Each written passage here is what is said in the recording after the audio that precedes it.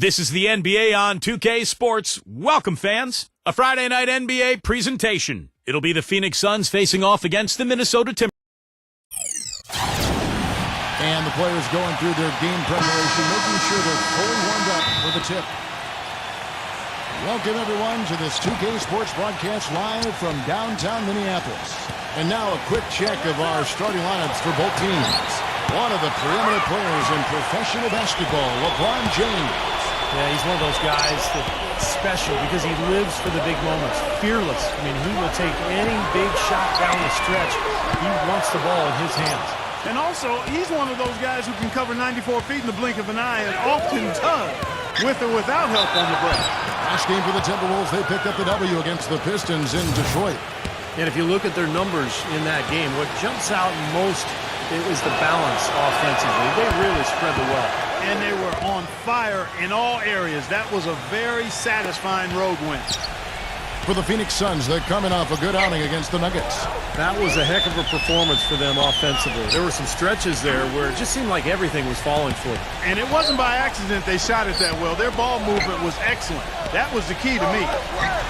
The Timberwolves working the ball around them. 5 to shoot. Here's Alexander. Nails the 16-footer. Boy, he's so hard to stop, guys, because he poses a ton of matchup problems for the defense. I think Doris Burke has something for us right now. Doris? Well, Kevin, I had a chance to catch up with the head coach for the Suns. His big key defensively is to deny them drives and finishes at the rim. He said that's where they're most effective, getting to the cup. If we're going to win, we've got to shrink those gaps and bait them into taking contested jump shots. Guys, a chance to break the tie on the season series if they're successful. Thanks, Doris. Oh, he's going to keep banging those home if you give him that much space. Allen with the screen for LeBron. Here's Clarkson. Tried to come right back with the three of his own. It's no good. The pass to Alexander. So he gets the whistle. Contact on the way up and 2 shots coming up. Nice work to get inside and draw the foul. Yeah, it's obvious. The defense not going to allow many easy layups. They're going to make you earn it from the line. That's good from Alexander.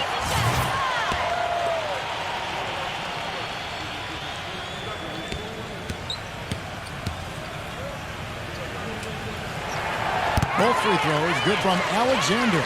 Well, you kind of expect that from him. You pretty much know what the result's going to be when he goes to the line. The three from LeBron, and the shot is good. LeBron's got 5 now.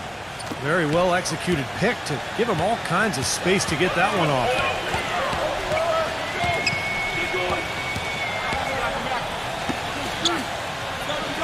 Number 5, covered by LeBron. Number 5, and that basket is going to count. Goaltending, the official call. He didn't get to that one quite in time, Kevin. Those can be tough to gauge sometimes.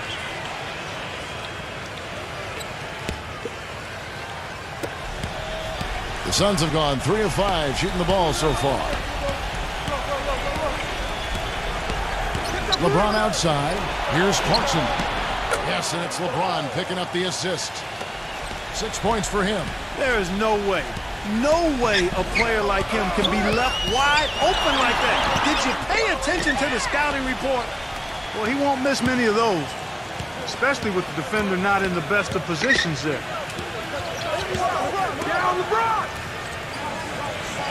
Allen right side.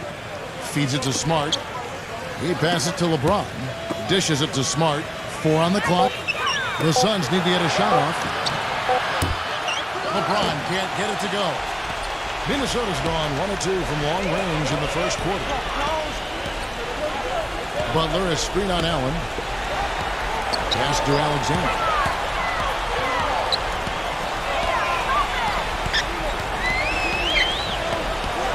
To the paint, number 88, and he drops in the layup off the glass.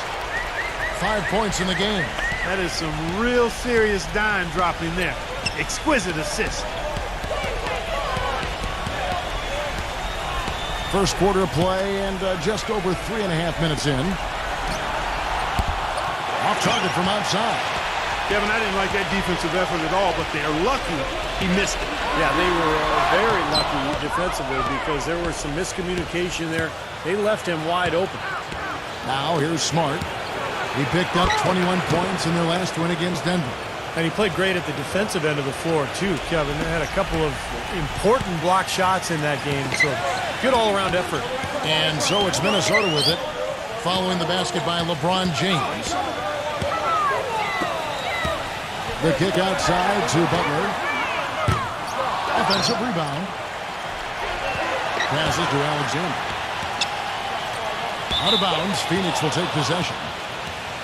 There's a break in the action, so a rundown now. The most reliable power forwards and centers over the past month when it comes to shooting the basketball.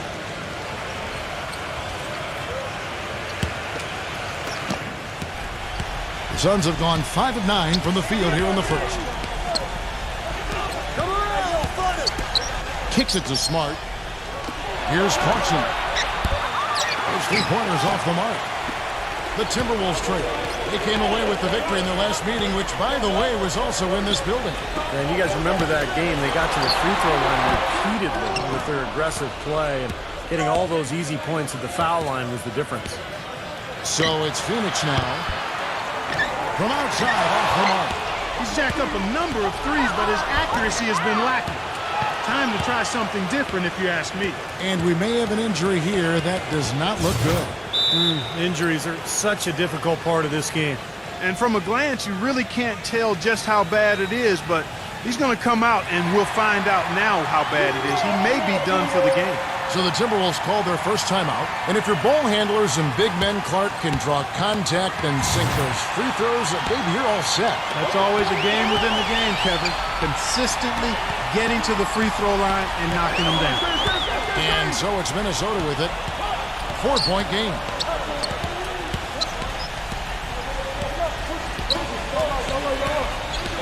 Six on the shot clock.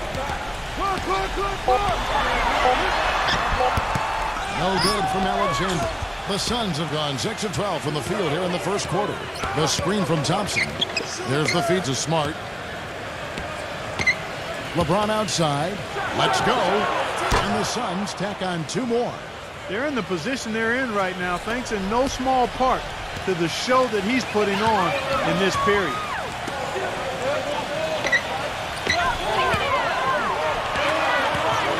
Number 88.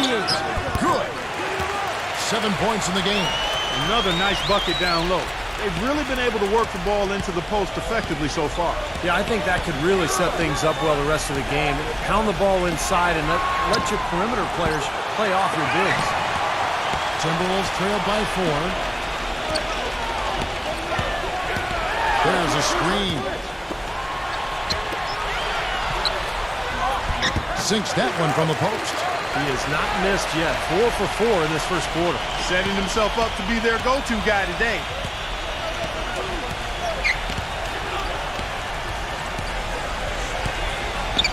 He dishes it to Smart. Suns keep it alive. And so he earns a trip to the line. Officials saw the contact, and he'll shoot 2. And you know where you'll see him put in the majority of his work is in the rebound battle. Puts a persistent physical effort on the glass. He is tough to box out. And he can wipe that offensive glass too, Steve. I mean, he turns a whole lot of misses into makes.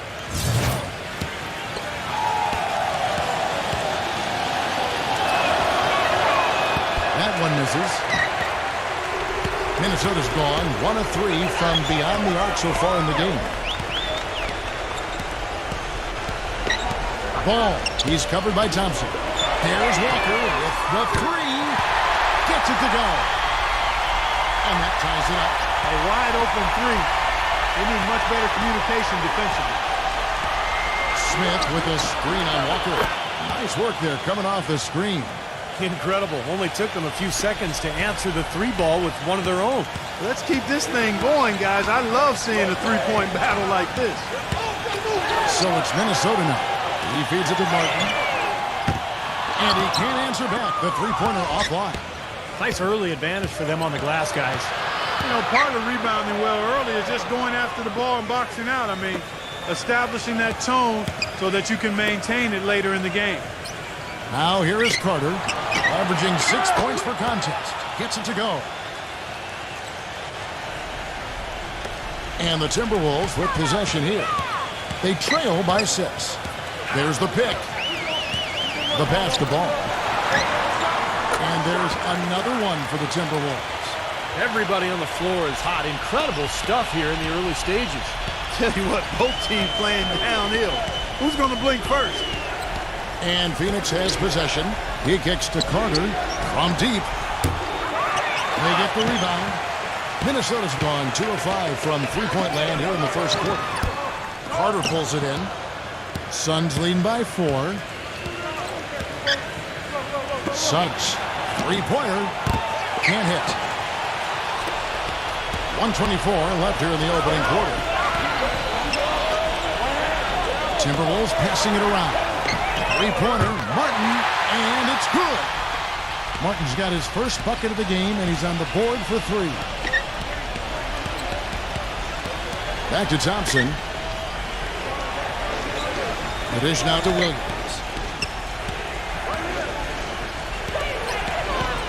Suggs, guarded by Walker. Good on the three-point shot. He's got 9. Timberwolves trailed by 4. There's 47 seconds left in the first quarter. Ball. He's covered by Thompson. Here's Ball. And a foul called on the shot. Got him on the way up that time, so he'll shoot 2 right here. This is his first free throw of the game. Well, you got to admire what he's been able to do at the free throw line this season, shooting better than 90% from the stripe. Guys, I like that this is a part of his game that has really been consistent this year. And the Suns making a change here. Both free throws good from Ball. Well, as far as the league's big men go, he's one of the very best at the foul line. Here is Carter. Smith kicks to Carter. They set the screen. Oh, good with the triple. Really good offensive execution. Nice pick, just couldn't get the shot to go. Boy, you love to see that as a basketball purist. Guy setting a good screen and then getting the shot opportunity.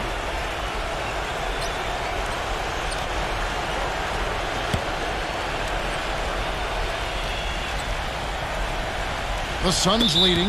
It's going to be out of bounds. The Suns will retain possession. And the Suns making a change here.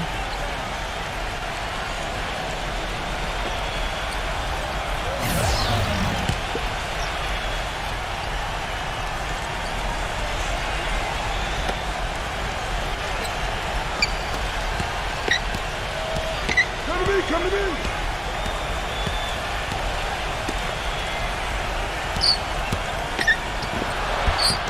Nice concentration to hit the double clutch layup. Yeah, not just an everyday finish. He put a little pizzazz on that one, guys. No shortage of scoring here at the end of the first quarter. Coming up next month. And the first quarter is in the books. Second about ready to get underway. And let's get your take, guys, on the scoring breakdown for the Suns. Boy, the three-point shot has really been dropping for him early on. Well, the other thing I like is defensively they're causing turnovers, and that's allowing them to get into transition. In a moment now to reset the lineups, courtesy of Gatorade, all fueled up for the second quarter of basketball. And so in the game for the Timberwolves, we've got Alec Burks, and it's Knight in at the center. A little bit of a defensive breakdown there. He's not the guy you want to leave open on the perimeter. You've got to stay attached to him. Pass to Walker. Dishes to Butler.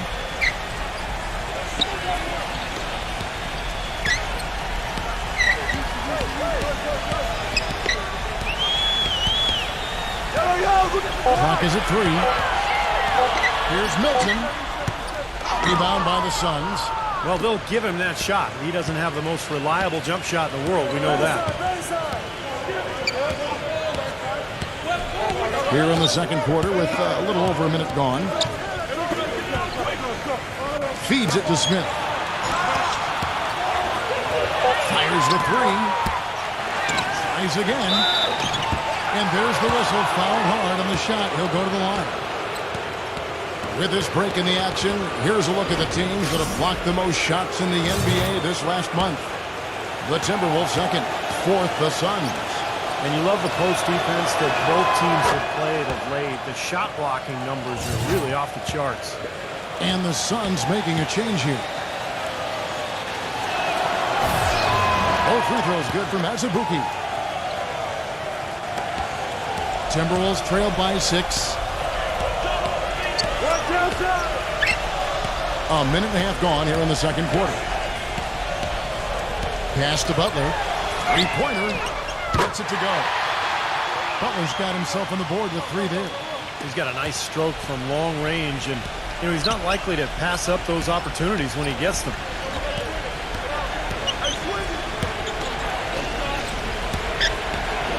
Passes it to Mackubex.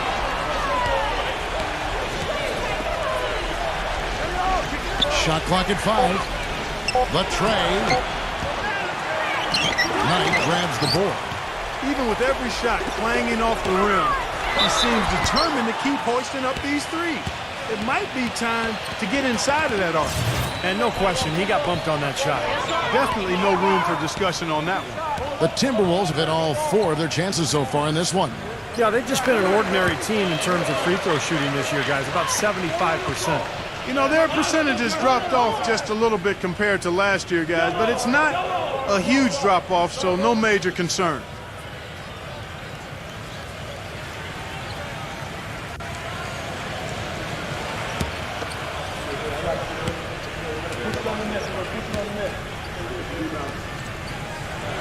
And good on the second, so he makes them both. Phoenix has gone 1 of 3 from way outside since the start of the second quarter. LeBron dishes to Smart. And the layup is good. And the Suns lead by 3. Yeah, that's a difficult shot in the face of a defender that towers over. Well, he almost seems to enjoy those mismatches, Steve. It gives him a chance to show what a strong finisher he is. Here's Butler. The shot goes down and gets this game back to even. Butler's got 6 here in this quarter. These defenders are putting up very little resistance to the three-point shot. And it's killing them. That's 4 of the last 5 baskets they've allowed have been three-pointers. Now here's LeBron. He's got 11. Offensive rebound. And the basket is good. Got it to go through on the contact, so a free throw coming up. A great opportunity for a three-point play. The Suns shooting their 6th attempt at the charity stripe in the game.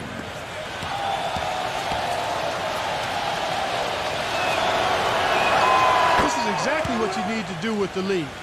Just knock down your free throws. When you get fouled, knock them down.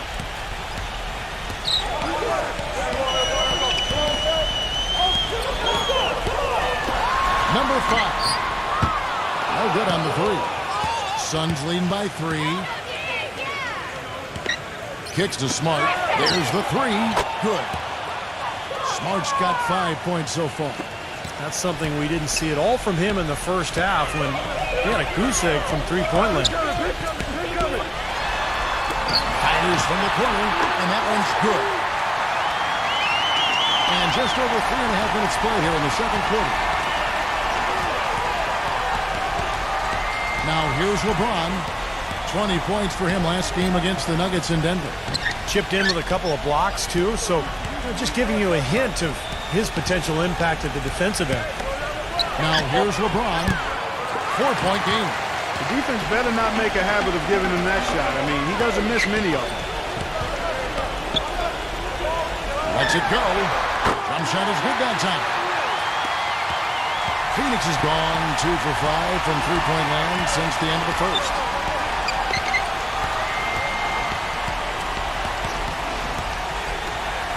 Here's Clarkson. Good, and the assist goes to LeBron. LeBron's got 3 assists in the game. The Timberwolves have gone 5 of 7 from the field here in the second. There's the pass to Alexander. And there are the Timberwolves with another bucket. Defense just has to fight over the top of those screens.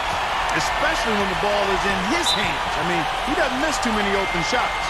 And first time out of the game called for Phoenix. He wants to tinker a little bit, and he's taking the time to do so right here.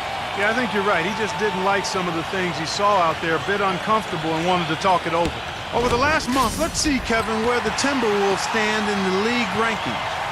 Second in blocks, 7th in scoring, and they are in the top third of the league in assists. With the quality of players they have, you thought they might be better there, but not bad. Man, Clark, let's talk about those blocks, because you know what that does? When you're a guard and you've got great shot blockers behind you, it allows you to play with more aggressiveness on the perimeter, and that can really disrupt an offense. So it's Minnesota now. After the made shot from Allen. Doncic, defended by Smart. 6 to shoot. The jump hook. No good off the back of the rim. That's a huge part of what they want to do defensively. Limit his easy chances inside. Back to LeBron. Takes a three.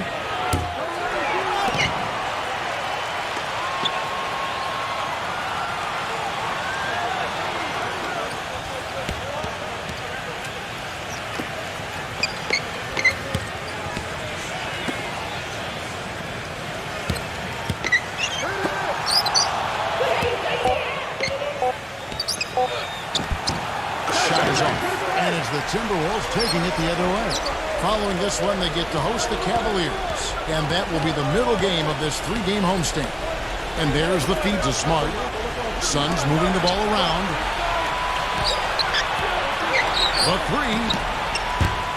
The shot will not go. Timberwolves trailed by 4.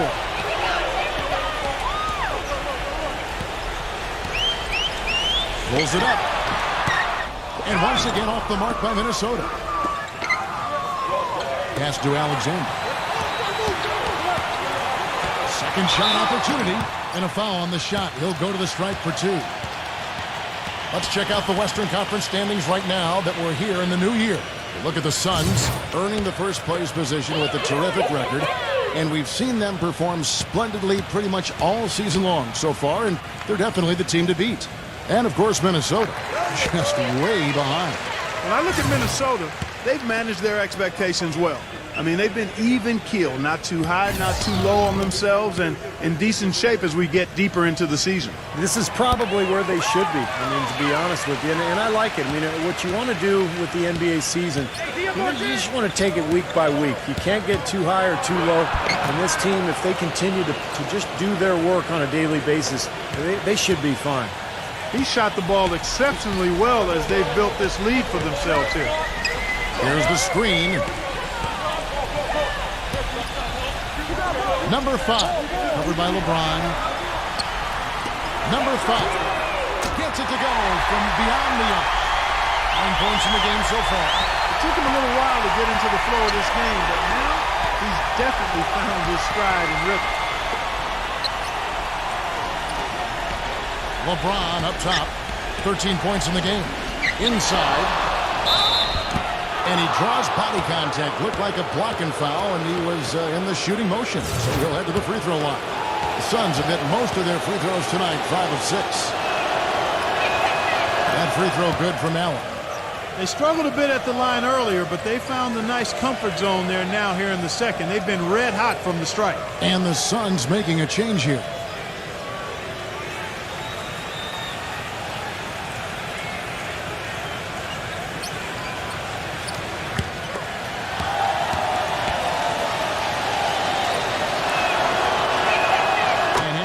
Them both.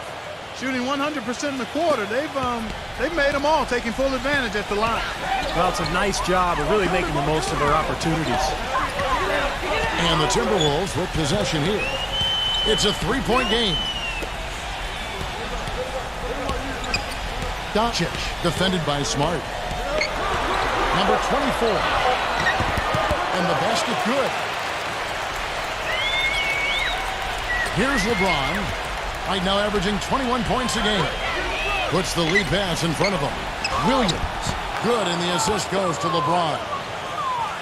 LeBron's got 4 assists now tonight. And, guys, they continue to put a lot of pressure on the interior defenders with the way they work down low. Well, it's become one of the stories of the first half, but just piling up points in the paint. Suns leading by 3. There's a screen by Williams. He dishes it to Smart. A three-pointer off the mark. If he can improve on what's been a shaky day for him thus far, they could stretch this lead out. Here's Alexander. A beautiful reverse layup. Alexander's got 10 points in the game. It looks like he's finding his touch now because the shots are starting to fall. Now Smart. He's got 5. Suggs carries it from three-point range. 12 points for him. Well, as long as the threes keep dropping for him, he'll continue firing away. And they are dropping for him. What a game he's having from deep. And Minnesota has possession, trailing by 4. He feeds it to Martin. Shot clock at 6. Trying to answer back, but that 3 is off the mark. The Suns shooting 53% in the second quarter. Good ball movement, yielding good looks. Good on the shot. Now it's a 7-point Suns lead. That shot becomes effortless for him when the D is so relaxed. They got to get more intense.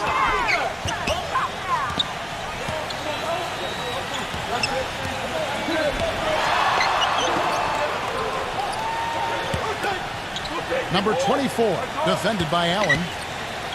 Nice ball movement by Minnesota. Offline with his 3. LeBron outside. And it's going to be 2 free throws. Drew contact on the shot. The Suns have been good at the free throw line in this one, 7 of 8. And as a team, they're shooting about 75% on the year. And this year, they haven't quite been able to maintain the free throw percentage they had last season. The Suns making a switch here.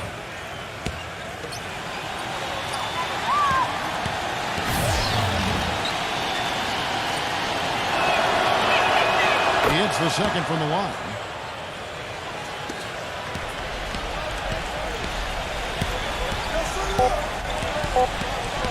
Here's Scott. The top of the key jumper is on the mark.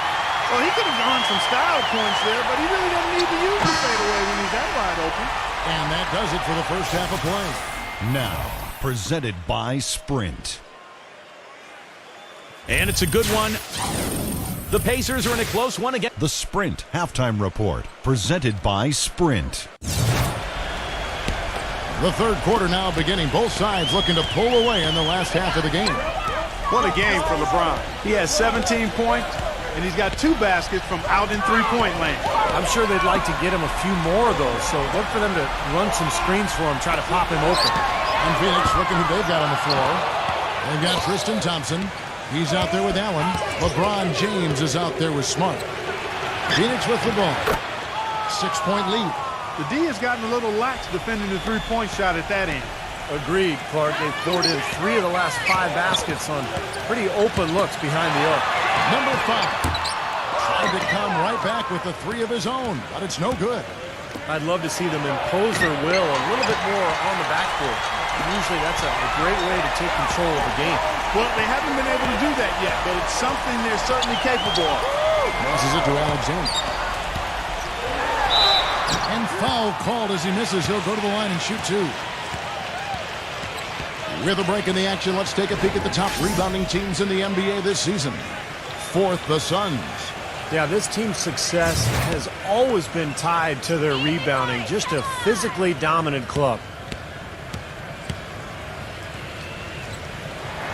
That free throw good from Alexander.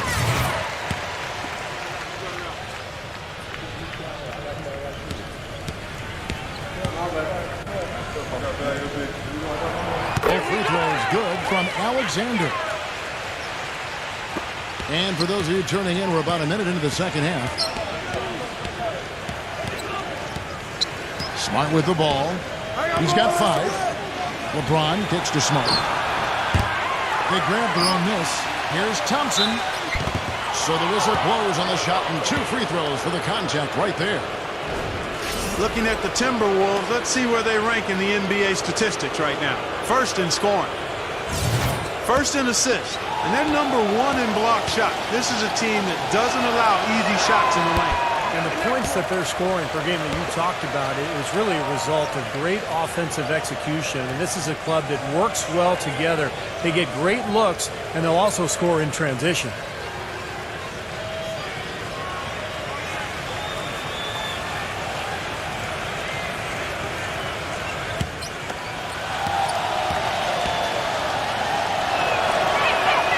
And he sinks the second. And the Timberwolves with possession here. 8-point game.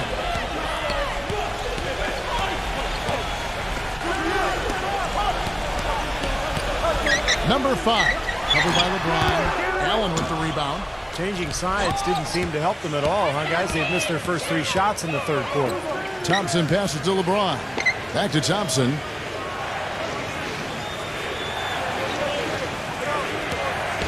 Back to LeBron. Clock at 6. Down low. Allen kicks to LeBron. And the Suns miss again. It has not been an ideal start to the second half. They've missed 3 of their first 4. Number 5. LeBron with the block. Ugly start to this second half, guys. They've missed all 4 of their shot attempts. Back to Thompson. Uses both hands to slam it down. Well, Clark, a clear lane to the basket and the emphatic jam. And that is outstanding attacking basketball. Well, he had no choice but to take that one to the bucket. And the Timberwolves call time here. Look at LeBron James. He's really been playing well. He just continues to light them up. They're going to have to find a way to make him work harder for his point. Timberwolves trail by 10. Clark, they've been struggling here on offense. Yeah, a little bit of cottonmouth here. Dry spell for sure. Off the mark there with the three-point shot. He's been anything but his usual self this quarter. It's actually been ugly to see. Now here's Smart. Defense right on him. The wing jumper off target. Minnesota's gotten blank from three-point land so far in the third. Still 0 for 3. Number 88. The three-pointer no good. Boy, with an open look like that, he is so gifted. Man, you've got to play better defense. Eventually, he's going to make you pay. You got that right. I mean, he'll do it from three-point land or anywhere on the perimeter, really, because he is a deadly shooter. You've got to do a better job defensively. Minnesota with the ball after LeBron James's miss. Nice open look, but it's no good. And here's Smart. 5 points in the game. He kicks to Allen. And no good. Trying to use the glass. Timberwolves trail by 10. Doncic defended by Smart. To stop the drought, and the jumper is on the mark. He's got 6. Timeout called, the Suns. Well, he looks like he wants to toy around with some of their sets and matchups here. You know, I don't think you can afford to go through a whole game doing the same thing over and over, and you have to be able to adjust on the fly, just like he's doing here. Smith checked in for LeBron.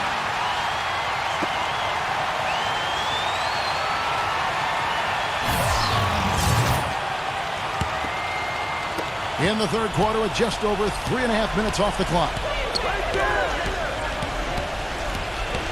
Here's Smart, averaging 12 points a game. The dish to Allen. He passes to Smart. Good ball movement here by the Suns. That's a 2 from Smith. It's blocked. And there's the pass to Alexander. Lays it up and banks it in. Alexander's got 4 points in the quarter. Man, a gaping hole in the defense that time, and he didn't waste any time getting through it.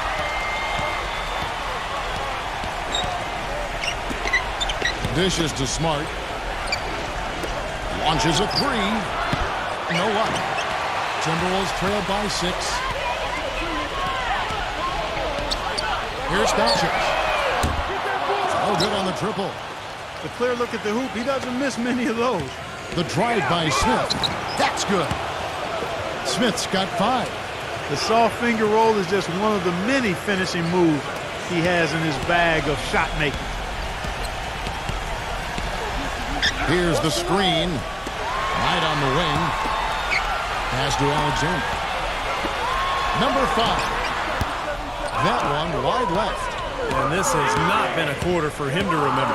Yeah, it sure hasn't, Steve. I mean, he's been doing this invisible man impersonation here, hasn't he? Here's Smart. No good. Some solid defense from Alexander.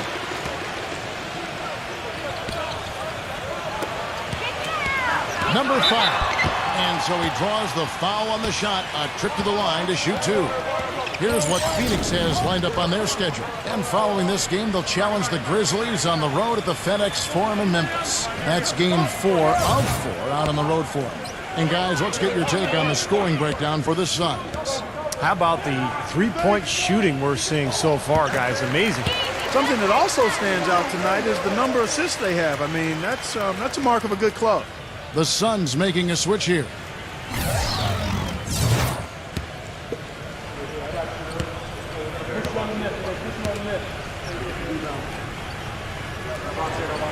He hits both from the strike. Some great free throw shooting so far in this second half. I think they should keep trying to initiate contact and get back to the line until they start missing from there. But as it is, they're perfect so far, so keep it up. Now here's LeBron. 17 points in the game. Smith for 3. And here they come. Here's Milton.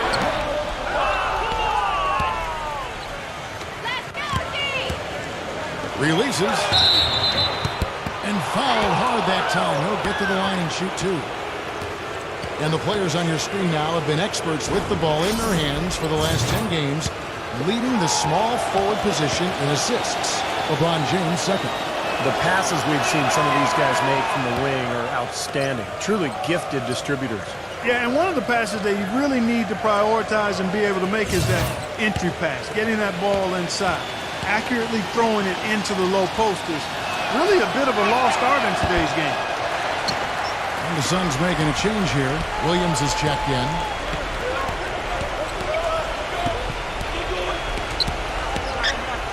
Here's Milton. The Timberwolves again can't hit. Suns leading by 7. Back to LeBron.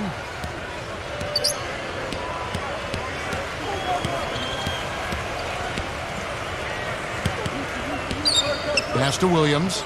Smith outside. 5 on the clock. And LeBron gets it to go with the assist by Smith. 20 points for LeBron. Minnesota calls timeout.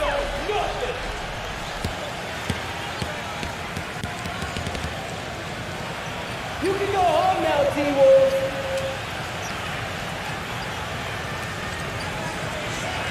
Kevin, and looking back over the last month, let's check out how Phoenix stacked up.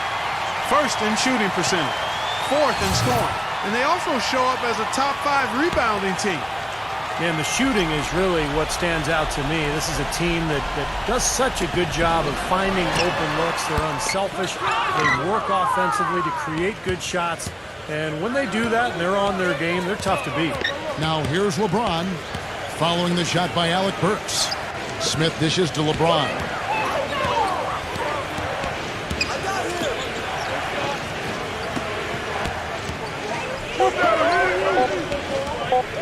Shoots. Shot from the wing.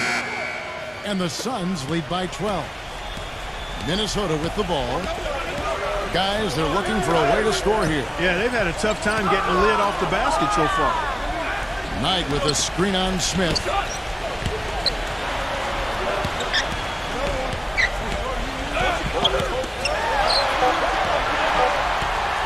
Number 5 hits the three-point bomb. He's got 14. He had one in the first as well. He can be dangerous. Keep an eye on him. LeBron against Butler. Number 17. Yes, and it's LeBron picking up the assist. And that's another assist for a team that is putting on a clinic on how to share the ball. I just love the mentality they've had. If a shot isn't there, they're not forcing anything. They're moving it side to side and working to get a good shot. Now, here is Knight. Nice ball movement by Minnesota. From 17 feet out. Rebound by Williams. Williams has got his 3rd rebound tonight.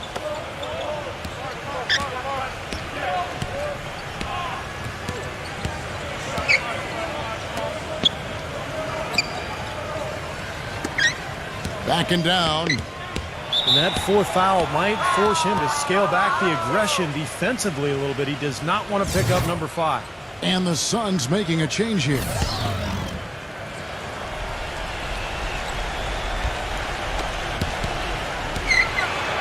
Hangs in the air, and he lays it up and in. Williams has got his second basket of the night. They haven't been as aggressive from outside as they were in the first half. They're playing smart with the lead. I like that. They're being very selective and deliberate in their offense. That's a good strategy when you're on top. Feeds it to Brooks. And another three for Minnesota. He's not going to miss many of those, if any. Not when he's got that much room. Suns leading by 11. There's a minute left in the third.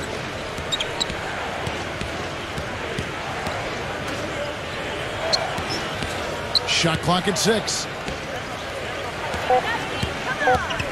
Number 17. Butler with the block. And they force the shot clock violation. Great D. The Suns making a switch here.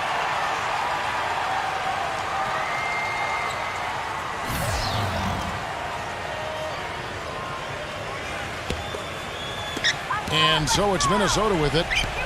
They trail by 11. Alexander defended by Smart. Kicks it to Burks.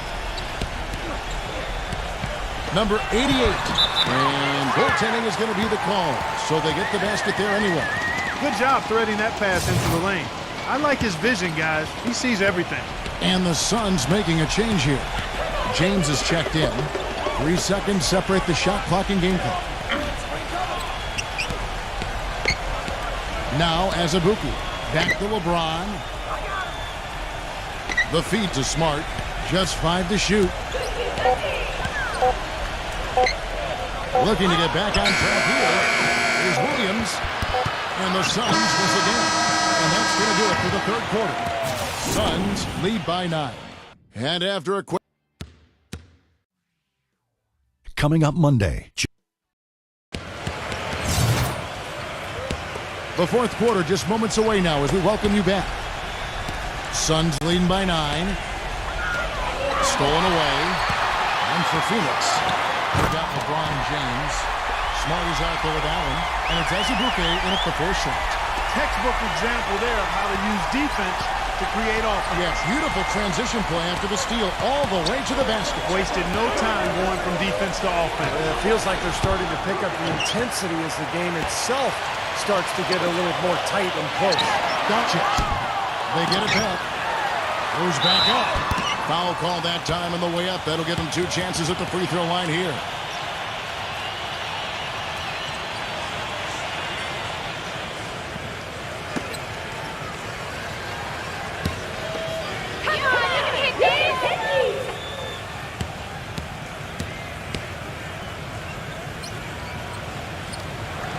And he knocks down the first one.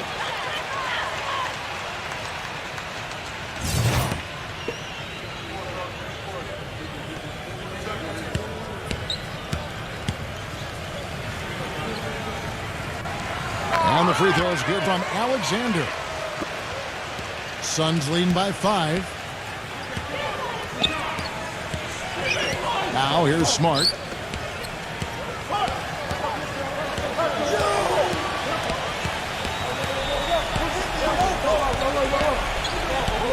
Back to Allen.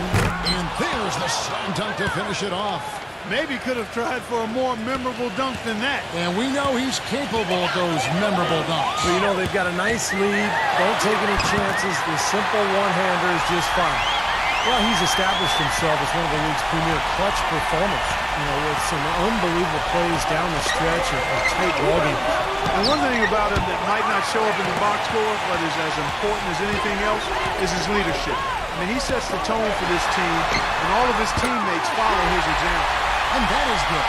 And that kind of defense is just not going to cut it, guys. They have to get a hand in his face. James in the post. And he was fouled on the way up. 2 free throws now for him. And a moment now to check out who Minnesota has coming up. Following this one, they get to host the Cavaliers. They'll find themselves in the middle of this string of 3 straight at home.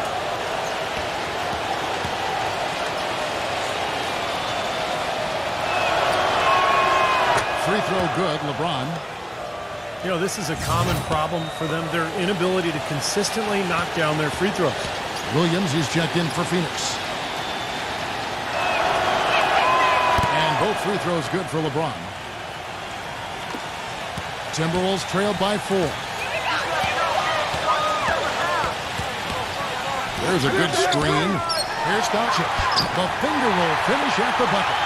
And you can feel the pattern of this game, guys. They're working it inside, dominating in the paint, getting good shots at will. Well, 4 of their last 5 baskets, guys, have been of exactly that variety. James in the post. Williams. Nice D from Ball. Minnesota's gone 1 of 2 from three-point range here in the 4th.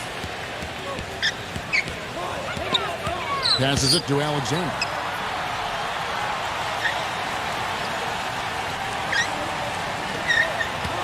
Oh, no, you hate to see that. Those are just the kind of errors that can cost you in a game like this. Great defense. He anticipated the play and got there first. Yeah, I think he got there in time. Nice play. And the Timberwolves making a change here. The Suns have gone 1 of 4 since the end of the 3rd quarter. LeBron outside. Outside Carter.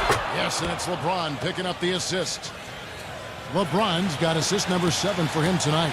You know, even though he doesn't really have the long-range ability on a consistent level, he can knock down some open ones.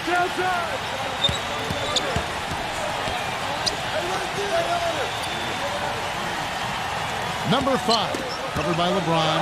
Just 5 on the clock. Jumps up. The coast-to-coast dunk. How about that now? What a sensational finish. Oh, got to be able to get some hang time to do that. Yeah, you got to rise and levitate. Suspend yourself. Yeah, levitate. And glide. And glide. You got to glide in and reverse it home. So sweet. And there's the whistle on the shot. Took the foul. Shot misses. He'll be shooting 2.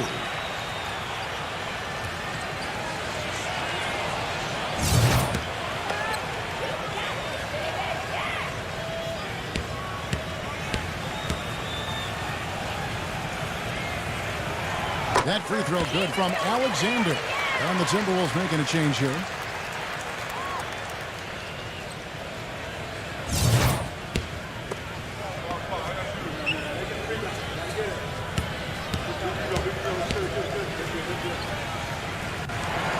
Both free throws good from Alexander. A bit under 3.5 minutes have passed here in the 4th. Carter with it. He dishes it to LeBron. Back to Carter. Suns moving the ball around. And again, LeBron missing. Well, he's just launching from the three-point line right now because I don't like his shot selection at all. The pass to Alexander. And it's off from three-point range. Suns leading by 5. Carter, the pass to Williams. Back to Carter. And the bucket counts, and he's on his way to the free throw line. Try to make it a 3-point play. Good defense, but you gotta love the finish with the finger roll over the top. Tristan Thompson, he's checked in for Williams.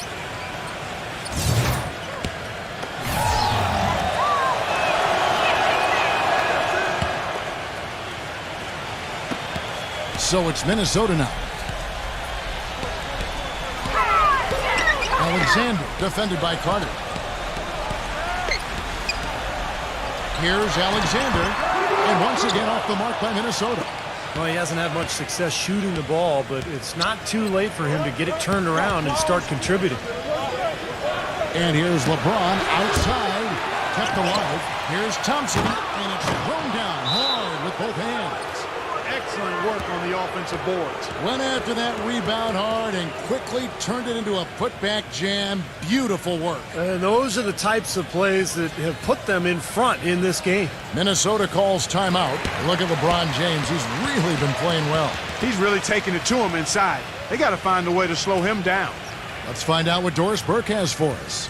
Thank you, Kevin. Well, I was able to listen in on the Timberwolves head coach talking to his team. He really wants them to try to push the tempo here, see if they can get a few easy buckets in transition, saying, listen, we're playing station to station right now. Let's try to catch them off guard, guys.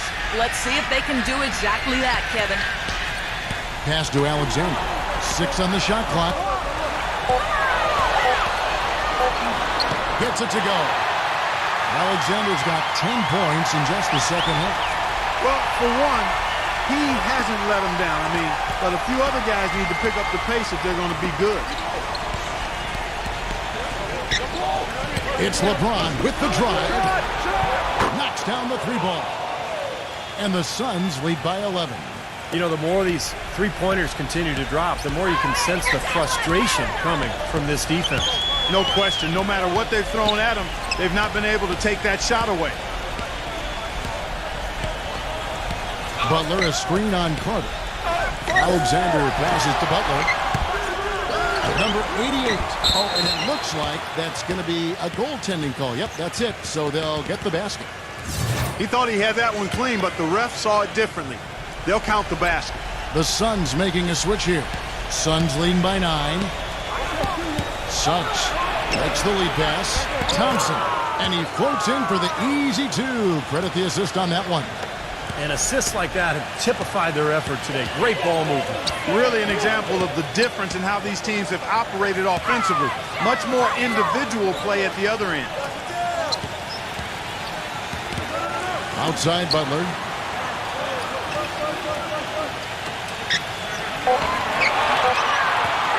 Here's Milton. That 3 off the mark. The Suns have gotten more than 58% of their attempts to go down for them in the fourth quarter. They're 7 of 12. LeBron kicks to Allen. No good. Some solid defense from Butler. Timberwolves trailed by 11. All alone. Yet right through the net.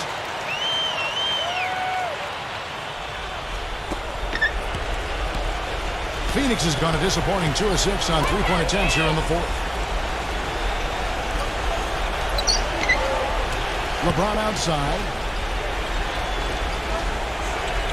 LeBron gets the screen from Allen. Back to LeBron. And a miss there on the triple. Kevin, he's missing shot after shot after shot from long range. The time running low, he'd be better off trying something else. He feeds it to Butler. Here's Alexander.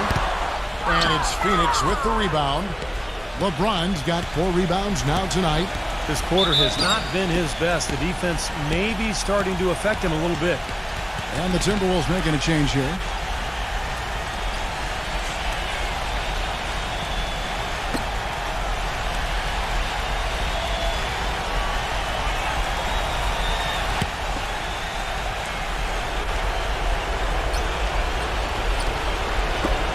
Going to be over and back, not watching for the line that time.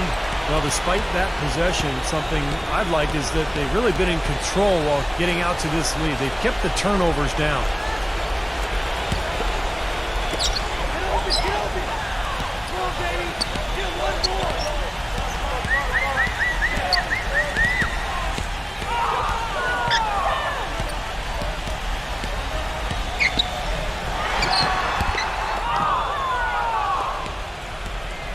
Clark, if they want to, they can milk the clock just a little bit here. Amen. I think that's the best option.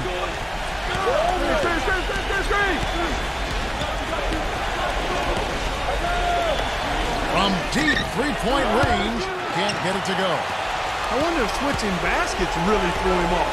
I mean, because he can't get anything to fall this half. 8 feet away. Nice touch on the back shot. Well, he's having a great half here. Exactly the opposite of the first. And the Suns call time. They're in front by 7. We've got 1:55 left in the fourth quarter. And the Suns making a change here. Smart's checked in. We've got 1:55 left in the fourth quarter. Back to Thompson.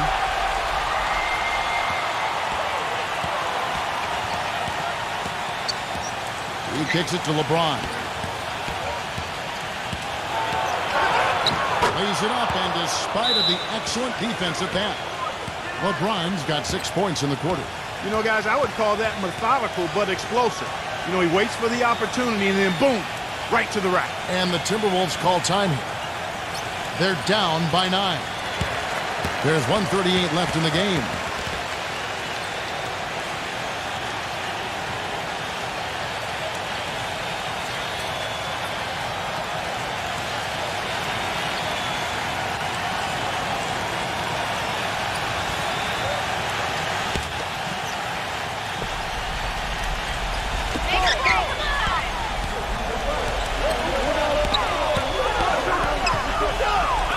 Number 5, covered by LeBron. The Timberwolves working the ball around. Really left the rim. That's 8 points for Butler.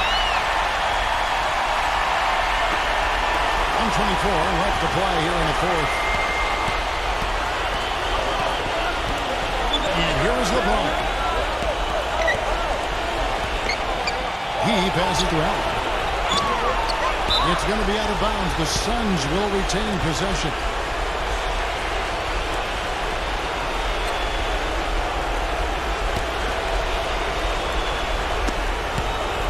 And that's out of bounds. Phoenix will retain possession. Yeah, so close to picking that pass off, guys. At least he got a hand on it. He did what he needed to do to make sure it didn't hit the target.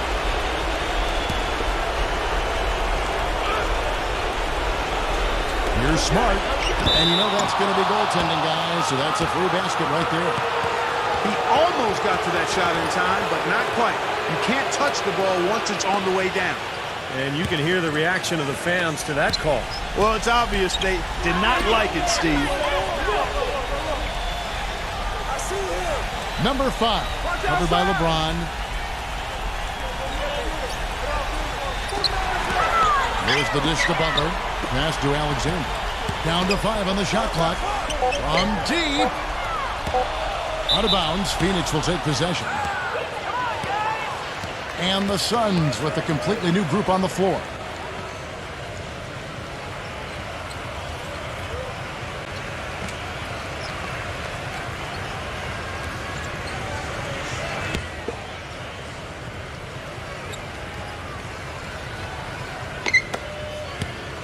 Guys, you've got to think a basket here would seal it. No question about it. That would be all she wrote. Carter against Walker. Back to Carter. 6 to shoot. And too long on the shot. Minnesota's gone into a funk from downtown in the fourth. Only one of their 5 3-pointers has found the bottom of the bucket. Burks can't get it to go. Here is Carter.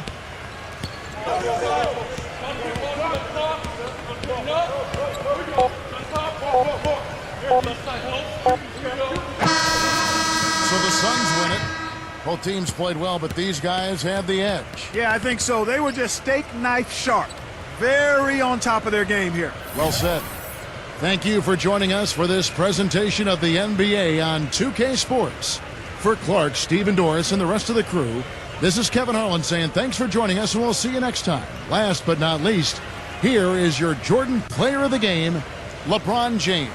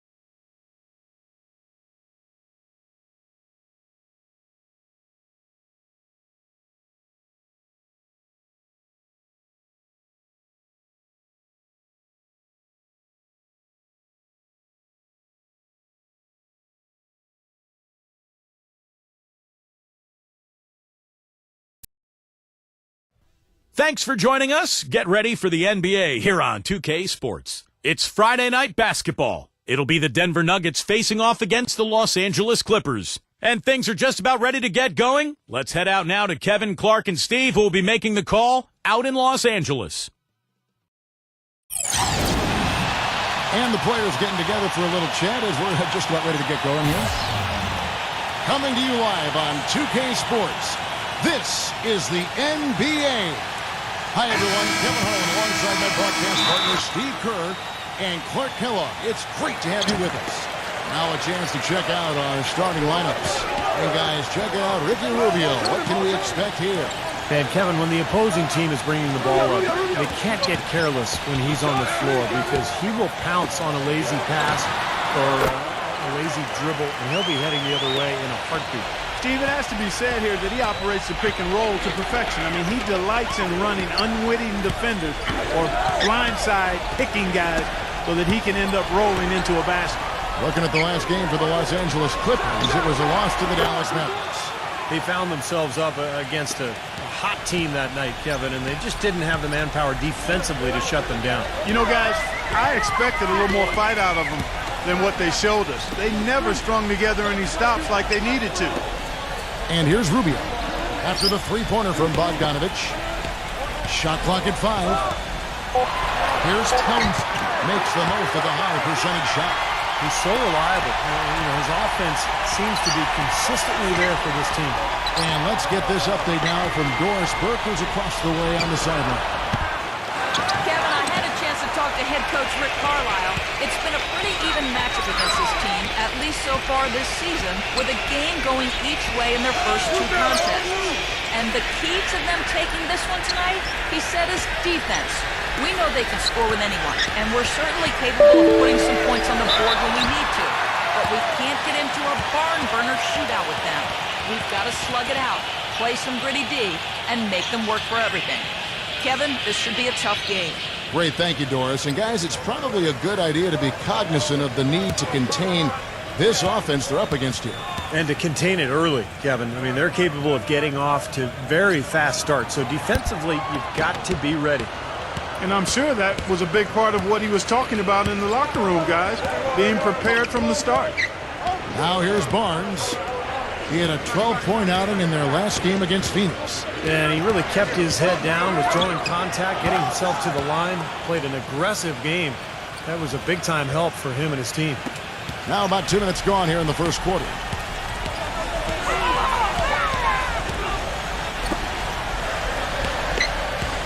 Prince outside.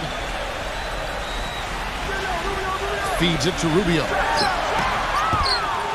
Off target with his 3.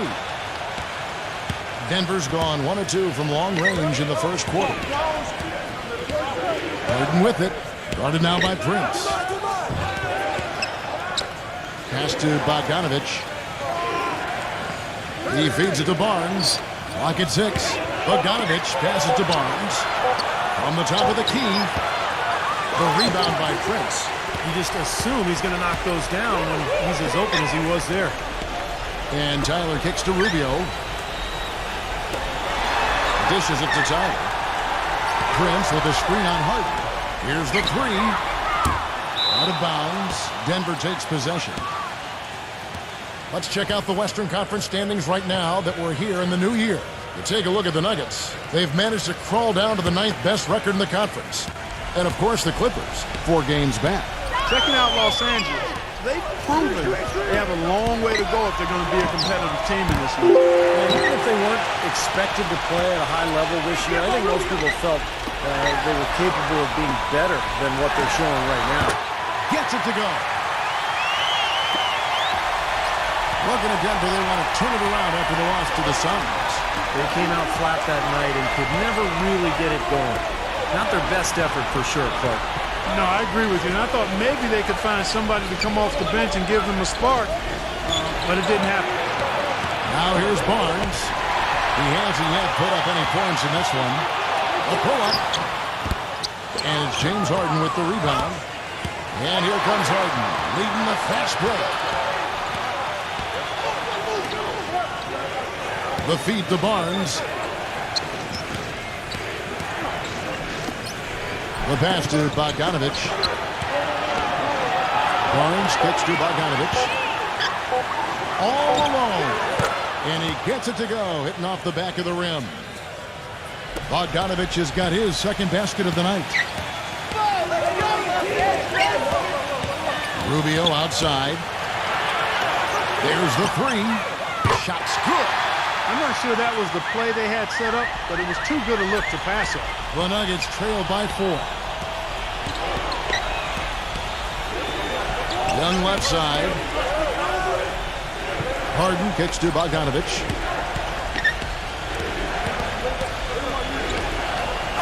Six to shoot. And stolen by Prince. Now the Clippers moving it up. Rubio leading the charge. Gets the bucket.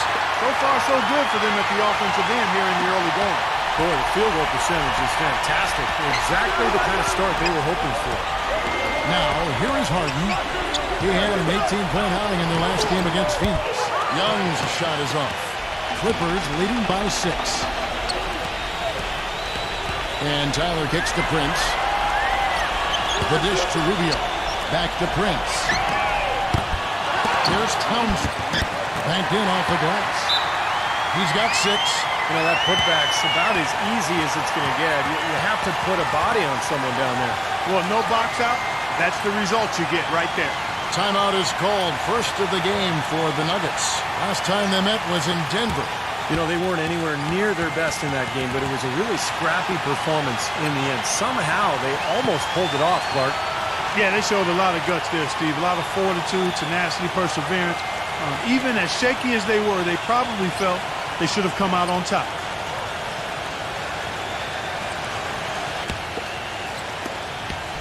The Nuggets trail by 8. He dishes it to Barnes. Back to Young. He passes to Bogdanovich. Hurdle. The Nuggets moving the ball around. Shot to stop the run. No good from Bogdanovich. You know, even against defense as tight as that, you expect him to bury those. I don't know. I mean, we've seen him hit those in the past, but like you said, the defender was on him like glue. It would have been quite a bucket. Boy, that pass was in the air a long time. Long enough for him to get a finger on it anyway and send it out of bounds. And the Nuggets making a change here.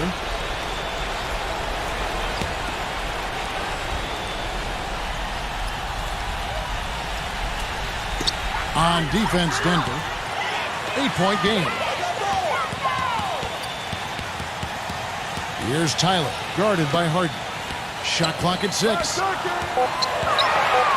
fadeaway, rejected by Young. Harden dishes to Young.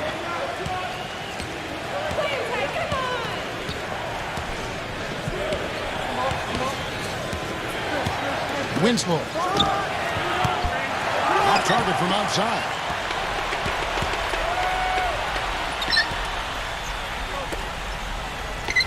Come get it, come get it. Kicks it to Lopez. The jump hook and off the left side of the rim, and it swirls in for him. Lopez has got his first basket of the night. Denver calls timeout. He can't be pleased with all these easy looks they continue to give up in the paint. They're just way too porous as a defense right now. A lot of holes in that defense. It's a good time to use the timeout here. Over the last few weeks, let's see how the Nuggets have performed. 6th in blocks, 14th in free throw shooting, and they're in the top half of the league in getting steals as well. Not bad, but could be better.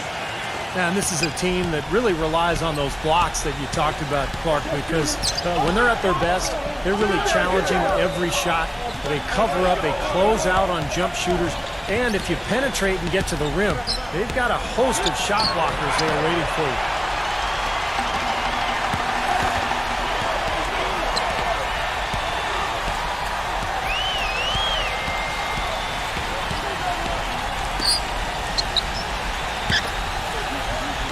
Fires from deep, and that one's good. And the Clippers lead by 13. Their defense just hasn't been able to slow them down. And that's a big reason why they're trailing, Clark. They haven't gotten many stops here. And Young kicks to Walker. Shot to end this cold run. That's good. Walker's got his first bucket of the game, and he's on the board for 3.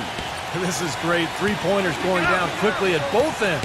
Yeah, it took them no time to answer back on that possession. Tell you what, they haven't wasted any time getting into the swing of things on the boards. Yeah, and even though it's early, I mean, that's a great sign for them for the rest of the game. The Clippers grab the miss. Passes it to Lopez. Takes it from 10. Uses the glass to drop it in. Lopez has got his second basket. And the early lead just keeps on growing. Another basket. And the way they've done it is with an extremely potent inside attack. Young outside. Got a piece of it. Nice concentration to hit the double clutch layup. Man, he shows us he knows how to finish with a flourish. Schnarr defended by Hampton.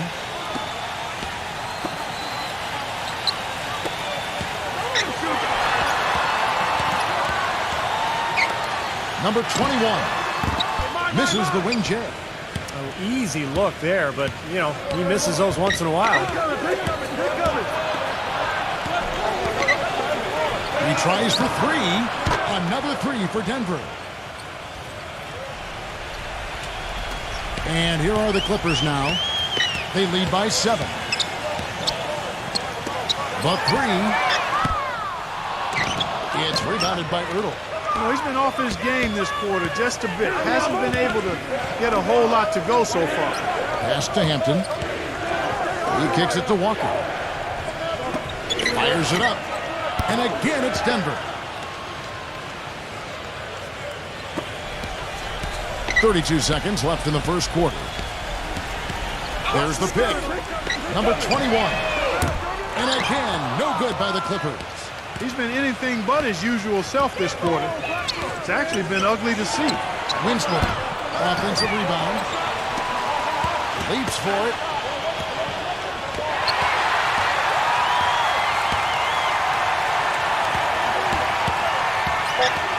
He lobs up the...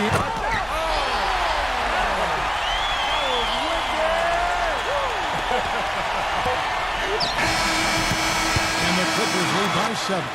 And that concludes the first quarter of play. Clippers lead. Next Monday. All right, the second quarter beginning in just a moment. And a chance for just a second to check out the scoring breakdown for the Clippers. Guys, they're really passing the ball well here in the first half. The other thing that's helped them early tonight are the points they've been able to convert off turnover. And a chance here presented by Gatorade to see who's on the floor. All fueled up and ready to go for the start of the second quarter. So out there for the Nuggets right now. Wide open, couldn't capitalize. The Nuggets trail by 7. And it's Walker penetrating. To the middle. Pass to Jackson. From deep. Again, the miss by Jackson. The Clippers shooting at 52% from the field. They're clicking. Some nice ball movement by the Clippers. Here's Knarr. And the shot falls short this time. I'm not sure about that shot, guys. The defense really all over. Feeds it to Holiday. And the rebound goes to Lopez. Looked like he rushed that one, guys. The defense was out of position. He was wide open, just couldn't take advantage.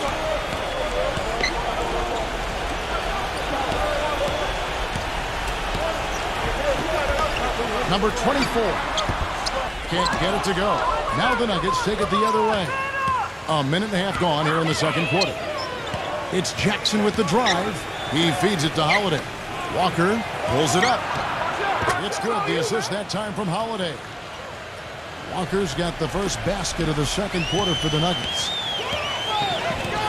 Dishes to Lopez. Prince outside. Number 24. Bangs home the trifecta. That was simply a defensive breakdown there, Kevin. He was all alone for that shot. It was a warm-up jumper. They need a good offensive possession. Yeah, they've had a number of empty ones a long time without a basket. They got to find something, you're right. And Holiday kicks to Walker. Lets the three fly. Rebound by the Clippers. 13 points was their biggest lead in the game. Following this one, they get to host the Rockets, and that'll be the 4th of this 5-game homestand. I know I'll be looking out for the final score in that Rockets game. Should be close, I think. Number 24.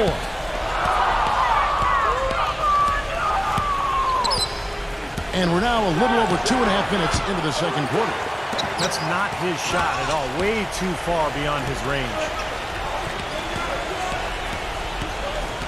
Number 21, guarded by Jackson. The feed to Lopez. Off target with the jump hook. The Nuggets trail by 8. Jackson kicks to Walker. Back to Jackson. Winslow. And again, Denver no good. He hit a 3 in the first, but so far has been unable to capitalize here in this quarter. Prince with a screen on Walker. Here's Keller. And it's good. He planted his feet on the pick and shielded the defender off. And of all the things about him that you like offensively, it's his composure that jumps out at me. The way he never gets rattled. The defense can get in him. He doesn't care. He just continues to do his thing. And something else you notice about him offensively is what a dangerous catch-and-shoot player he is. He's got a quick trigger. Big group substitution here for Denver.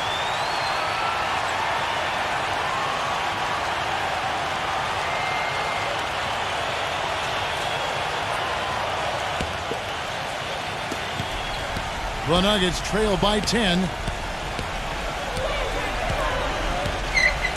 And in the second quarter, a little under 3.5 minutes played already. The pass to Bogdanovich. The dish to Barnes. 5 to shoot. And the officials whistle a foul on the shot. The bucket's good. He'll go to the line. The Nuggets shooting their first free throw of the night here. And they're right around 74% as a team from the free throw line to this point of the season. And, Kevin, it's something they've been working very hard to correct and to change. I mean, they know how important it is to fix that inability at the free throw line. That free throw good from Harden. Closing in on 4 minutes played here in the second quarter. And Rubio kicks to Tyler. Prince. Defended by Bogdanovich. 6 on the shot clock. He dishes it to Tyler. Rejected by Barnes. And here comes Harden, leading the fast break. Power down with both hands. Cutting into that lead a little bit. Way to finish. And the basket is still shaking. Oh, man, he's got so much power. Tyler passes to Rubio. Really left alone that time. Rubio's got 7 points. The Nuggets trail by 7. Young outside. Lets it go from deep. And that one's good. He's got 5. The screenplay worked ideally there, and I'm not talking about the screenplay you see in a movie theater. Gave him more than enough room to get that shot off. Here's Townsend. And it's the Clippers scoring again. The Nuggets have gone 4 of 10 in the second quarter from the field.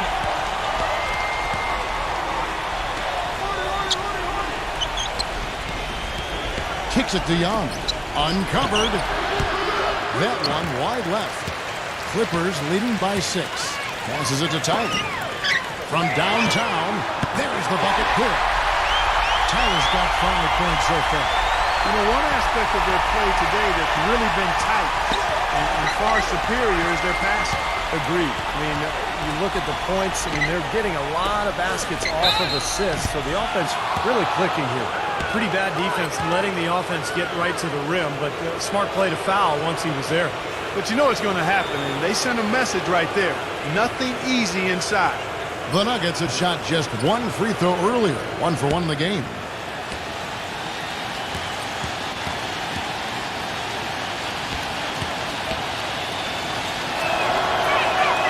And he knocks down the first one.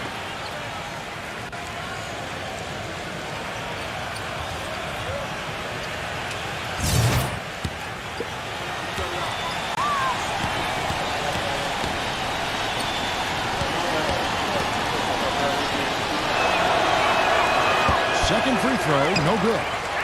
Clippers leading by 8. Pass to Rubio.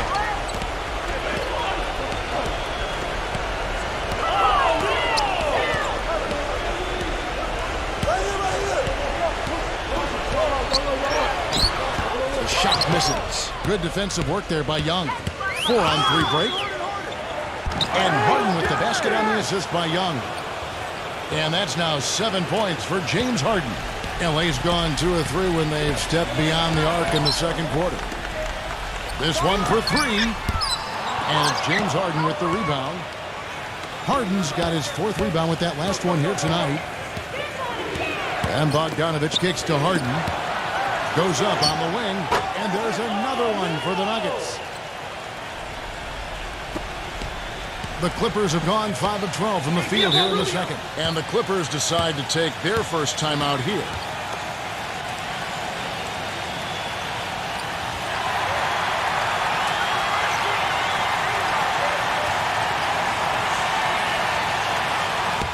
And now, let's take a look at a very well-rounded group of players. Shooting guards who can rebound with the big boys. James Harden, number 1. And you know what he gives away in terms of size to other big men down low, he makes up for with his agility and determination. That's what makes him such an outstanding rebounder. Yeah, I'd like to go back to one thing you said there, Steve, is determination.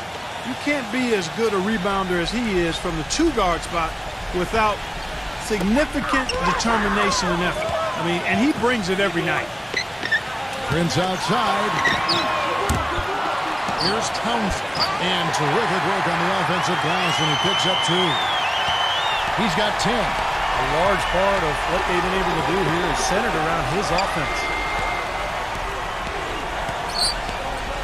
Here's Harden on the wing, defended by Tyler.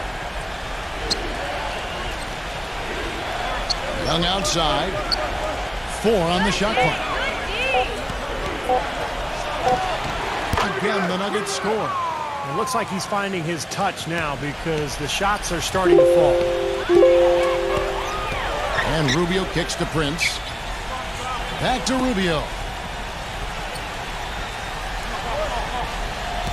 He passes to Prince.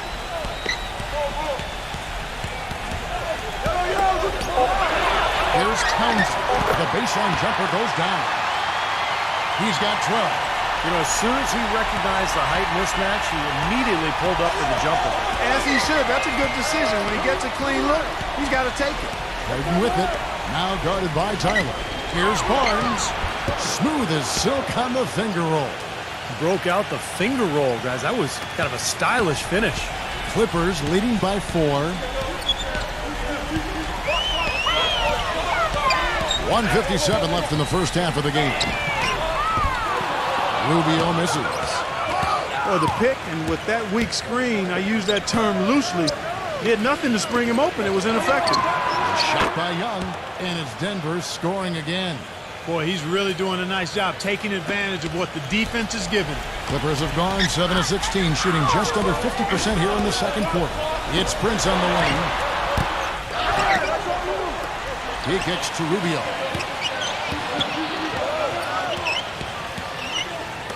1:21 left to play in the first half. That's good. You know, he's putting on an outstanding offensive display, and he may just be getting warmed up here. Harden kicks to Bogdanovich. And again, Denver with the triple. Well, he's established himself as one of the league's premier clutch performers, you know, with some unbelievable plays down the stretch of tight ball games. And something else he's able to do that very few players can is change his shot as he's in the air without it affecting his accuracy. I mean, that's a unique skill, and it really helps him make buckets against tight defense. Here's Prince. Another miss by Prince. You know, something that's kept this game close is the fact that the rebound totals are almost identical. No separation there. Not yet anyway. The shot's good from Bogdanovich. 27 seconds left in the first half. And Rubio kicks to Prince. Clippers moving the ball around. Drains it from beyond the arc. Prince has got himself going there. His first points of the game on the deep ball. And they can guarantee this is the last possession of the quarter if they hang on to it. And that's probably what they're going to do here. Now the pass to Bogdanovich. Steps back and fires. Here's Bertle. And a tight game here as we end the first half. The Clippers on top, up by 2. We'll see you after half. Now, presented by Sprint. And a fun. The Hawks. The Sprint Halftime Report, presented by Sprint. The busy streets of Los Angeles, lighting up the night sky as we continue. The Nuggets trail. They'll be hosting Orlando for the next one. That game marks the start of a 5-game homestand, the longest of the season. Now Young inside, and it's blocked by Rubio. And for the Nuggets, they've got Young. Harrison Barnes is out there at Bogdanovich. Then it's Harden. Here's Tyler. And the 3 off target. Boy, I'm shocked he didn't make that one. He usually knocks that one down with ease. Harden lays it up and banks it in. Harden's got the opening bucket to start the second half for the Nuggets. The Clippers shooting it pretty well, close to 50%. Feeds it to Tyler.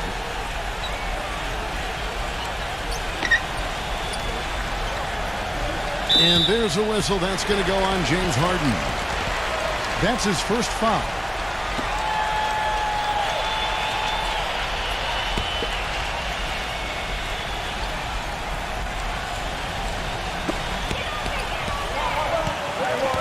Now here's Prince, defended by Bogdanovich. Boy, and that is a bunch of rebounds for a player who's not the biggest guy out there. Harden kicks to Young, and a foul on the shot. He'll go to the stripe for 2. It's been a good night for Young. He has 9 points, and he's chalked up 1 3-pointer on the day as well. Yeah, a lot of times he's one of those players who can get hot and stay hot from the three-point line. So I look for him to continue to search for shots out there.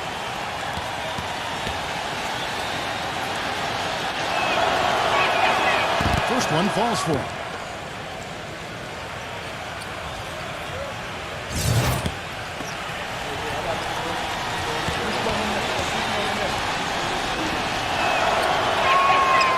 No good on the second, so he hits 1 of 2. Well, one more make would have been awfully nice, but I'm sure they're happy just to take the lead. And out of bounds as the Nuggets gain possession. A chance here, Kevin, to see where the Nuggets sit statistically in the NBA right now. 10th in steals, 17th in blocks. And as far as team rebounding numbers, not a strong suit for this year. Top 20 in the league is all. What they try to do, Clark, is pressure the ball. I mean, you talked about the steals per game, and that's the key number of all those stats. They pressure the ball. They really create havoc for the offense. And when they take you out of the flow of your offense, it really makes the ball stop, and the game becomes very difficult for the offensive team. And the Clippers miss again. And they've missed the first 3 shots of the third quarter. It's hauled in by the Clippers. And they've been off target now on 3 of the first 4 shots they've taken in this second half.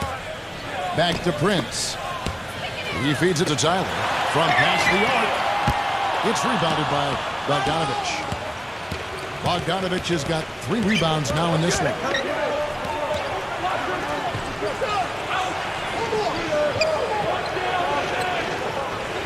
Pass to Harden. Shot clock at 6. Here's Bogdanovich. Foul call that time on the way up. That'll give him 2 chances at the free throw line here. And he's got his first free throw of the game. And for him so far this season, he's shooting 83% from the free throw line. Those are outstanding numbers. Yeah, guys, I mean, he's been a very steady hand for them when it comes to his free throw shooting. And he makes the first. And the Clippers making a switch here.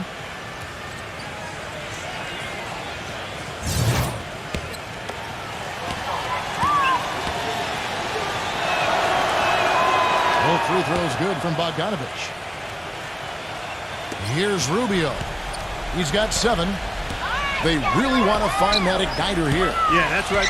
Kevin, the offense has basically been running in place. They got to get going.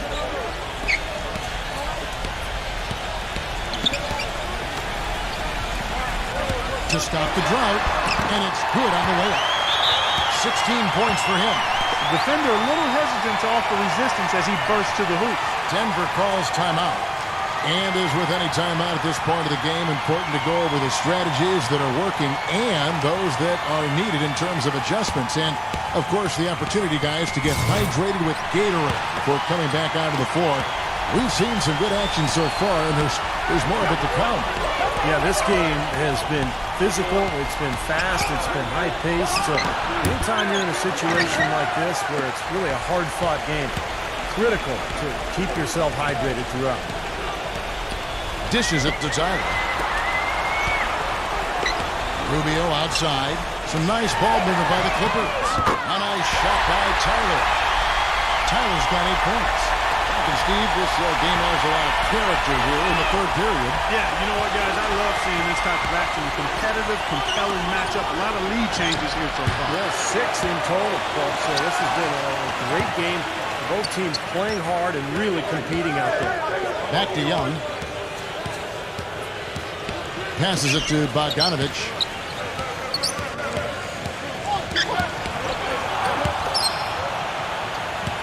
Just 5 on the clock. Tries again, and it's cool. Off the back of the rim and in. He's got 16. LA's gone into a slump here from three-point range, shooting just 1 of 5 here in the third. Rubio gets a screen from Tyler.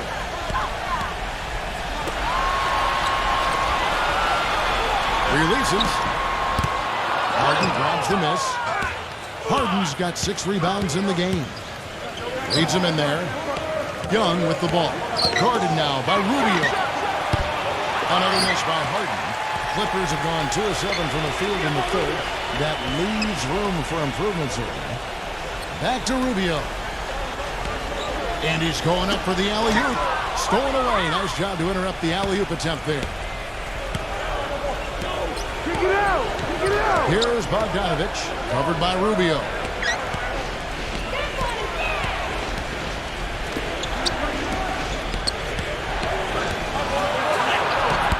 The shot is off, and the Clippers will come the other way. Here's Tyler, guarded by Harden.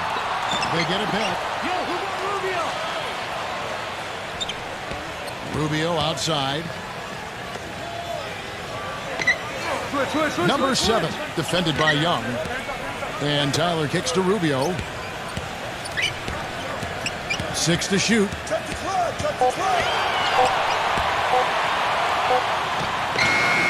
Barnes grabs the miss. Denver's gotten blank from three-point land so far in the third. Still 0 for 3. Here's Harden on the wing. Wide open. The Clippers grab the miss. Nothing's going his way since the horn. I mean, looks like he used up all his makes in the last quarter. Back to Rubio. Tries to snap the cold streak. That's good. Rubio's got 10 points. And Denver has possession. They trail by 3. Harden outside. The feed to Barnes. Pass to Bogdanovich. Young from outside. And again, Denver no good. More often than not today, those shots have not dropped for him. The dish now to Tyler. And out of bounds as the Nuggets gain possession. Well, over the course of the last 10 games, these big men have been the NBA's best at the charity stripe. The 4th spot held by Harrison Barnes. That's a very confident group of players at the foul line. You know, we've seen a lot of guys at that size struggle from the free throw line. But these are good shooters here. I want to check you on that now. Not all big guys struggle at the stripe, Steve. I mean, I know you're a little fella, but there are some excellent free throw shooting big men around. None more so than the group here. Here's a look at what's coming up for the Nuggets. They'll be hosting Orlando for the next one, and that will be the first game of 5 straight at home. Some good matchups, and I'll tell you the one I have my eye on is the Minnesota Timberwolves. That's a good matchup. Bogdanovich from out on the wing, he knocks it down. Bogdanovich has got 18 points. Boy, you can't run an inbounds play any better than that right there. Back to Rubio. He dishes it to Tyler. They set the pick. Clock at 6. Number 7. And it's going to be 2 free throws. Drew contact on the shot. Yeah, the referee's all over that one. No doubt about it. Clearly a foul. Nothing to argue about there. And look at how the offensive approach has been going here so far for the Clippers. Boy, their passing has been picturesque, a thing of beauty in both halves. More than a few of their baskets have come off assists. And they continue to knock down the long-range three-point shot as well. Big group substitution here for Denver.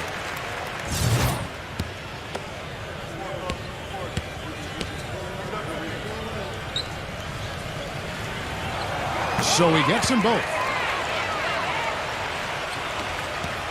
The Nuggets trail by 3.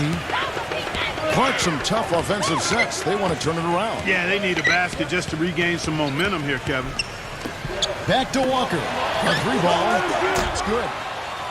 Walker's got 8 points. And they've set up countless buckets off assists. That's a huge part of what they've been doing here today. A lot of dime dropping going on out there, Steve. Kicks to Lopez. Can't hit. Some solid defense there from Jackson.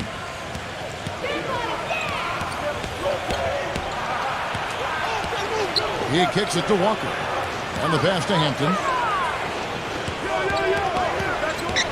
Winslow for the lead. And again, Denver with the triple.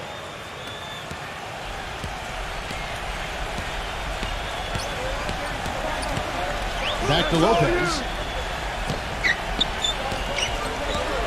Schnarr, defended by Hampton.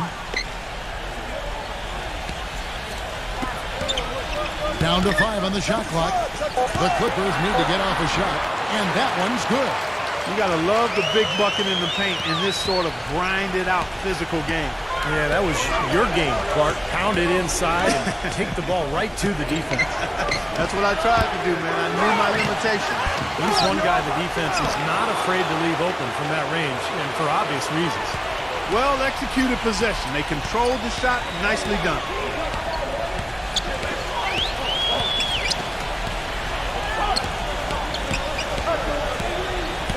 We've got 1:08 left to play in the third.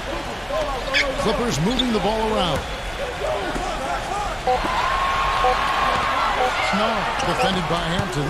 Rebounded by Jackson. The Nuggets leading by 3. Pass to Hampton. Missed inside. You see the defenders get out of his way a lot of times when he's on his way to the bucket, but not that time. There's 39 seconds left to play here in the third. Lopez, guarded by Jackson. Here's Schnarr. Hits the jumper in space. Denver's gone a less than productive 2 of 6 from three-point land in the second half. Walker the pass to Hampton. Puts up a 3. But they'll get another chance. Back to Walker. Jackson setting the pick here for Walker. It's good from long range. Walker's got 6 points in the quarter. Boy, that was a rugged screen set there, fellas, and the defense didn't even try to go through that one. From deep three-point range, missed. And that's going to do it for the third quarter. Nuggets lead by 4. And we're just moments away from the start of the fourth quarter. Stay with us.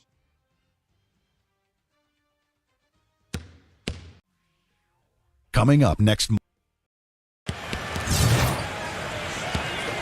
Welcome back as we get rolling once more. The fourth quarter right ahead in what's been a very well-contested game. And let's quickly check out the scoring breakdown here for the Nuggets. You know, one of the big stories has been the 3-ball. It's been a key part of their offense throughout the game. And that's helped with their passing game, too, because they're getting a lot of assists by sharing the ball and moving it.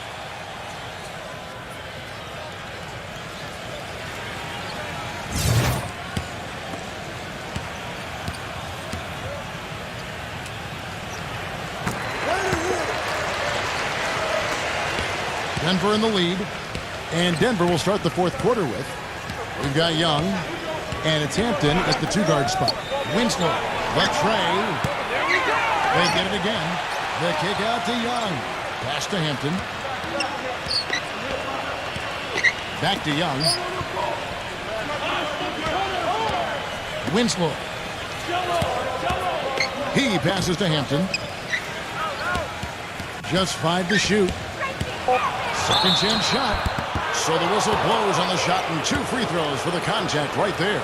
And here's a quick look at how the Clippers' schedule is shaping up. Following this one, they get to host the Rockets. And they've been enjoying this long homestand. That will be game 4 of 5 in a row at home.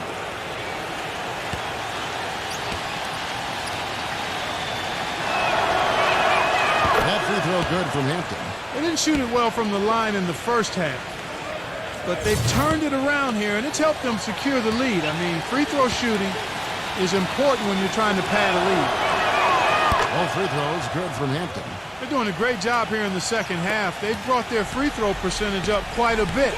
And that's winning basketball. That's one of the ingredients in winning basketball. Good free throw shooting.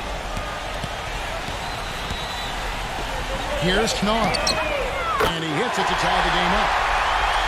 And you can't leave him alone, especially from long range. The Nuggets shooting in this game, 45%. Outside, Walker. Can't get it to go. The Clippers go the other way with it. 13 points was their biggest lead in the game. Number 24. And no good. Had a chance to take the lead. And so here's Denver. We're just over a minute and a half now into the fourth. And it's Walker penetrating. Shot clock at 6. Shot's good from Ertl. And the Nuggets lead by 2. Great looking bounce pass to set up that play.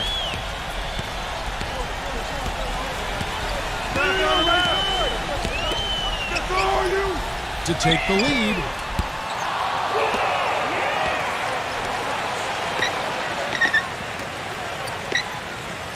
For 3. And it's good.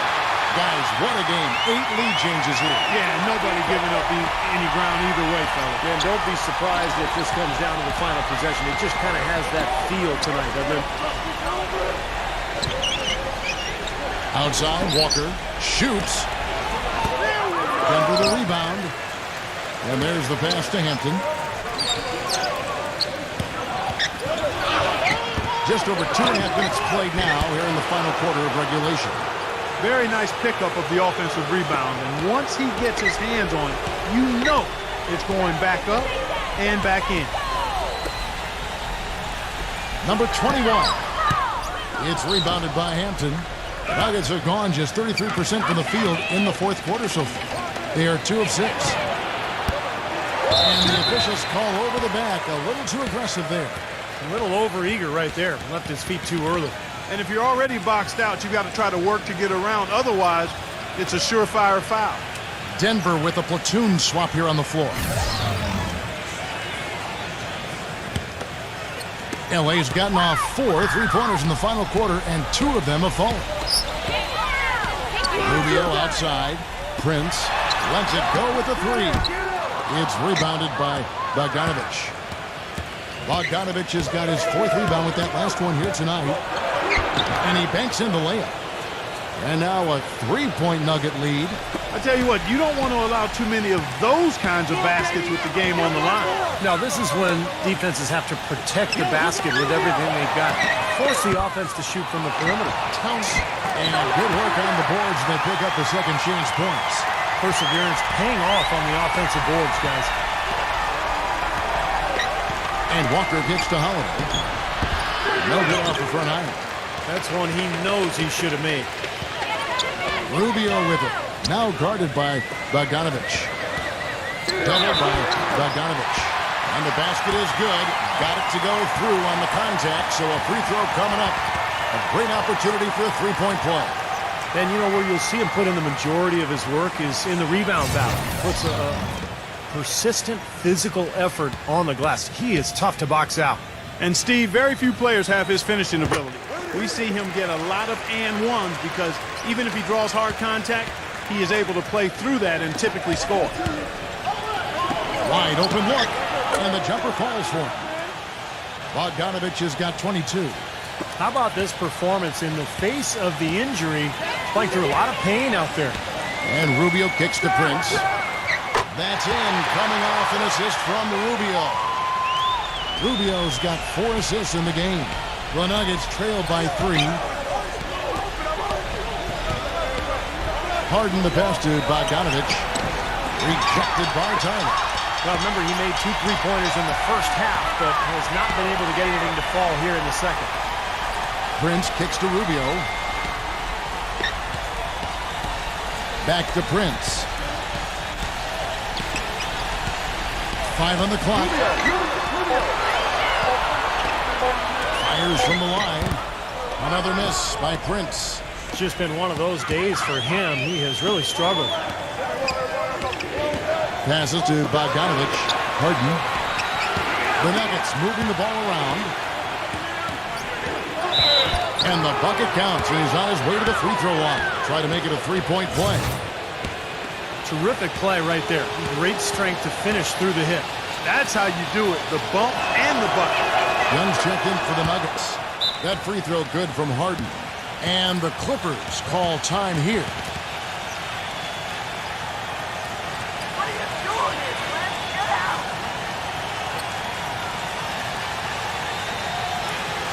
A moment to check in with Doris Burke. Doris? Kevin, over that last break, I got a chance to hear what Rick Carlisle said to his team. He said, no time to waste, fellas. We've got to pick it up right now if we're going to make a comeback and try to win this thing. Let's go all out. Back to you. Prince dishes to Rubio. Feeds to Tyler. Pass to Prince. Takes a 3. And again, it's the Clippers from deep. That's 2 bombs in a row from long range. Yeah, shoddy defense there. Far too slow to react on the closeouts. And Young, here we go. Harden outside. He feeds it to Barnes. And the basket good. Well, you just can't give them that kind of position in the post. I'll tell you what, when he gets it in that tight, he's going to bury those. Here's Townsend. No good. And the Nuggets going the other way. Here's Bogdanovich. Dishes it to Young. Pass to Bogdanovich. Barnes. Drops in the tray. Barnes has got 5 points now in the quarter. And guys, here in the fourth quarter, still a close game. Yeah, and actually still too close to call. I mean, this one is tight. This could be an instant classic, fellas. I mean, this thing has all the looks of a game that's going to go right down to the last shot. Denver's gotten just 1 of 4 3-pointers to go down for them here in the fourth. Here's Bogdanovich. Soft touch off the glass. Bogdanovich has got 12 points here in the second half. Man, a gaping hole in the defense that time, and he didn't waste any time getting through it. Here's Rubio. Drills the 3-pointer. Defensively, they're really scattered right now, giving up so many open looks from the 3-point line. Yeah, they are splashing them. Their last 3 buckets have all come from behind the arc. Harden kicks to Young. Back to Harden. Harden left side. Shot is off. Great D that time from Tyler. Makes the lead pass. Prince's shot is good. And the Clippers lead by 1. Sharp pass to give his teammate the high percentage shot in close. Denver calls timeout. Boy, he wants to get everybody on the same wavelength, that's for sure. He may change up some things here as well. Looks to me like he saw something that wasn't on the plan and picked now is the time to address it. I don't have a problem with that. The Nuggets have gone 8 of 16 from the field in the fourth, exactly 50%. Now the feed to Harden. Back to Young. Young left side. The pass to Bogdanovich. Harden. Another 3 for Denver. So many lead changes. It doesn't seem like either team can hold an advantage for long. And I'll tell you what, this has been a game of traded runs. Here's Rubio. Rubio can't get that one to fall. Boy, he'd like to have that one back. Harden the pass to Young.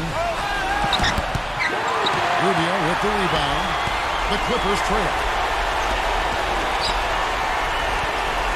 It's Prince on the wing, defended by Bogdanovich. Rubio dishes to Tyler.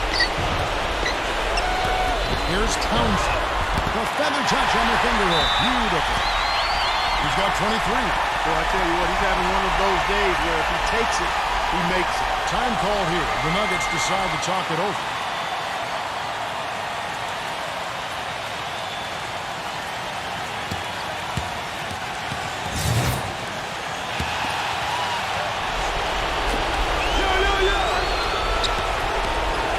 Bogdanovich. The dish to Barnes. The shot, no good. Well, they're really making a point of keeping the ball moving around. Yeah, Steve and Kevin, you guys got to love this teamwork. I mean, everybody's involved and engaged. It's the thing of beauty. Yeah, sure is. And when all five guys, Clark, are threats to score, that makes it so tough on the defense. Because now you can't account for everybody when the ball is moving so quickly.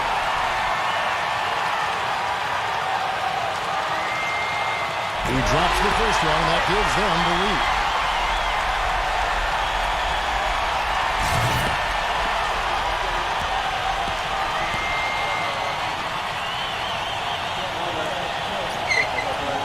Second free throw, no good that time. He really wanted that one. Harden kicks to Young. Launches a three. No luck as the Clippers taking it the other way. 13 points was their biggest lead in the game. Back to Prince. It's in! Oh, what a clutch shot. That could be the difference maker. Big moment in this game. Denver's gone a disappointing 2 of 6 on three-point attempts here in the fourth. 46 seconds left to play here in the fourth. Inside, number 77. Off target at the rim.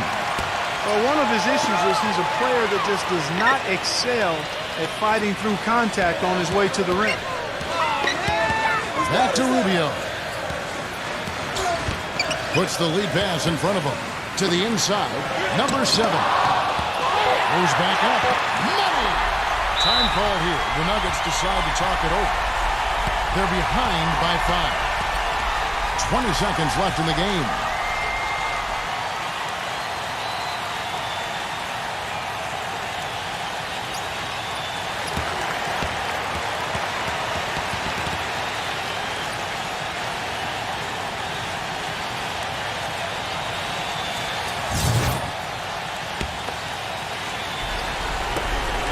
.20 seconds left in the fourth quarter of this one.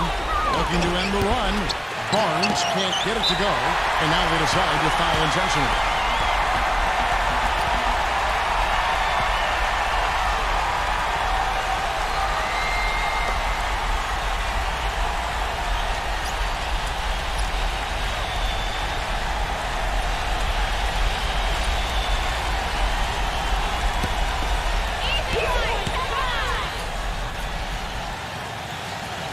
So the first one drops, and that increases their lead to 6.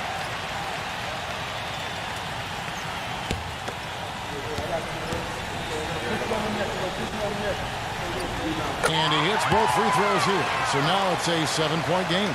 The free throws go down, and the lead goes up. From deep, Harden. The Clippers grab the miss. Rubio outside. So the Clippers with the win. They came, they saw, they conquered. Hey, Kevin, to me, any win is a good win. That about does it for Clark Kellogg, Steve Kerr, and Doris Burke, and the rest of our great crew. This is Kevin Harlan saying so long and thanks for watching. Now, here is our Jordan Player of the Game.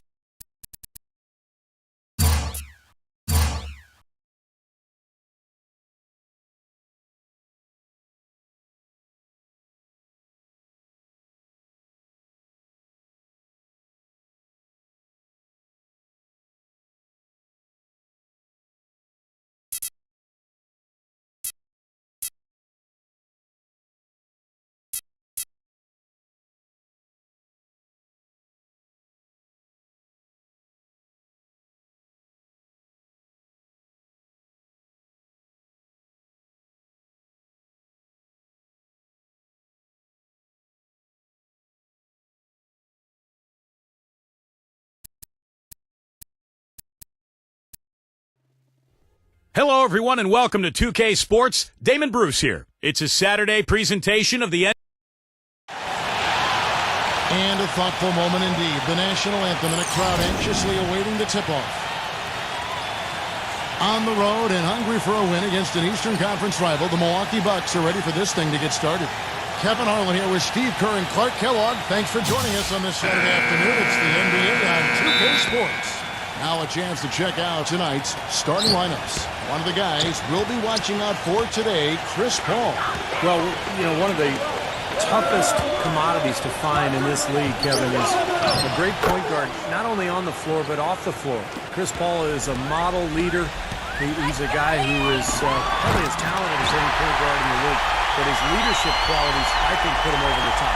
You know, it isn't just the inspiration off the court or making big-time baskets. I mean, the way he passes is infectious to his team. I mean, it's contagious, and usually ends up permeating the whole team. Same goes for his defense. I mean, he'll come up with that big steal and can completely change the momentum with the kind of plays he can make at both ends of the floor.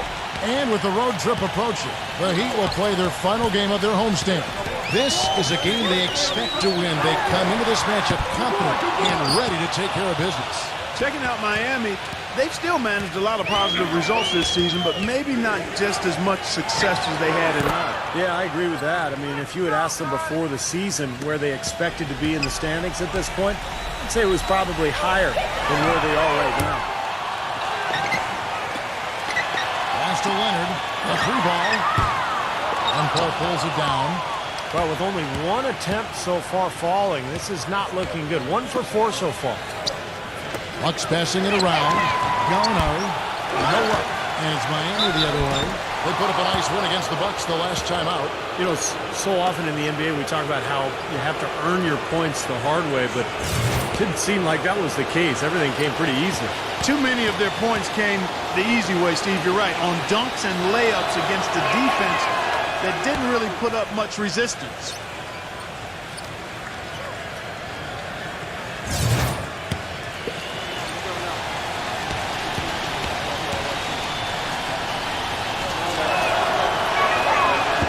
On that one, so he goes 1 for 2 at the line. The main thing there was that he got them a 2-possession lead despite the one miss. Here's Leonard. Gets it to go from beyond the arc. Well, I'm not necessarily a big fan of him shooting that shot, but they did give him the space. Right now we're going to go to Doris Burke, who spoke with head coach Eric Spoelstra. What'd you find out, Doris? He said Chris Paul is a major concern for them because of his ability to lead a team. He said it all starts with Paul because once he gets going and gets everyone involved, the whole team becomes a well-oiled machine. That is something we're definitely worried about. And thank you for that, Doris. It has not been an easy quarter for him, at least offensively speaking. Number 24 passes it to Wagner. Lays it up and in on the nice reverse.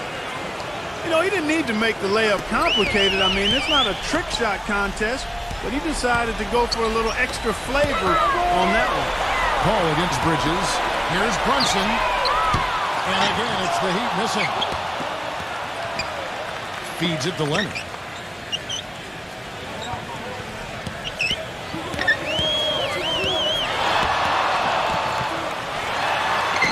Here's Soto.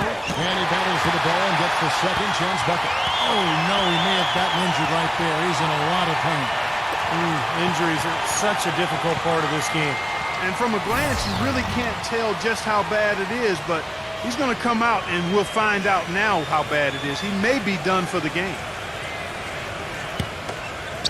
And in this first quarter, about 3 minutes played.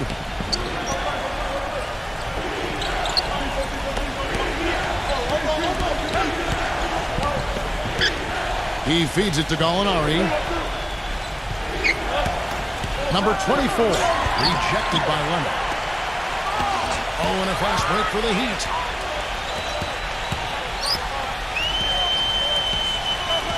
The pass to Bridges.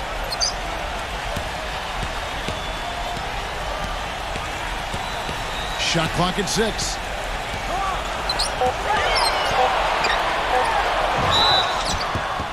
So the whistle blows on the shot and 2 free throws for the contact right there. Well, you allow them to get right to the rim like that. That's your only option. Yeah, I think you got to foul him and free throws are better than the layup. The Heat shooting their first free throws of this game. Well, you look at the numbers, 79% as a team on the season. That's very impressive. You know, the numbers from the line, guys, are close to where they were last year. But just a tad worse, so not too bad.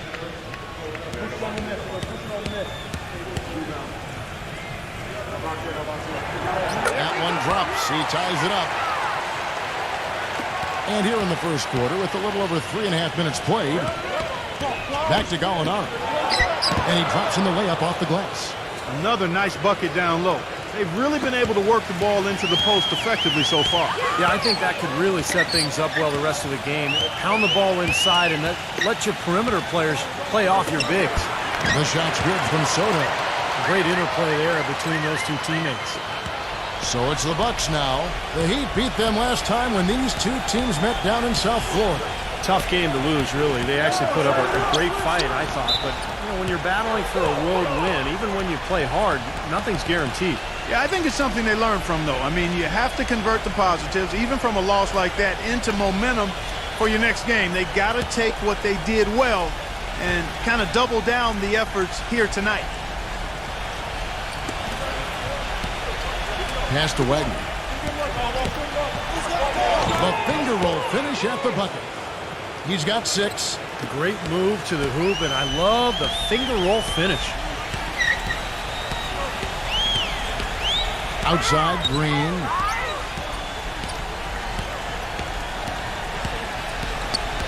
Back to Leonard. Some nice ball movement here by the Heat. Bridges shot. Good. Well, you can't leave him alone, especially from long range. So for the Bucks, their last game a loss to the Heat in Miami. You know, on an ordinary night, I think they would have come out on top in that game. That's how well they played, but they just happened to run into a club that was playing at the top of its game. And, Steve, I think they get the win if that game had been at home instead of on the road. And again, Miami with the triple. Incredible. Only took them a few seconds to answer the 3-ball with one of their own. Let's keep this thing going, guys. I love seeing a three-point battle like this. And Milwaukee calls their first time out of the game. Looks like he saw some things out there that needed adjusting and wants to talk it over a little bit with his club. I don't think you can ever go wrong burning the timeout if you see something you don't like and you need to talk about it.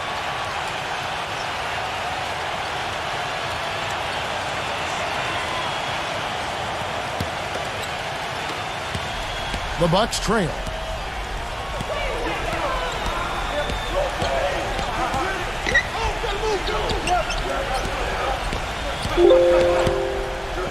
Number 24. Off target from outside.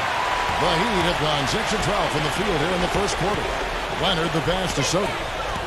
Back to Leonard. A 3. The shot is off. And Milwaukee the other way now.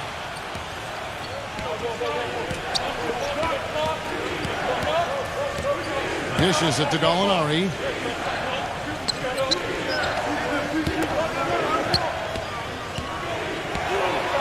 Number 24, defended by Bridges, and that one's good. 5 points in the game. Wow, this has been a thriller. I mean, the way these teams are battling, just going back and forth. Would you like to bet that this game may end on a buzzer beater? How much would you bet? Now here's Leonard, coming off a stellar performance against Milwaukee. Shot clock at 5, and a miss there on the triple. He's going to play his way right onto the bench and out of the game if he continues to shoot it like he has so far in this quarter. Pass to Wagner. Nato, he dishes it to Gallinari. And another basket for Milwaukee. Yeah, and he's a bomber, and that's what I love about him. He's as good a three-point shooter as you'll see, and of course has the green light to let it fly anytime he wants. And another thing about his game that's really noticeable is how well he handles defensive pressure when he's getting his shot off. He's a very composed shooter. Leonard attacking. The Heat need to get a shot off. Hits the three-point bomb. Leonard's got 6. Most any NBA player can make you pay when you're leaving that wide open. That's why you have to stay alert on defense. A nice shot by Gallinari. He shot the ball exceptionally well as they've built this lead for themselves here. And Miami calls their first time out of the game. You can tell he's in a lot of pain. They'll take a timeout so that trainer can help him out.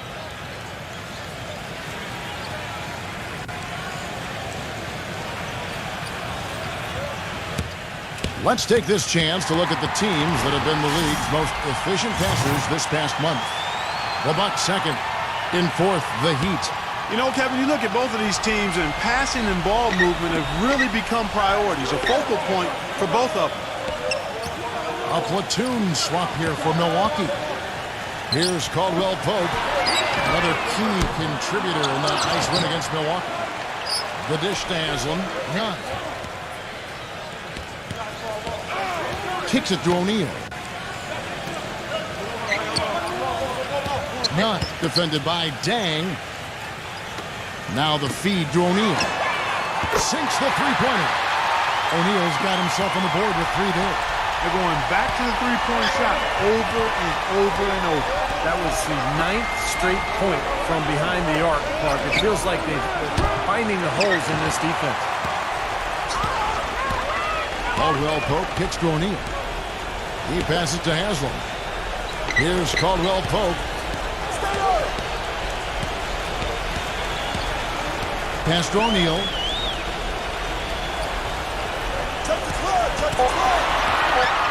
There's the pass to Caldwell Pope. And the Heat, another 3. And of their last 5 makes, all have been from long range. Yeah, and the defense has not done a good job of pressing in and denying. I mean, they're hanging back, playing on their heels. They're not being the aggressors here, and the offense is taking advantage of it. And that one's good. 1:11 left to play in the first quarter. Haslam a screen.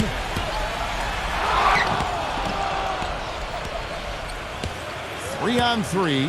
Here's Cappy, and he stuffs it. What a pass to set him up. You know, regardless of who starts the break, it seems like he's usually the one to finish it. And that's because of how well he attacks the rim on the dead run.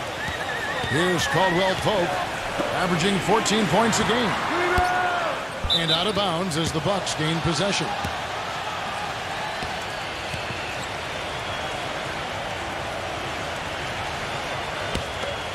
Here's Dang. 8 points his last outing. Back to Griffin. He kicks it to McLemore. Good on the triple. And now a 3-point Bucs lead. The Heat shooting 45% from the field early. Pass to Caldwell Pope. Will it go? And that's good for 2. Caldwell Pope's got 5 now. 24 seconds left in the first quarter. Here's Dang. He's been patient so far, nothing yet on the scoreboard. And McLemore kicks to Jean. Offline with his 3. O'Neal with it. And there's the whistle, fouled hard on the shot. He'll go to the line. The Heat have had 2 chances at the line already, making them both.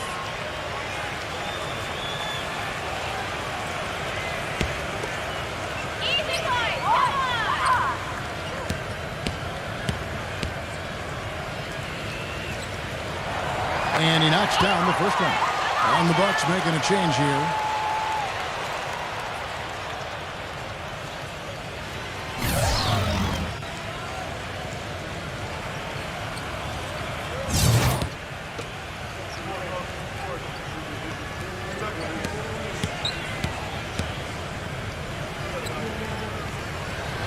O'Neal hits them both.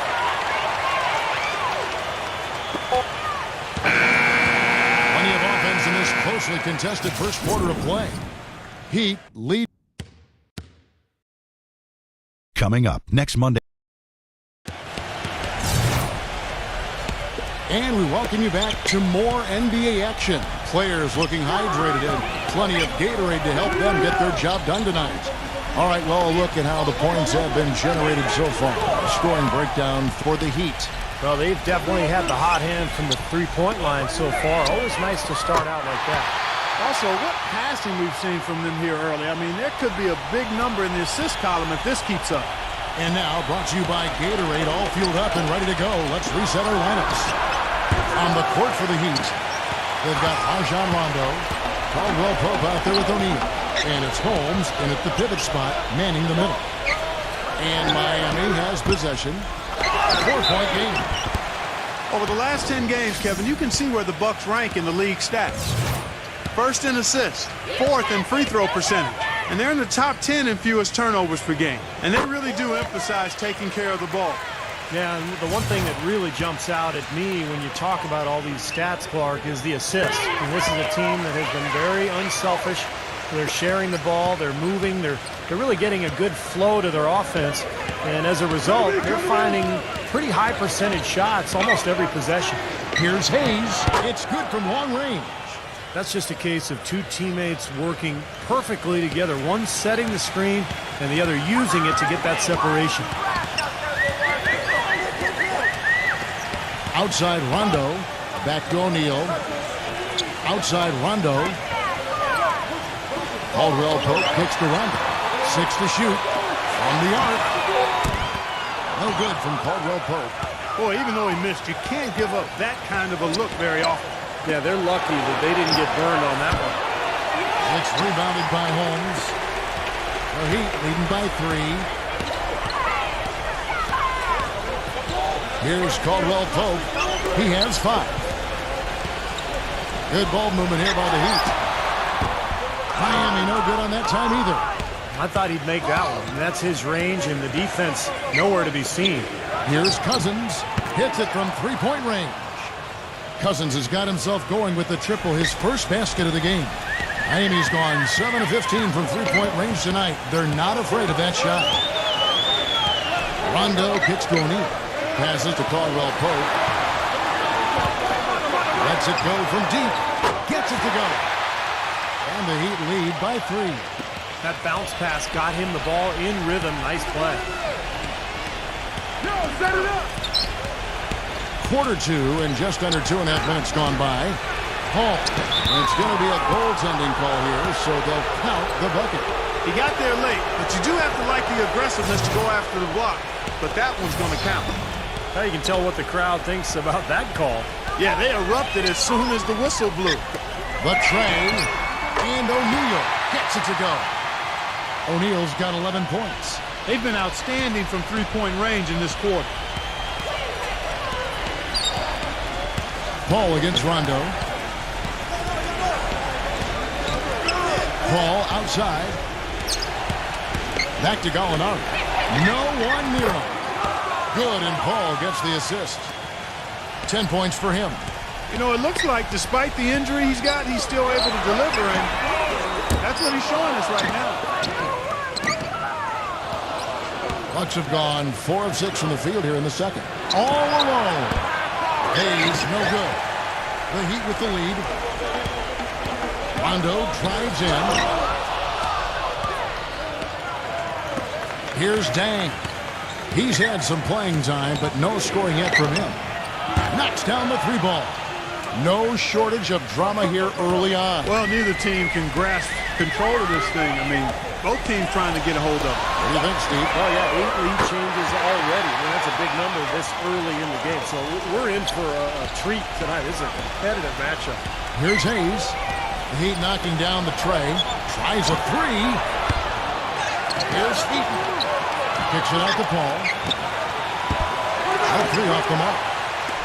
Miami's gone 4 of 6 from long range in the second quarter. Solid shooting. No good from Caldwell Pope. He hit a 3 in the first, but so far has been unable to capitalize here in this quarter. And Hayes kicks to Paul. Feeds to Gallinari. Here's Hayes. Gets the 3-pointer to fall. Hayes has got 6 here in this quarter. Starting to get a little momentum here after that scoreless first quarter. Timeout called, the Heat.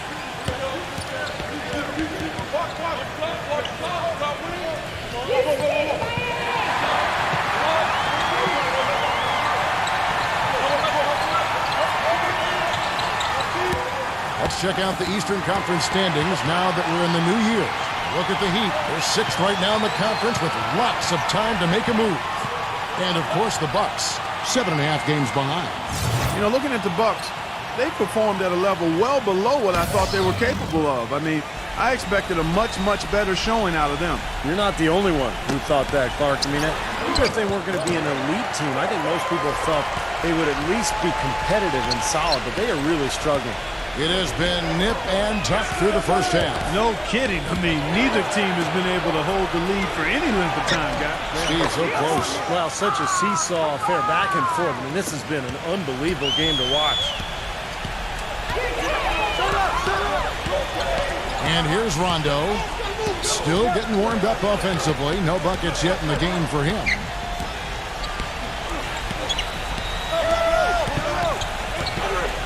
Back to O'Neal.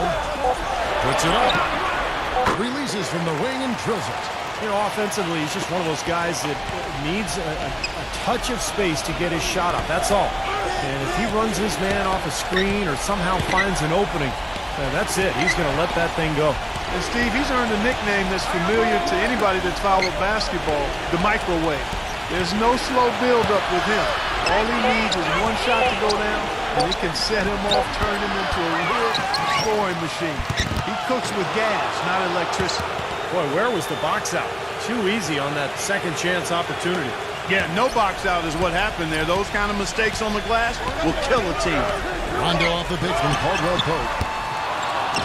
Quick shot there, and it's off target. I think he was surprised by how much space he had there and just rushed the shot a little bit. Pass to Dang. There's the three. And again, Milwaukee with the triple. And they're getting their points now almost exclusively from the three-point line. That's 4 of the last 5. You got to run those guys off the line. I agree, and the defense is practically giving them those shots, though. Here's Caldwell Pope. He has 7. Look from Rondo. Makes no mistake on the open jump shot. Rondo's got his first points in this one. Paul kicks to Gallinari. Gives him the lead pass. And Dang gets it to go. It was a slow start for him, but he started to take off since we hit the second quarter, guys. Outside Rondo. This one for 3. Milwaukee with the rebound. To the inside. And he was fouled on the way up. 2 free throws now for him. The Bucks shooting their 3rd and 4th free throw shots of the night.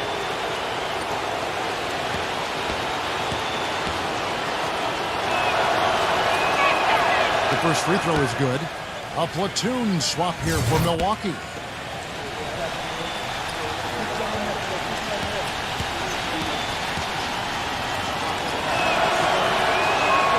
And that one goes in. 2 from the line that time. The Heat trail by 7. He feeds it to Leonard. Uncovered. Offensive rebound. Another shot.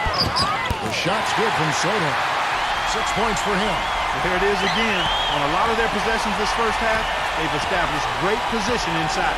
Yeah, getting the ball into the post should be their first option every time down. Force the defense to adapt and adjust. Gallinari, no luck. And Miami the other way now. Goes up to the stripe. And Leonard gets it to go. Now just a 3-point Bucks lead.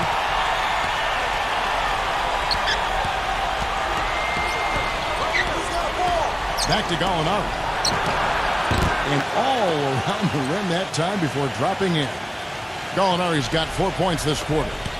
Miami's gone an even 50% from 3-point range in the second quarter. 4 for 8. Back to Leonard. Some nice ball movement here by the Heat.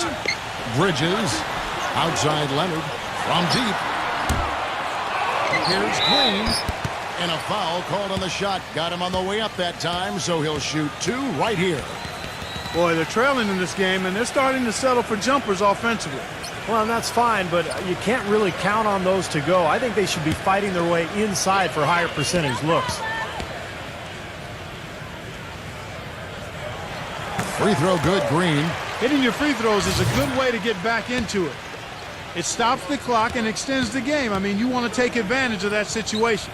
And they're shooting much better from the line here in the second quarter. So far, they haven't missed one. Milwaukee with the ball. They lead by 4. Next up will be a home game matched up against the Pacers. That game marks the first half of a quick 2-game homestand. Yeah, some good matchups, man. I'll tell you, that Pacers game definitely has caught my eye. 5 to shoot. The pass to Wagner. And it's another Milwaukee shot right there going in. And the Heat shooting 47% from the floor since the end of the first quarter. Here's Bridges. And it's off the back rim. No good. Bucks leading by 6.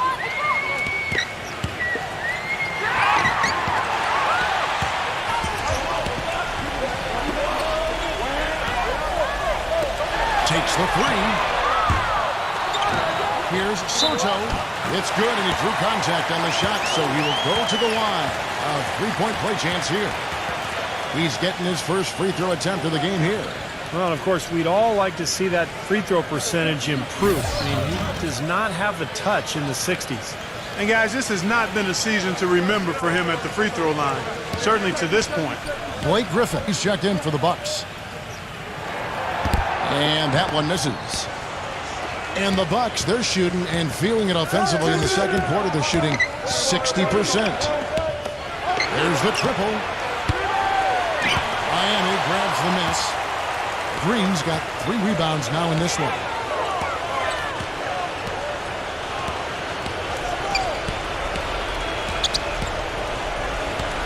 There's 21 seconds left in the first half. Gets it to go. 11 points for Kawhi Leonard. He made 2 3-pointers in the first quarter, so he continues to shoot the ball well. Outside Griffin. Dishes it to Gallinari. Wide open look. And the jumper falls for him. And the Bucks lead by 3.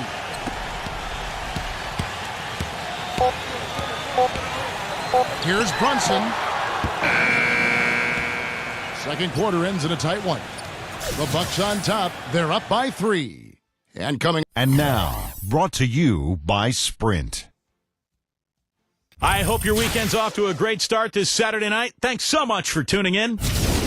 A tight one for the Bucks. Square out in Charlotte. It'll be the Bobcats against the Celtics. 7 p.m. Eastern, 10 p.m. Pacific is the tip time. And another. The Sprint Halftime Report, presented by Sprint. And it's been a back-and-forth game so far with no ground given through the first half. Third quarter starting here now. Talk about complete control. Everything working in this one for Gallinari. He has 14 points and a block. Really dominating this game, just taking it over. Just making it look effortless as well. On the court for the Bucks. And it's Paul penetrating. He dishes it to Gallinari. That's Gallinari again missing. Miami trailing. Outside Leonard. Here's Brunson. And the Heat, another 3. And Clark, a great competitive game so far. Yeah, tit for tat. I mean, back and forth, plenty of lead changes, and excellent play. These two teams, guys, look so evenly matched to me. I think this could go right down to the wire. The dish now to Gallinari. Paul with the 3. That's good. Paul's got 7 points. Boy, I tell you what, he loves getting looks like that from the three-point line. No one near him. That's a warm-up jumper for him. Puts up the baby hook. And so he draws the foul on the shot. A trip to the line to shoot 2. Well, the big thing is he's one of the top playmakers in the league. So he's got great court vision, accurate passing. He understands his teammates and their strengths and weaknesses. So always creating good shot opportunities for his club. That's right. And don't forget about his great outlet passing. It's a lost art in this day and age, but I love the way he gets breaks started by getting the ball out ahead of the pack.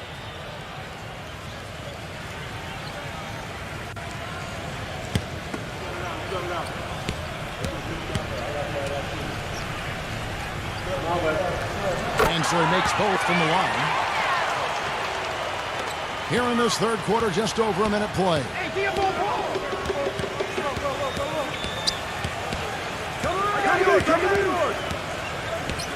Kicks it to Gallinari. Shoots. Here's Eaton. So he gets the whistle. Contact on the way up and 2 shots coming up. And a chance here to see where the Bucks currently sit in the NBA statistically. Second in assists. Second in free throw percentage. And they're in the top 10 in rebound. This is a team that does a good job getting on the glass. Yeah, and Clark, let's go back to the assists for a second. I mean, this is what makes this team good, I think, right now. They're sharing the ball.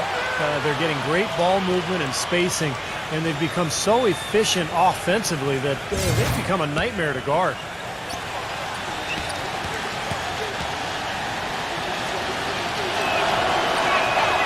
And he's good on the second. They should be in front right now, but he'll be relieved not to have come up totally empty there. And the Heat call time here.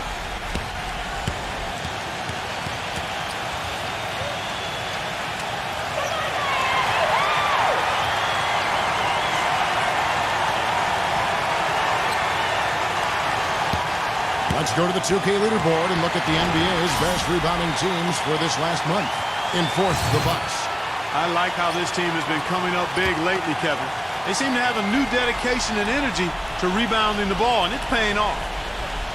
Third quarter of basketball, about a minute and a half in, and out of bounds as the Bucks gain possession. Chance now to check out the schedule for Milwaukee. Next up will be a home game matched up against the Pacers. That'll be the first of 2 straight at home. Bucks have gone 1 of 3 since starting the second half.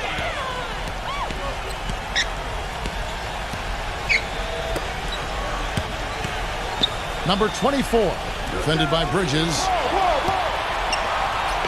6 on the shot clock. The Bucks need to get a shot off here. And we're just about 2 minutes into the second half now. Shoots the 3. They get the rebound. Second shot opportunity. In deep. Leonard drops it in. Leonard's got 15. Boy, he crashed the boards with purpose right there. Well-deserved second chance points for him. Timeout called the Bucks. You have to like what we're seeing so far from Kawhi Leonard. He's definitely rolling offensively. You might not be able to stop him, but you've got to find a way to contain him.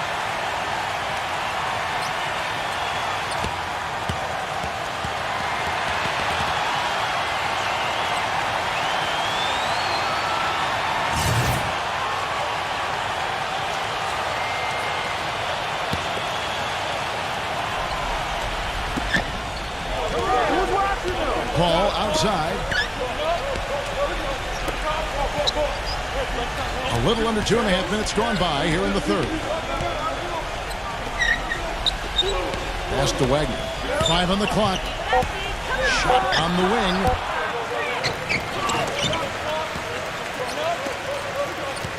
Ball outside. There's the pick. Nice ball movement by Milwaukee. Defended by Soto. And there's the feed to Paul. He kicks it to Gallinari. And the 3-ball is good. Gallinari's got 17 now. And Clark and Steve, as we approach the fourth quarter, still anyone's ball game. Yeah, exactly right, Kevin. I mean, these teams just simply keep trading baskets, and as a result, trading the lead. Yeah, neither side really able to create much of a cushion at all. So which team can make a little run here? We'll see. Third quarter of basketball here in just a little under 3.5 minutes gone by. He passes to Paul. Gallinari. Good, and Paul gets the assist. Gallinari's got 5 points now this quarter. That's good, unselfish play there because his shot was tougher. Instead, he went to his teammate. Passes it to Leonard.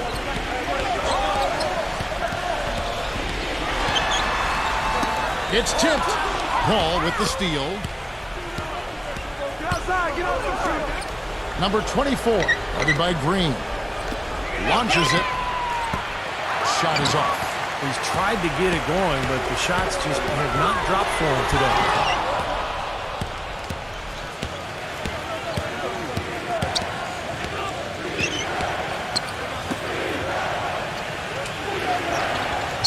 Feeds it to Paul.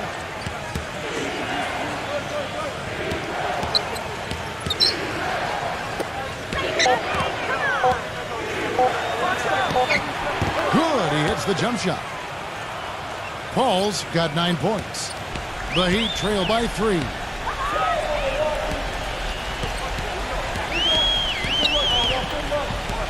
Back to Leonard. Shoots it up. That's short off the rim. More often than not today, those shots have not dropped for him. Number 24. And it's off from three-point range. Well, remember, he made 2 3-pointers in the first half, but has not been able to get anything to fall here in the second. Out of bounds, Milwaukee takes possession. Well, that's inexcusable to throw a pass that far off the mark. And the Bucks making a change here. Cousins is checked in.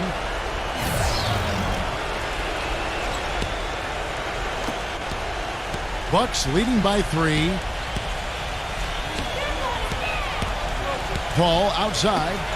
Pass to Gallinari. He feeds it to Paul. Clock at 6. Foul call that time on the way up. That'll give him 2 chances at the free throw line here. You know, Paul is playing really well. He has 9 points and 4 assists. It's been a really complete performance for him today. No question, he's made an impact just about everywhere on the court. Let's quickly check out the scoring breakdown here for the Bucks.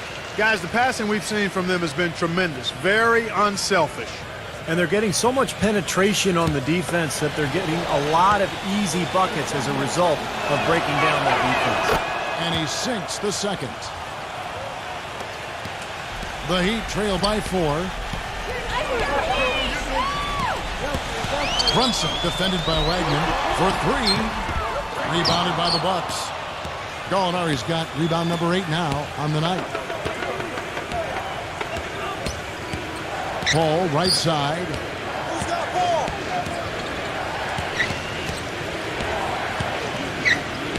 6 on the shot clock. No good.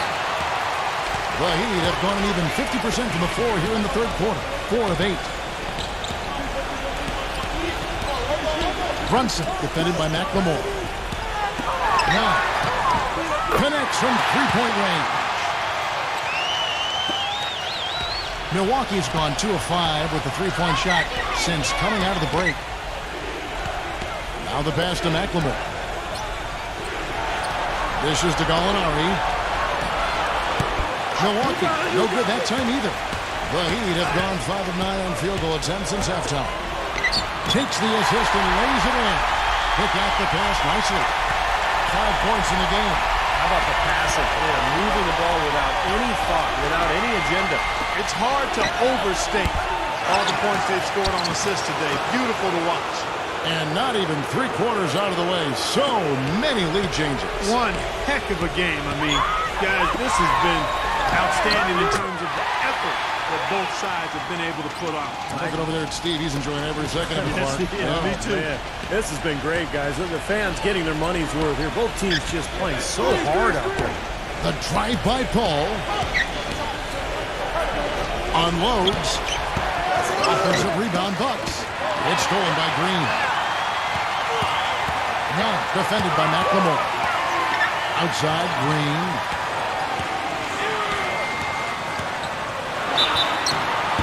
And so he earns a trip to the line. Officials saw the contact and he'll shoot 2. And a moment now to quickly take a look at the offensive approach for the Heat. These long-range shots look like layups out there, guys. You know, something else I've noticed is just how many of their baskets have been set up by assists throughout the game. And the first one drops. And the Bucks making a change here.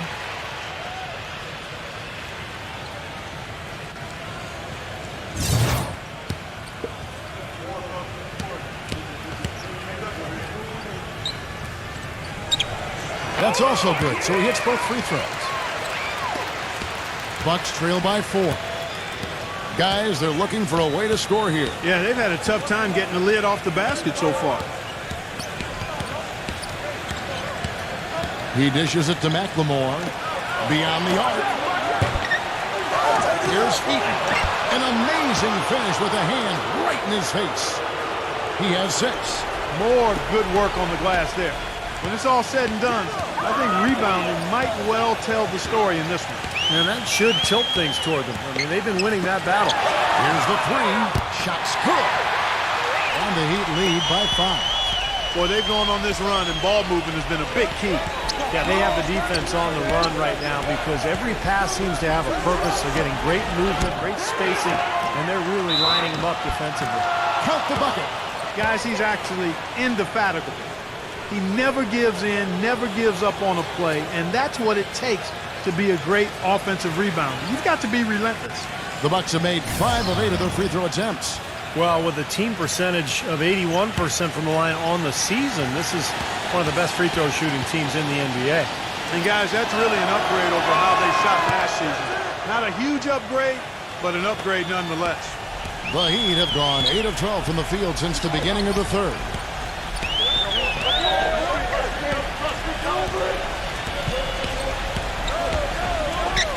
There's the dish to O'Neal. Pass to Soto. Shot clock at 6. O'Neal. Second chance shot. He lays it in. 12 points for him. Boy, the D has to show a little more fight on the interior than they did on that trip. They've got a battle inside.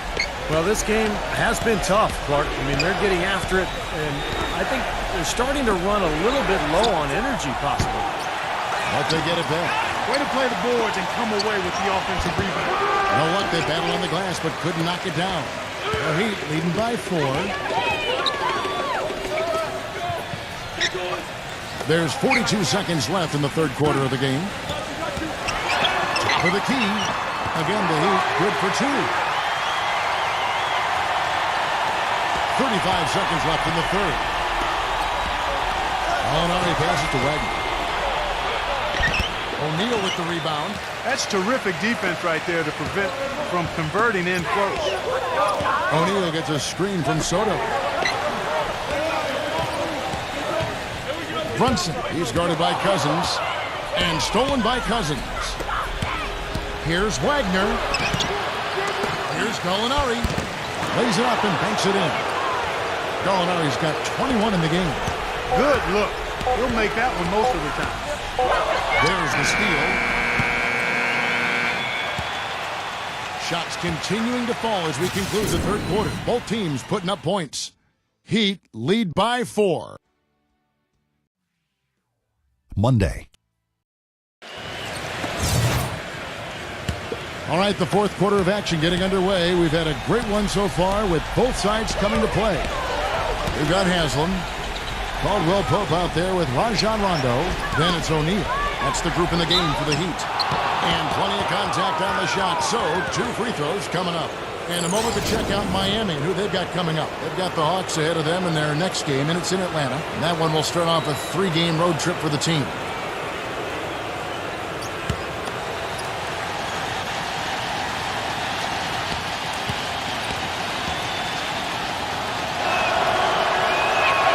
First free throw is good.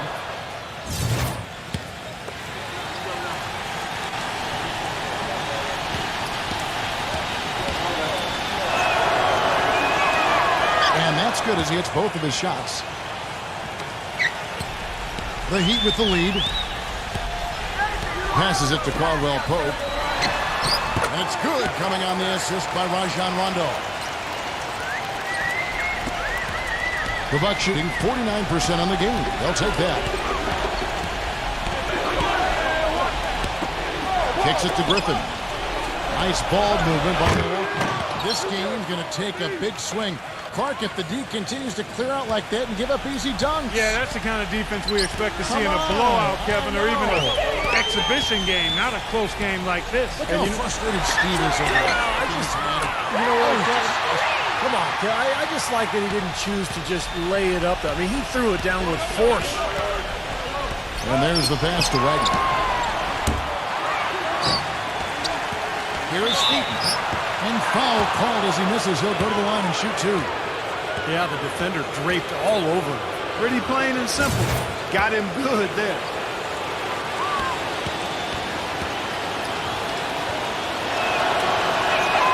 The first one falls. Kawhi Leonard is checked in for O'Neal.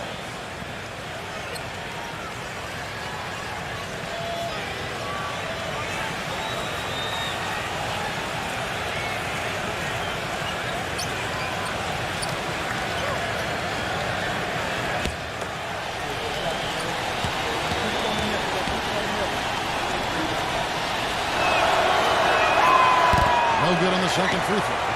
They really could have used the perfect trip to the line there. Instead, they're still down 2 possessions. Outside Leonard. On target with his three. He can't seem to find the range here in the second. He did a great job in the first, hitting three from outside. Wagner passes to Griffin. And the shot is good. Nothing too fancy, just simple execution. That's getting the job done when they need to make every possession count. I agree, Clark. They need stops, and they can't afford any wasted possessions. Those inside shots are really high-percentage looks. And we're around 2 minutes into the fourth quarter here. Pass to Wagner. There's the feed to Griffin. To take the lead. 6 to shoot. Here's Wagner.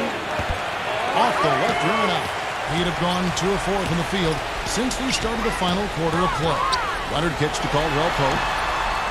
No good from outside. The Bucks trail. Paul outside. Paul left side. Wagner passes to Griffin. A putback. Slams it home for the putback. Wow, fans just getting their money's worth tonight. Really entertaining ball game. It has been. The margin separating these teams has been paper thin. Leonard attacking Rondo. Rondo with another miss. We're in the final quarter of play here. 3 minutes in.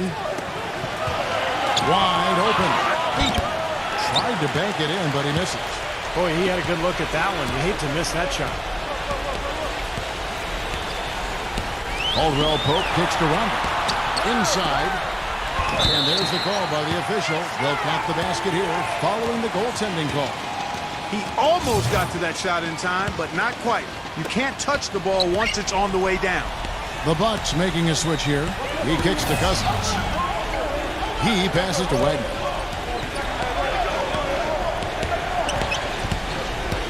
Back to Cousins. Passes it to Wagner. Feeds it to Cousins. Goes up and lays it nice and easy.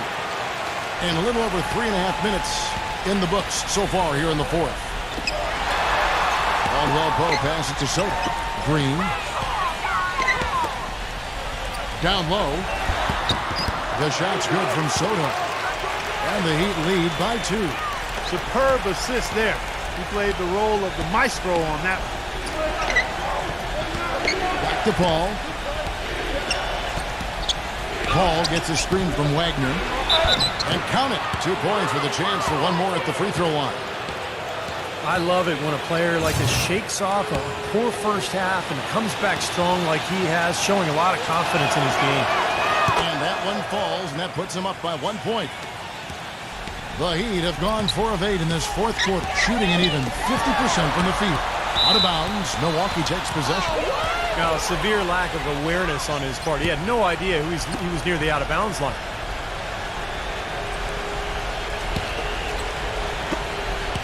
Milwaukee's gotten off to an 0 for 2 start from downtown here in the fourth quarter. Back to Cousins. Paul. The pass to Wagner. Back to Paul. 6 on the shot clock. Pass to Cousins. Rejected by Soto. Green kicks to Caldwell Pope. And there's another one for the Heat. Boy, right down to the wire here, Clark and Steve. Still anyone's ball game. Both teams really invested now. I mean, this is the type of game you love to win, and you hate to lose it. Boy, after all this energy that both teams have expended, you're right, Clark. This would be a tough one to lose. Milwaukee needs to do a better job guarding against Leonard. He has 15 points, and he's got 9 points from behind the arc. Yeah, that's been an important part of his game today. He's made his open looks. They got to keep fighting their way to the line, guys. This half has been nothing but success for them there. And their confidence has to just continue to go up the longer their perfection continues. You know, he's as close to a sure thing as you can possibly have when he steps to the line. Lots of room. Can't get it to go. Not a bad look at the hoop, just couldn't get it to bounce in for him. Leonard on the wing. And that one's good. They got on this roll a while ago, and they just haven't looked back. You know, he operates so well close to the bucket. There's nothing he likes more than seeing an opening inside. Timeout called, the Bucks. Well, they were getting run ragged out there. Good time for a timeout. Maybe it was even too late, but this club has to regroup now. Boy, I tell you what, it wasn't pretty, and they definitely needed to take a minute to talk things over. And let's get this update now from Doris Burke, who's across the way on the sideline. Yes, guys, Mike Budenholzer had some words for his team. His message, don't even look at the score right now. We've got to make one play at a time and execute. That's how we'll take this thing home. Kevin, he's trying to keep him focused. And Paul gets it to go in. And the Heat call time here. He's definitely shaken up. They're using the timeout to let their trainer take a look at it.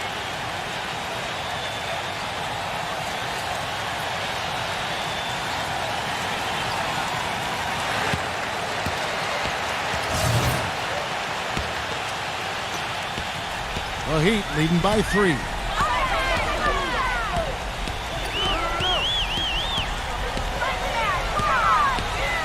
Brunson defended by Paul. Pass to Soto. The shot misses. And Milwaukee will come the other way.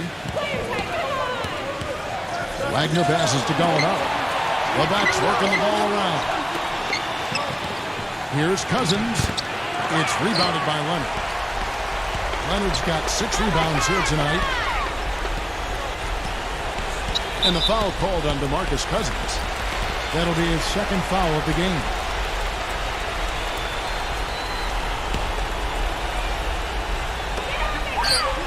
Passes to Caldwell Pope.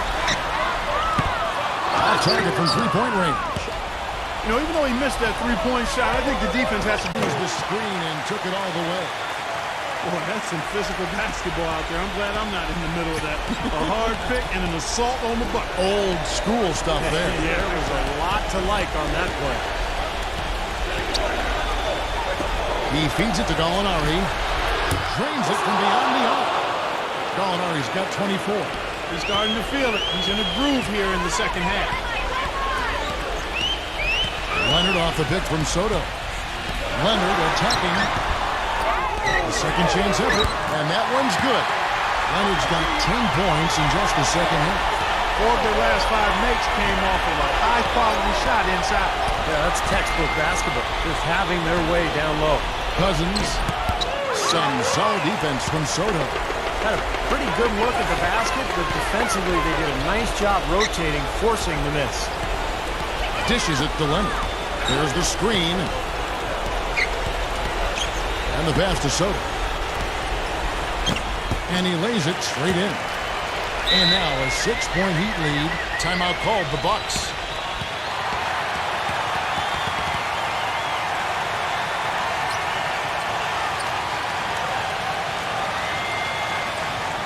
Bridges is checked in for the Heat.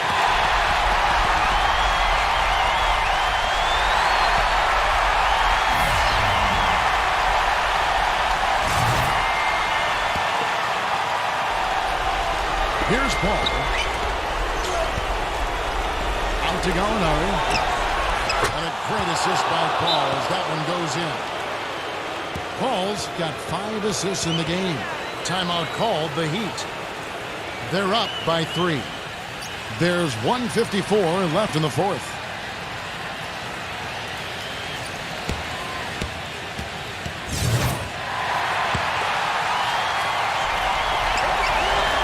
Green, the pass to Soto. Leonard with a screen on Paul. Pass to Bridges. Off the mark there with the three-point shot. Bucks trail by 3. Wagner, he's covered by Leonard. He dishes it to Gallinari. Paul to tie it up. And again, Milwaukee with the triple. Well, it's been a tale of 2 halves, hasn't it, guys? After a terrible first half, he's really picking it up. Leonard, the pass to Soto. Here's Brunson. And another basket for Miami. Whatever their plan was defensively at time, it didn't work. Not if it results in action. Paul outside. Back to Gallinari. The shot is off. The Heat go the other way with it, and they're pushing it up. Soto, the pass to Bridges, and the foul called on DeMarcus Cousins. And that'll be his third foul so far. Now the dish to Leonard. From downtown! Connects from downtown! Boy, fantastic quarter for him here in the fourth. I mean, efficiency personified here. Timeout called the Bucks. They trail by 5. There's 49 seconds left in the fourth quarter.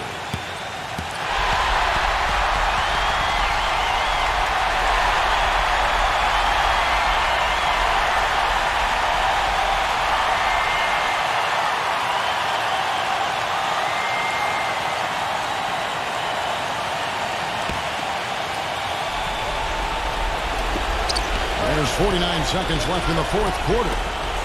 Bucks passing it around. Kicks to Paul.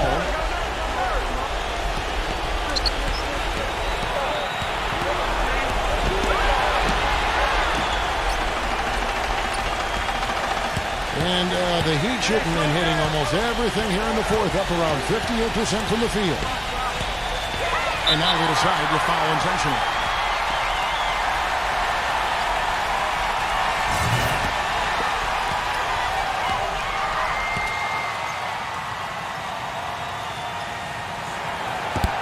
And he cannot get the first one to drop. Tough one to miss. And the Bucks making a change here.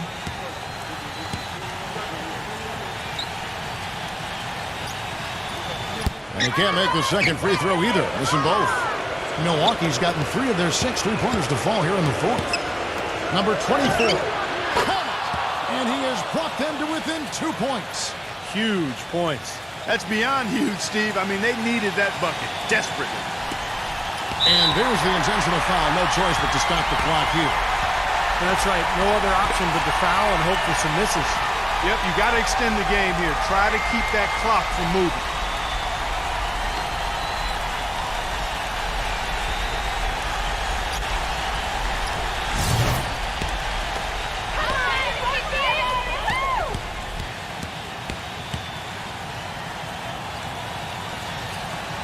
First free throw is good, and that makes it a 3-point lead.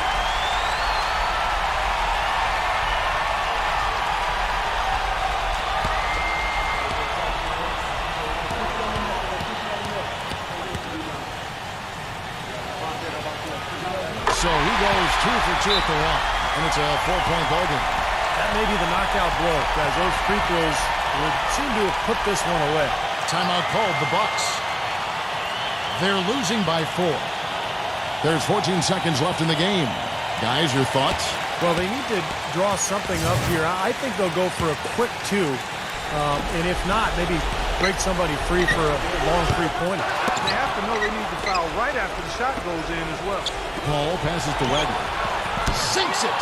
And that shot brings them to within just 1. And the Heat call time here. They're leading by 1. Just 4 seconds left here in the fourth quarter.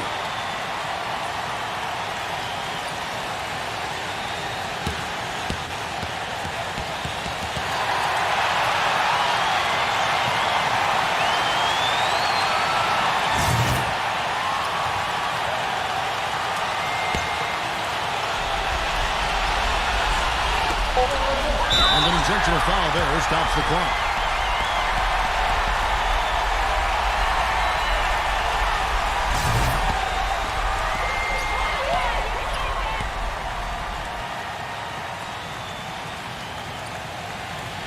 Gets the first, and that will put them up by 2.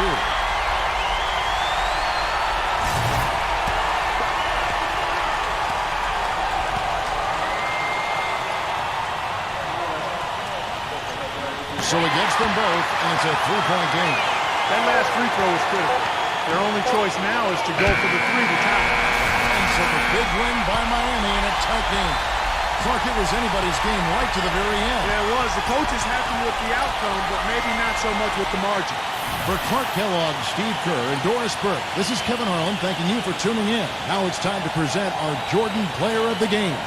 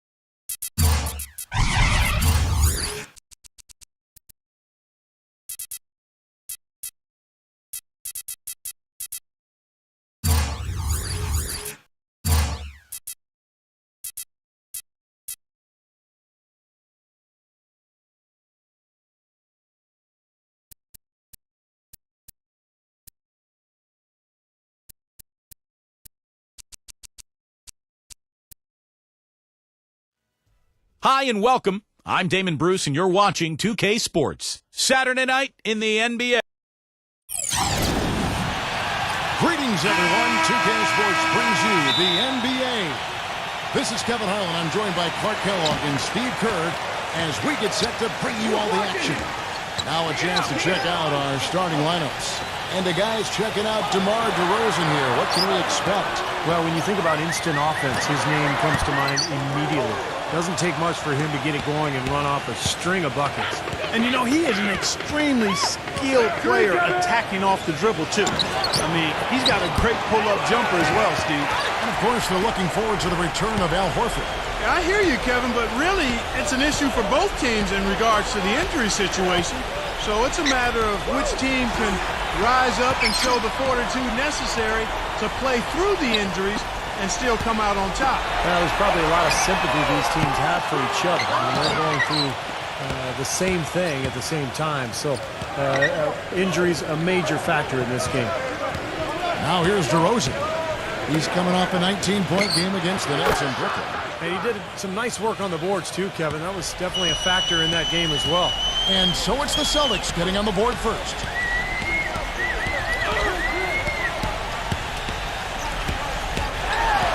Outside for Curry. 6 on the shot clock. Here's Morant. And the shot counts. He's fouled, and it's a chance for a three-point play. Oh, man, he goes old school on us with the finger roll. The Hornets shooting their first free throw of the night here.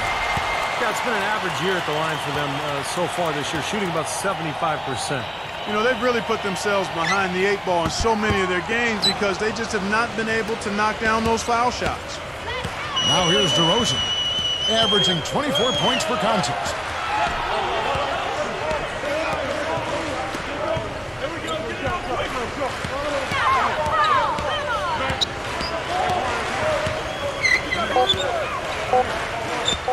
Goes up on the high post, and yes, sir, that one drops. DeRozan's got his first basket of the night. He's so reliable. You know, his offense seems to be consistently there for this team.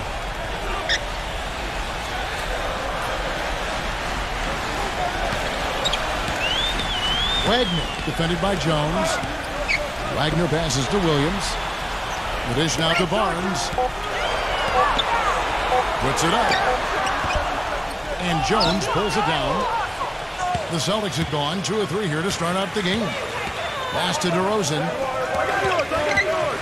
Backing down. 16 feet away. And the rebound goes to the Hornets. Outplayed in the previous game on their schedule, losing to the Raptors. Their defense got absolutely destroyed in that game, guys. They weren't closing out on the perimeter shooters. They were allowing people to get into the paint and score from point-blank range. Just an overall abysmal effort. Yeah, something was missing, no doubt about that. They let an opponent shoot a really high percentage, and that's got to be a concern going forward. So it's Boston now, following the 3 by Charlotte. Incredible timing on the alley-oop. He absolutely hammered it down. And that's the play we're going to remember when this game is all said and done. And the Hornets with possession here. Now the feed to Curry. Off target from outside. Nobody near him. He'll normally make that one. Let's find out what Doris Burke has for us. Thanks, guys. I caught up with the Hornets head coach. After taking the first matchup with them, he wants his team to be even more assertive on the offensive end. He told me, I feel we can have our way on offense. Get them into matchups that they don't like and find points that way. It's what helped in our first meeting. Let's see if they can do it again here, guys. Thanks a lot, Doris. As we might have guessed, their offensive strategy playing heavily into their approach here, guys. Well, that's kind of their identity as a team. This is a club that likes to score, that likes to really move the ball and execute. And that's how they're able to win games. But if that's their main focus, Steve, they need to get it going right away. If they don't get into a good rhythm early, then things could start to fall apart. Now here's Barnes. He's coming off a 13-point game against the Raptors in Toronto. Did a great job picking the defense apart, too. It wasn't just his scoring. Give him credit for his passing in that game, too. That is good. I like the offensive awareness to exploit that lack of coverage on that play. Here's DeRozan, and he lobs it up with the rim, an emphatic alley-oop jam. Excellent communication between teammates on the alley-oop there. And that's what you need to pull that off. Well, both ends of that play, just fantastic. And the Hornets with possession here. Trailing by 2. Here's Durant. A rebound by the Celtics. Jones has got 6 rebounds here tonight. Was not a very inspired performance for them, particularly defensively. I thought, they gave the hostile crowd a lot to cheer about, frankly. Yeah, they allowed a lot of free runs to the hoop, a lot of open jumpers, and in the end, the opponent's shooting percentage was right through the roof, and you can't win when that's the case. And the defense got away with a major lapse there. Number 30, defended by Wagner. Jones with the screen on Curry. DeRozan on the wing.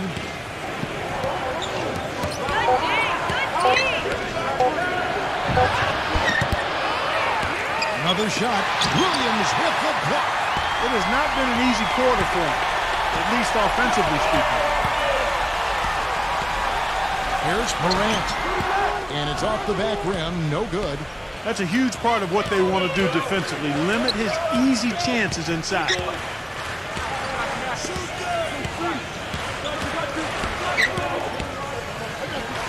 He kicks to Jones. Celtics passing it around. They set the pick. The 3. And that is good. He has 7. Boy, they've settled into their offense very quickly here today. Yeah, they're zoned in, making the most out of their possessions here. The Celtics making a switch here. And he's going up for the alley-oop. Oh, and they get in the way of the alley-oop. Not to be. Good play defensively. Kicks to DeRozan. Clark defended by Richards. Passes it to Kelly.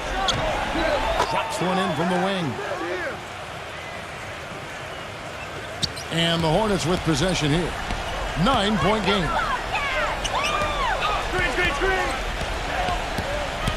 This is to Richardson.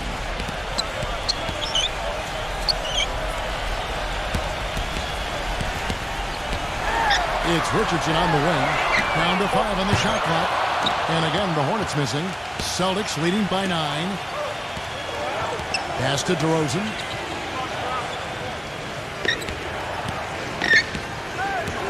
Now the pass to Kelly. So he gets the whistle. Contact on the way up and 2 shots coming up. Oh, man, he's on the highlight reel every night. And if you're guarding the rim defensively and he's coming at you, look out. And, Steve, just like you, when you shot, you had a favorite spot on the floor when you played. His favorite spot seems to be that 3 from the corner. Yep. First one falls for him. Celtics making a switch here.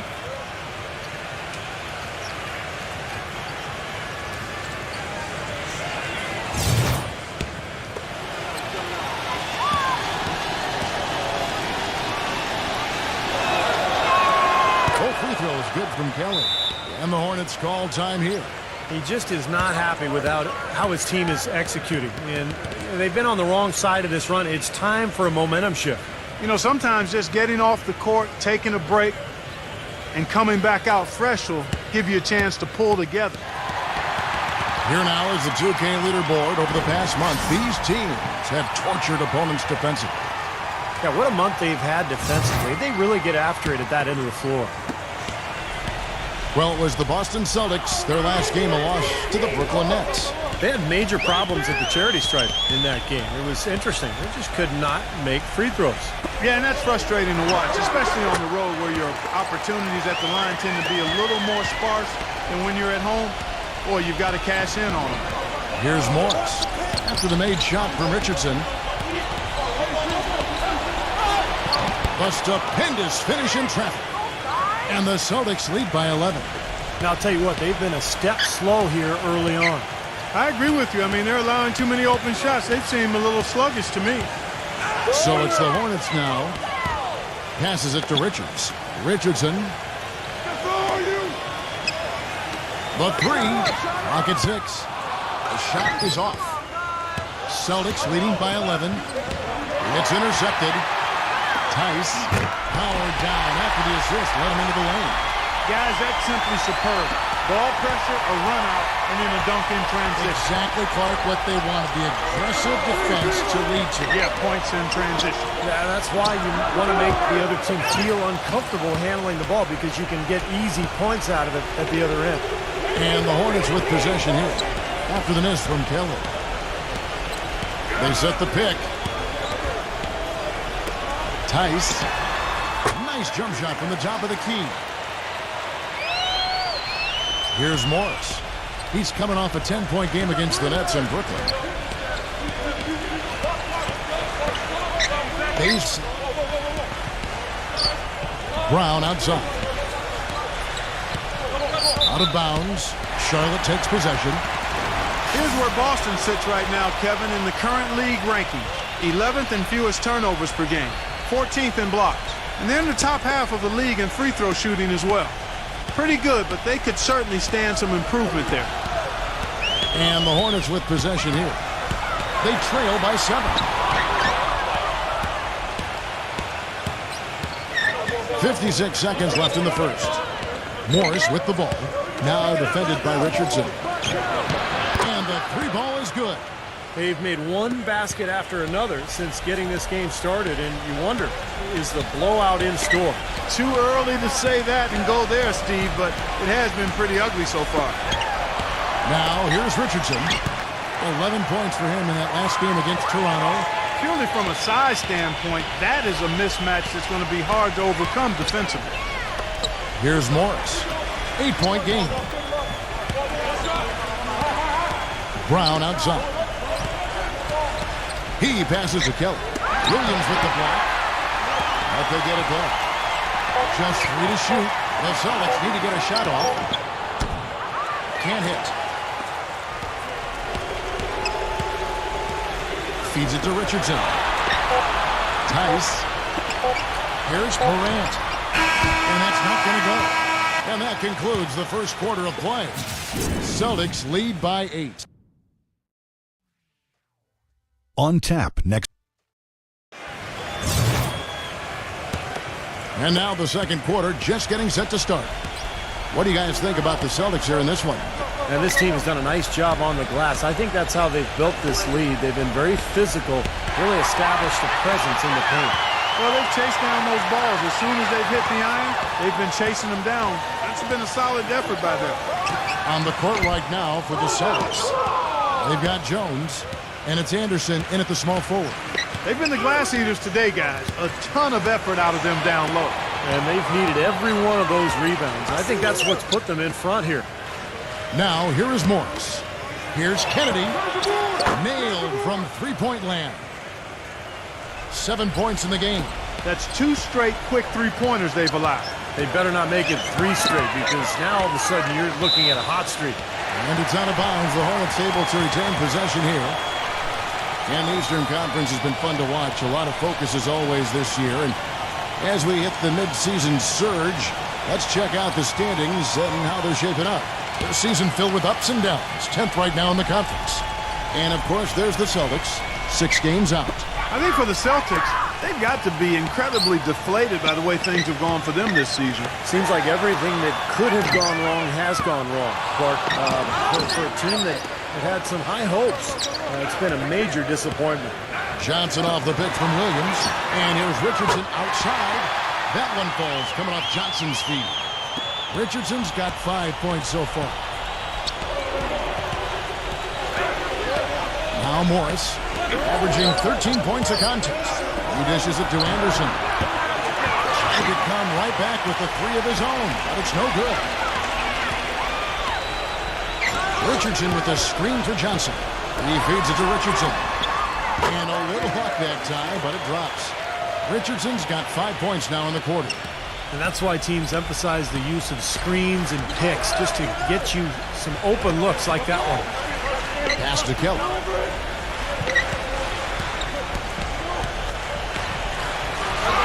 From down in the low post, it goes. He's got 9. Hornets trail by 8. Richardson with it. He has 7. Now the dish to Curry. Shoots, and he drops that one in. So the Celtics call timeout, their first.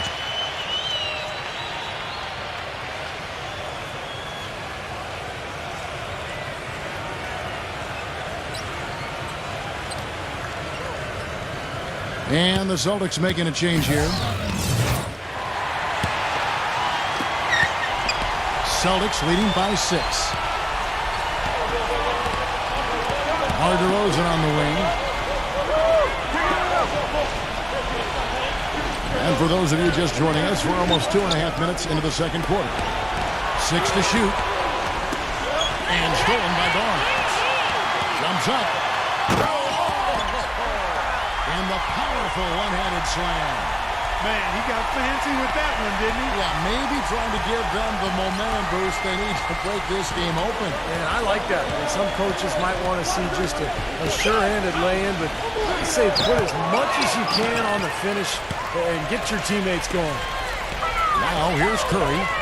He had 15 points last outing. Williams dishes to Barnes.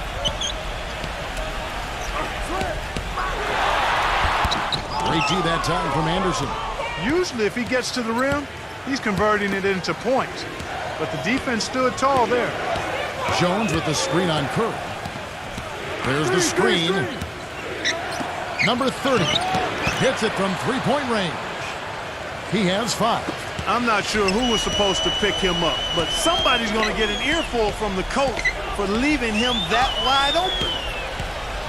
Pass to Curry. There's the feed to Barnes. Rising. Ejected by Jones. He kicks it to DeRozan.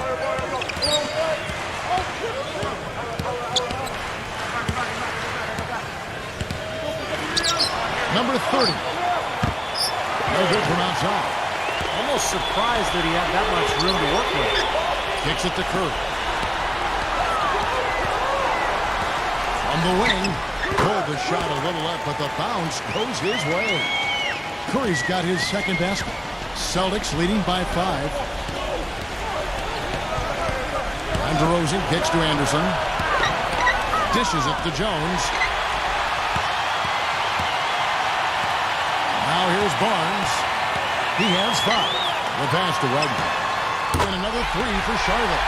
Yeah, absolutely stroking it from outside. I mean, textbook perfect. Good balance, nice high release, splash. And the Celtics with possession here. They've led by as many as 11 points. Shoots a 3. Can't hit. He hit a 3 in the first, but so far has been unable to capitalize here in this quarter. Passes to Barnes. And the go-ahead bucket, no good. Boston's gone 4 of 8 tonight from three-point land, shooting 50% on the 3-ball here. Anderson, a screen on Barnes. Back to Anderson. Feeds to Jones. And foul called as he misses. He'll go to the line and shoot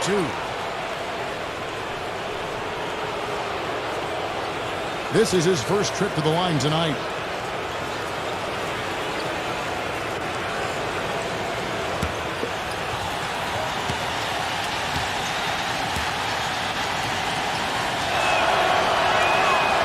First one at the line is good. The Celtics making a switch here. Clark's checked in.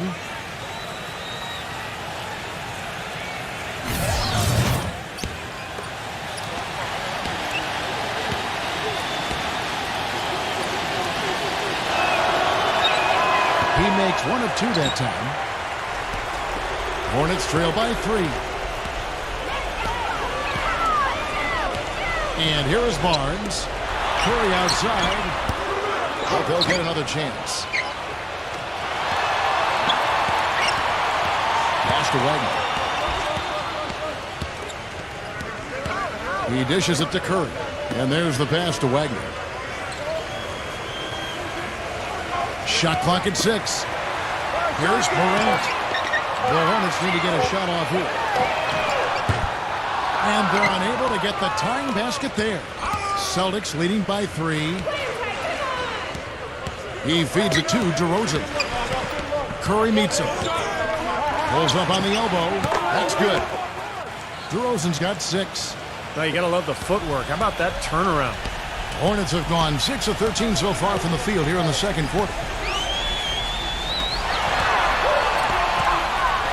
A floater. And so he earns a trip to the line. Officials saw the contact, and he'll shoot 2. Way to play in attack mode and get inside. And, you know, if you're on defense and you're going to foul, make sure it's a good one. They did, preventing the and one. That free throw missing. And the Celtics making a change here.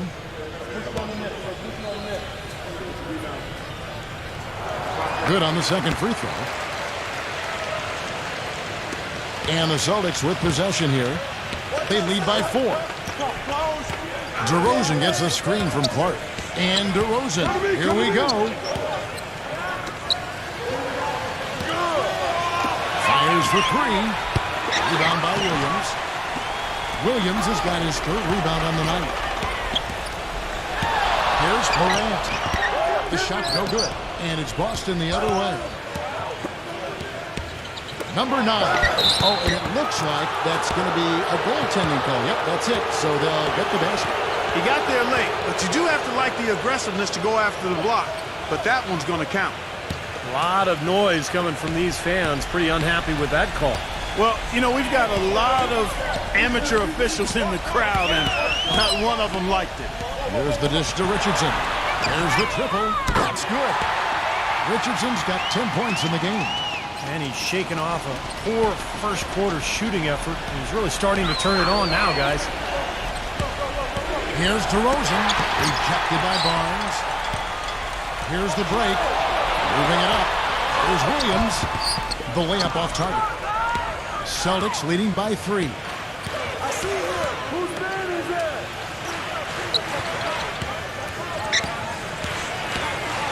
Pass to DeRozan. Clock at 6. Good D. Good D. Shot down. Morant. DeRozan defending. Battles through traffic and lays it in. And it's now only a 1-point Celtic lead. Yeah, and he's one player who doesn't need a lot of space to get to the basket. He's really crafty in the way he can blast his way straight through traffic. He's really strong. And let's give him some more credit where more credit is due for his role as a team leader. I mean, he's somebody who brings out the best in his teammates whenever he's on the floor. The feed to Barnes. And he was fouled on the way up. 2 free throws now for him. The Hornets shooting their 4th and 5th shots at the foul line in the game.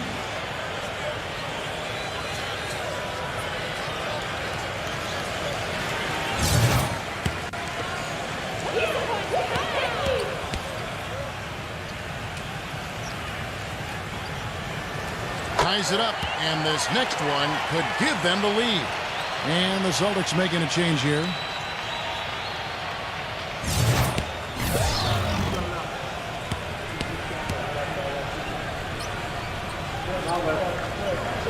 And that one falls, and that puts them up by 1 point.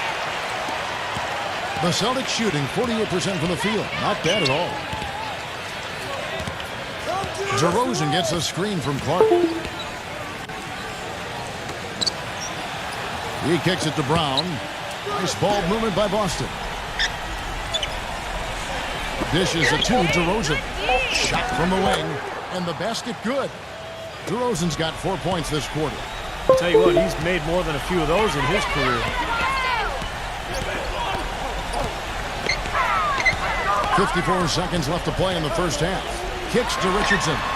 Here's Morant.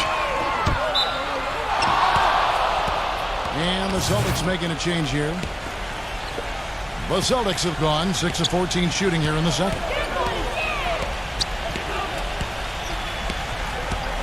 Pass to Brown. Here's Kelly. The shot's good. Brown making the play. He's got 12. It looks like he's finding his touch now because the shots are starting to fall. There's 25 seconds left in the first half. Tice. And the Hornets miss again. You know, they haven't been able to open up a big lead, but the rebounds are starting to add up for them. They may be able to pull away a little bit. Yeah, they've been doing the dirty work inside, Steve, playing a very tough brand of basketball. Number 45. He clangs that one off the back iron, and down it falls. Here's Morant. And released it in time, but it's off the mark. And the first half is now in the books. Now, presented by Sprint. The fun has begun. It'll be the Sprint Halftime Report, presented by Sprint. Welcome back, everyone. The second half about to get underway, and it's been a close one so far. What a game we're seeing from Kelly. Yeah, he played a very mature first half offensively, just finding gaps and making good decisions, getting into the defense and knocking down shots. Well, the way he played that first half, that's exactly what we're talking about when we say offensive efficiency. Well, they've got Curry, and it's Barnes in at the four-man position. So that's the lineup for Charlotte. Feeds to Williams. Here's Morant. And they wasted no time getting those 3 points back. He's got 11. How about that for a response? And we'll say they can give the three as well as they can take the three. Number 30. Trying to answer back, but that three is off the mark. And it's Clark with the jam. Oh, wow, guys, doesn't look good. We've got an injury here. Oh, boy, this is something you hate to see, Clark. You know, it sure is. Injuries, though, are really an unfortunate part of the game, inevitable at times. Hopefully it's nothing serious. And the Hornets making a change here. Hornets trail by 8. And for those of you turning in, we're about a minute into the second half. Pick by Williams. Pass to Curry. Outside Curry. Shot clock at 2. Shot on the wing. And that one's good. He's got 13. How about this performance in the face of the injury? Playing through a lot of pain out there. DeRozan with it. Headed now by Barnes. Just over a minute and a half had passed here in the third quarter. And DeRozan. Here we go. And it's good. And they made 3 of their first 4 shots here to start this half. Balanced scoring, Clark and Steve, for them. They're moving it well. Yeah, you love to see teams share the sugar. Everybody getting a touch, everybody enjoying an opportunity to score it. That makes it a lot of fun for everybody on the court. You know, it sounds better when you say it than watching it. Okay? I like better when you say it. Sharing the sugar. Right, Steve? Pass the cream, too. I mean, while you're at it. I mean, this has been something to watch. I mean, just everybody getting involved. And here's DeRozan. After the three-pointer from Williams.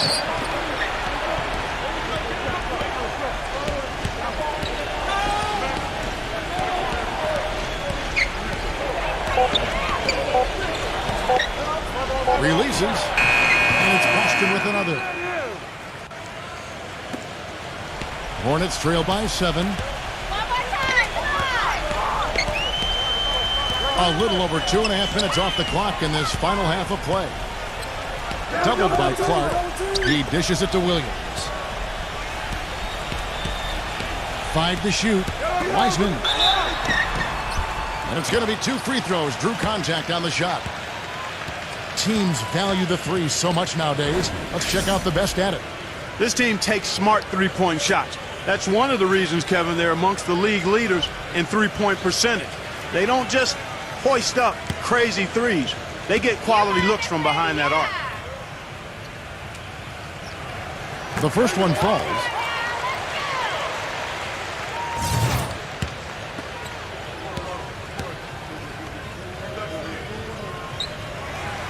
He doesn't get the second one.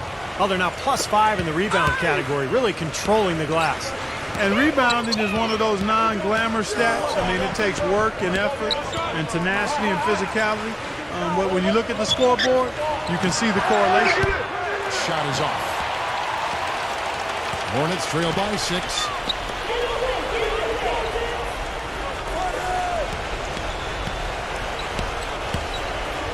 Third quarter of basketball here, and just a little under 3.5 minutes gone by. And a look at how the Celtics performed over the last month here, Kevin. 3rd in fewest turnovers per game. 6th in blocks. And they're in the top half of the league in free throw shooting as well. pretty good, but they could certainly stand some improvement there. And I love that number, Clark. Third and fewest turnovers per game, because that's a sign of a well-coached team, very disciplined. They share the basketball. Their spacing is good. They've got a good plan of attack every game. So the players know where each other is, and that just allows for much better offensive execution. Celtics leading by 6. DeMar DeRozan on the wing. 10 points for him. Number 30. They grabbed their own miss. Jones, no luck. Hornets have gone 3 of 3 from the field since halftime. Morant defended by Clark. Williams passes to Barnes.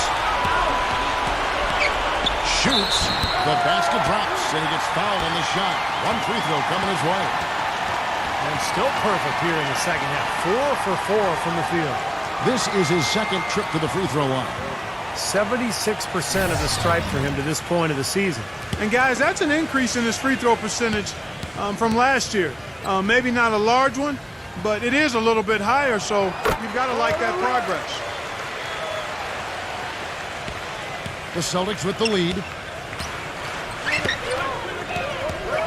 Here's DeRozan. Here's the screen. Number 30.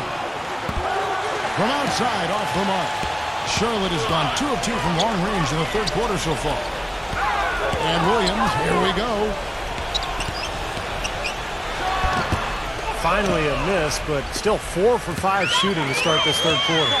He's guarded by Johnson. Three-pointer. The shot misses. And Charlotte will go the other way with it.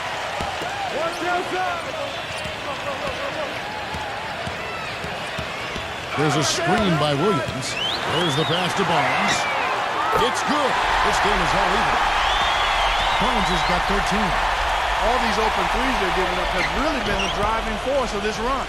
I agree, guys, and the points add up in a hurry when you start giving up easy looks from long range. And the Hornets with possession here. After the made shot from Jones. He feeds it to Barnes. And it's the Hornets another 3. They're getting a bunch of their points outside of the paint. 3 of their last 5 buckets up in three-point range. But the defense isn't making them earn it. I mean, those shots have just come on easy, open looks. Now here's DeRozan. Number 30, guarded by Curry. Number 30, and it's blocked by Curry.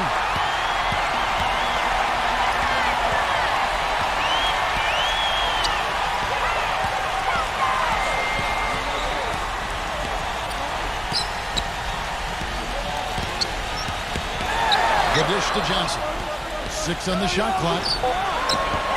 And Jones pulls it down. Jones has got rebound number 12 here already in the game. They set the screen. DeRozan's shot is good. DeRozan's got 12 points in the game. And Steve, this game has a lot of character here in the third period. Yeah, you know what, guys? I love seeing this type of action. A competitive, compelling matchup. A lot of lead changes here so far. Yeah, 6 in total, Clark. So this has been a great game. The both teams playing hard and really competing out there. And the Hornets call time here. Clark, he's checked in for Jones.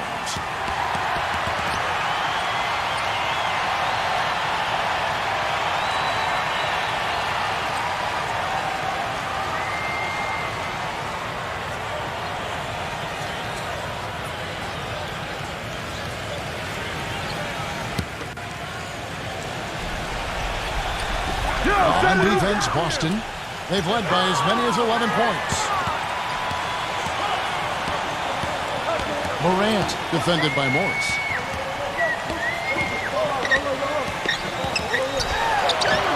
A strong finish under heavy pressure all over.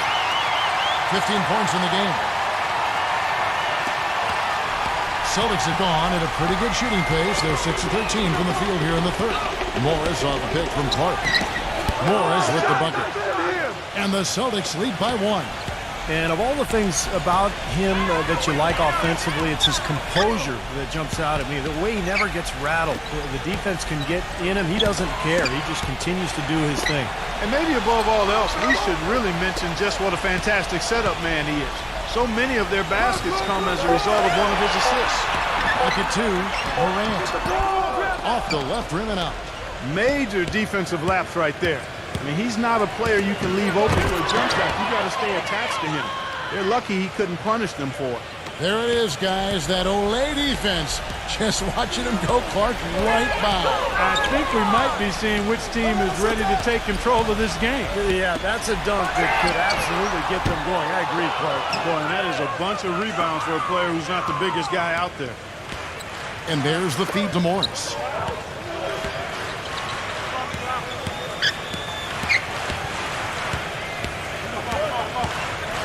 Bass takes the three. That is good. Now it's a 6-point Celtic lead. And that's another assist for a team that is putting on a clinic on how to share the ball. I just love the mentality. If the shot isn't there, they're not forcing anything. They're moving it side to side and working to get a good shot. Tough assignment for that defender with the size mismatch we're seeing. Yeah, I just don't think he's big enough to handle it. There's a minute 34 left in the third quarter. And out of bounds as the Hornets gain possession. Well, you need good passing from your forwards as much as you do from your guards. These are small forwards leading the way in assists. And you look at DeRozan, one of the best passers in the NBA, always looking to get his teammates involved. And these are some of the best teammates you're ever going to want. I mean, very unselfish guys at a position that sometimes puts more of an emphasis on individual play. Most of those guys can take matters into their own hands if they need to. But like you pointed out, Steve, that's not their MO. That's not how they want to roll. They want all 5 players on the floor to be involved in the offense, and that's what they want to facilitate. And Curry pulls it down. Been a poor shooting performance for him today, but luckily for them, a lot of his teammates have come through.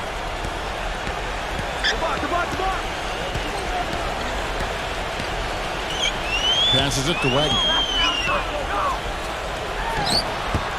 That's his comfort zone, so defensively, really nice job challenging the shot. He kicks to Morris.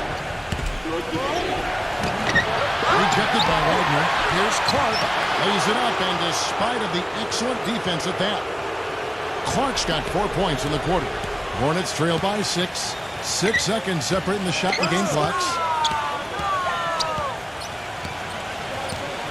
Pass to Wagner. Lets it go from deep. Gets it to go. He's got 8.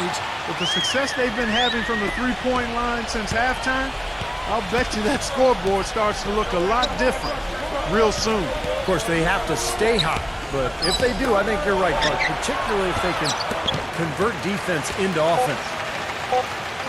From midcourt, misses. 3 quarters of play in a close game here. Celtics lead by 3. And coming up is... Tune in Monday. All right, we welcome you back to what's been a hard-fought battle. Fourth quarter should be good. All right, well, look at how the points have been generated so far. Scoring breakdown for the Celtics. Boy, guys, I really like how they've driven the ball to the basket in this game. I mean, they've been very aggressive with it. And I'll tell you, the other thing, guys, is the mid-range shot has been something that's really worked well for them tonight. Okay, now let's reset our lineups courtesy of Gatorade, all fueled up and ready to go for this fourth quarter. On the floor for Boston, we've got Brown, and it's Kelly in at the 3, the small forward. That one drops. He ties it up. Boston's gone outside a lot tonight. 17 times, in fact. 7 of 17.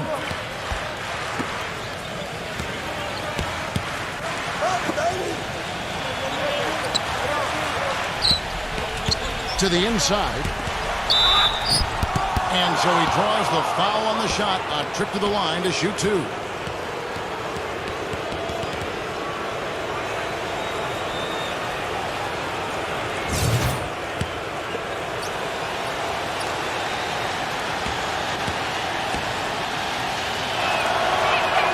And the first one drops.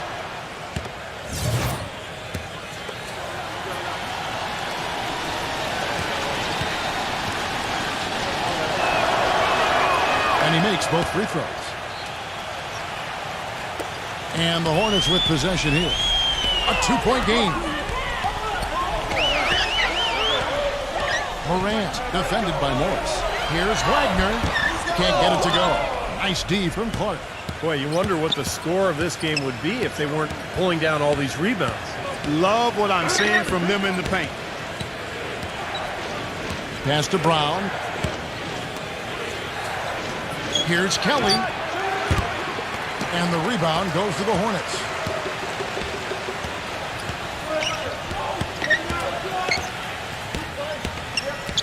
Morant defended by Kelly.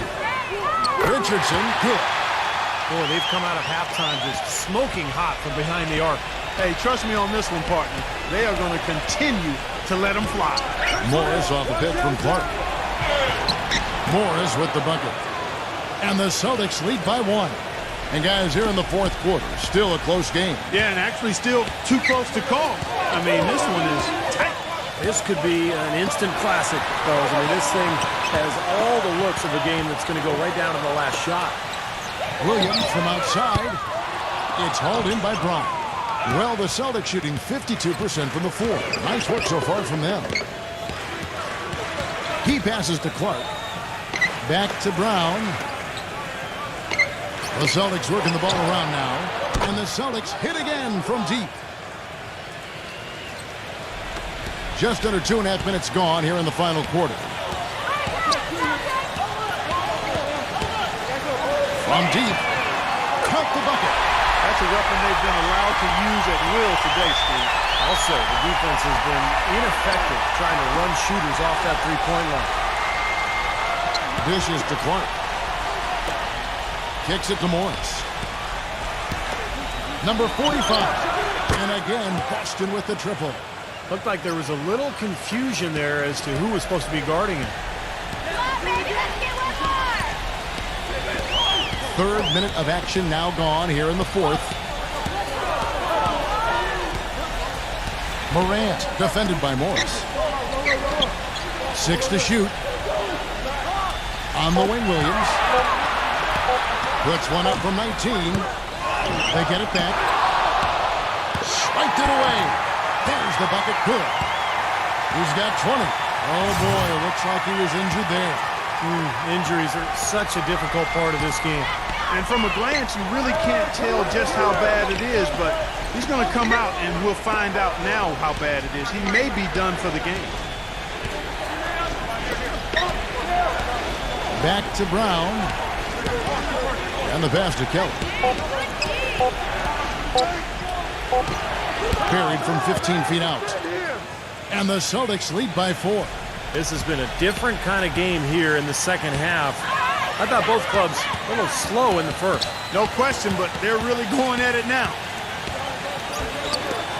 All alone. And dead on that time. Beautiful shot. Clearly he's shaking off that cold shooting performance of the first half. Brown with it. Now guarded by Richardson.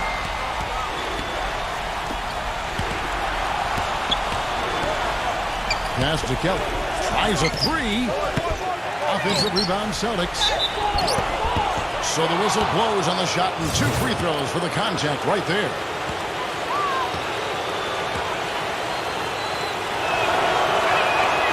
And that one misses. And the Celtics making a change here.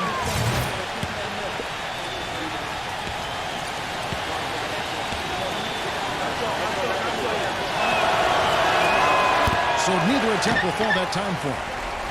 Kevin, it's disheartening to see them keep missing opportunities to extend the lead at the line. I mean, when you have a chance to put a team away from the line, you want to take advantage of that. You don't want to give them a chance to come back on you. Looked to me like the defender didn't get squared up and get his feet set. Good work by the officials. A nice call. That play can be tough to judge sometimes. And the Hornets making a change here. Barnes is checked in. Here's Morant. Can't tie it up as that one misses. The Celtics have gotten 4 of their 6 shots to fall so far here in the fourth. A pretty nice efficiency there. Kelly passes to Clark.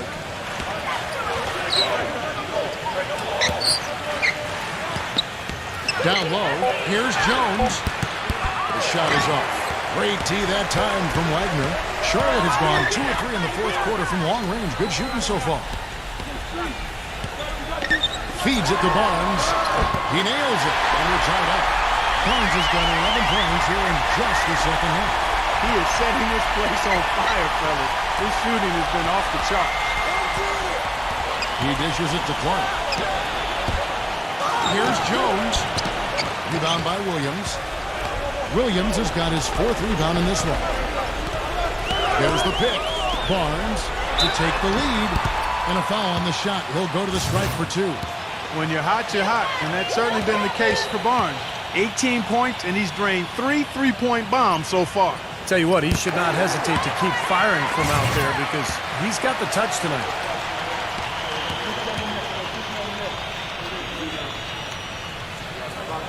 Barnes hits them both. The Celtics shooting 44% in the fourth. The offense with some ups and downs. Pass to Kelly.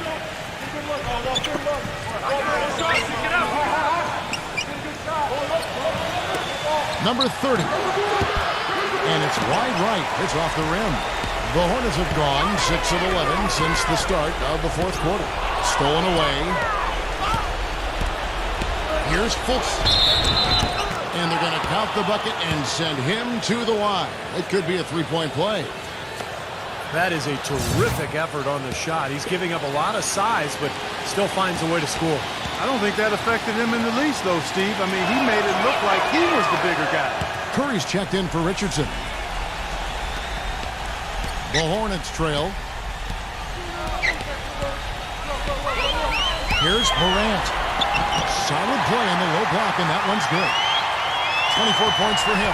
Boy, right down to the wire here, Clark and Steve. Still anyone's ball game. Both teams really invested now. I mean, this is the type of game you love to win, and you hate to lose it. Boy, after all this energy that both teams have expended, you're right, Clark. This would be a tough one to lose. Just 5 to shoot. Ball's knocked loose and stolen by Barnes.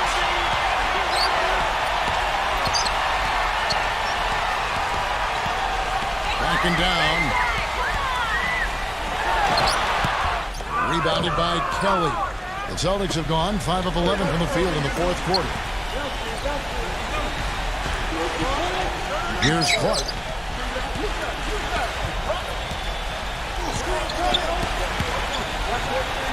Terrific design on the pick play, and he lays it in. And the Celtics lead by 1. He shot the ball exceptionally well as they've built this lead for themselves here. There's a good screen. The pass to Wagner. Wide open. Gets it to go. That was some skill there. Nice use of the bounce pass. Austin's gone 2 of 3 in the fourth quarter from long range. Good shooting so far. Time called here. The Celtics decide to talk it over. That was a good time to call a timeout to try to settle everybody down and get back into their offensive rhythm. They've been coughing up the rock an awful lot. Doris Burke has some information for us. Doris? Kevin, the head coach for the Celtics had some instruction for his guys during that break. The three-pointers obviously have been hurting them, and he told his players, we've simply got to play them tighter on the perimeter. We can't afford to give them these wide-open looks. Kevin? Celtics making a switch here. DeRozan's checked in. You might not think of him as a laser three-point shooter, but that shot was there for him, and he had to take it. To the middle. And a dunk by Barnes. You can see the eye contact there. Gave a little nod and then burst to the rim for the alley-oop slam. No doubt, Clark. A pair of teammates with a terrific feel for each other out on the floor. And what a play to make it a close game. A potential momentum builder.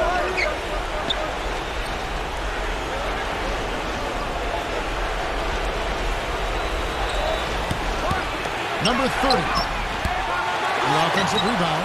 Clark. Some solid defense there from Barnes. And the Hornets shooting pretty good tonight at 48%. Morant. DeRozan defending. That's good. 26 points for him. He got a great read of where that miss was going, and that allowed him to be the first guy to it and get the putback. Now a timeout called by Boston. They're down by 2. There's 1:26 left in the fourth quarter.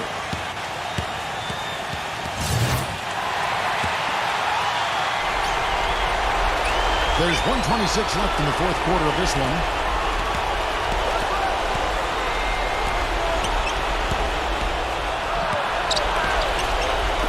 Here's Fultz. And he gets it to go, hitting off the back of the rim. And that shot sucked the life out of the whole building. Oh, that was a big one, Clark. You can hear it. Yeah, that was a gut punch right there. These fans, oh, man, they're struggling. Charlotte calls timeout.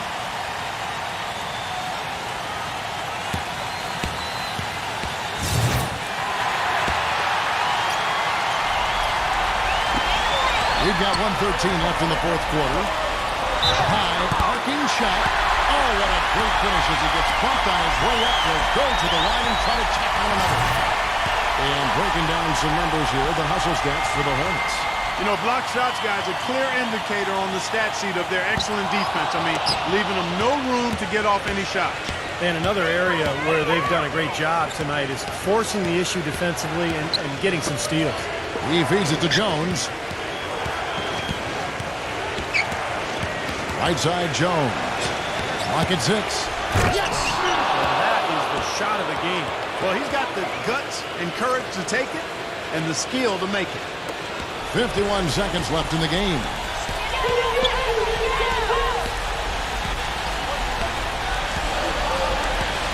Outside Williams. From downtown, it's money from deep. They weren't very crisp in the first half, but they've really picked it up. The same shots they struggled with earlier are now starting to fall. I'll tell you what, the defenders didn't even get a sniff of him on that move to the hoop. This could be a turning point. Kevin, critical possession here. About 7 seconds separating the shot and game clocks. He's their top rebounder. He's doing an excellent job on the glass today. Well, I tell you what, I love the effort he's shown on the boards today, Steve. It's been fantastic. Now a timeout called by Boston. They're losing by 1. 19 seconds left here in the fourth quarter.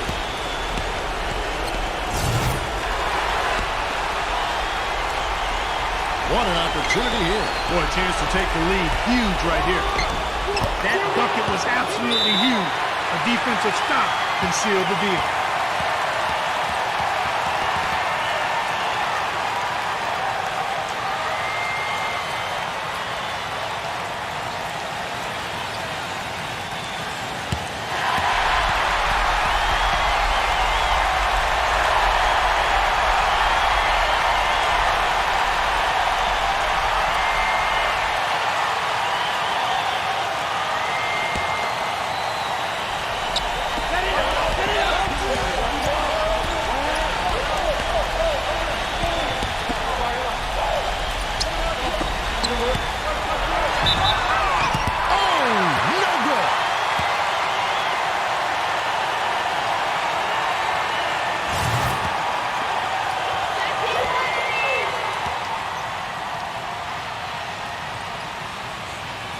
He knocks down the clutch free throw.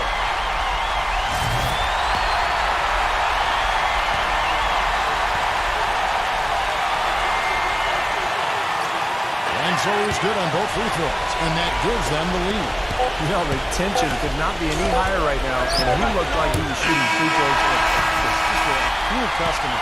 And so it's the Hornets who come out on top. It was tight, but they managed to come up with the win. You know, nobody wants to lose a close game, Kevin. It's much better to win those tight ones. That about does it for Clark Kellogg, Steve Kerr, and Doris Burke, and the rest of our great crew. This is Kevin Harlan saying so long and thanks for watching. Now, here is our Jordan Player of the Game.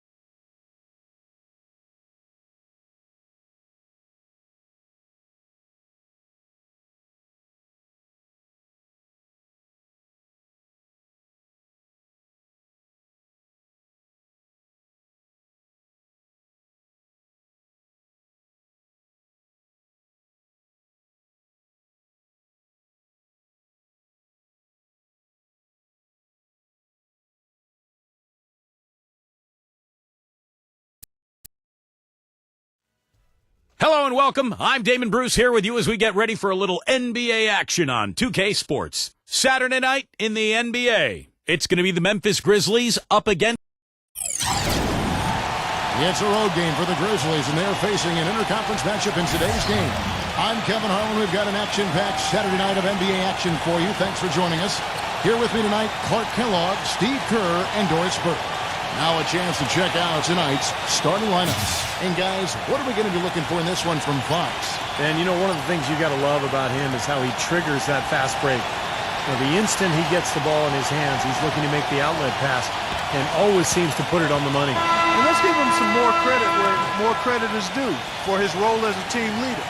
I mean, he's somebody who brings out the best in his teammates whenever he's on the floor. To take a look at the Pacers, this is an important game for them because they've really been struggling. Just one win in their last 5 games. You know, during the course of a long season, one of the things that you really look forward to is that approaching All-Star break. It gives you a chance to get some physical and mental rest and really to get away from the game, your teammates and your coaches, and that's not always a bad thing. And even though it's not a huge chunk of time, I mean, it's just a few days, it feels like a lot longer because you get a chance to get away and maybe go someplace warm, sit on a beach, and come back really feeling refreshed. Nice way for him to get started here early. And guys, hopefully a sign of things to come from him here. Brown kicks to Vucevic. Outside, Wall. And they come right back with their own three-pointer. How about that? They respond to a three-pointer with a quick three of their own. Yeah, terrific. Great back-and-forth sequence right there. So it's the Grizzlies now. He kicks to Westbrook. Pass to Fox. And a foul on the shot. He'll go to the stripe for 2. The Grizzlies shooting their first free throws of the night. Well, you take a look at the numbers, guys. They're shooting 74% on the season. And guys, you know what? That's made things hard for them in a lot of their games. I mean, that inability to convert their chances at the free throw line.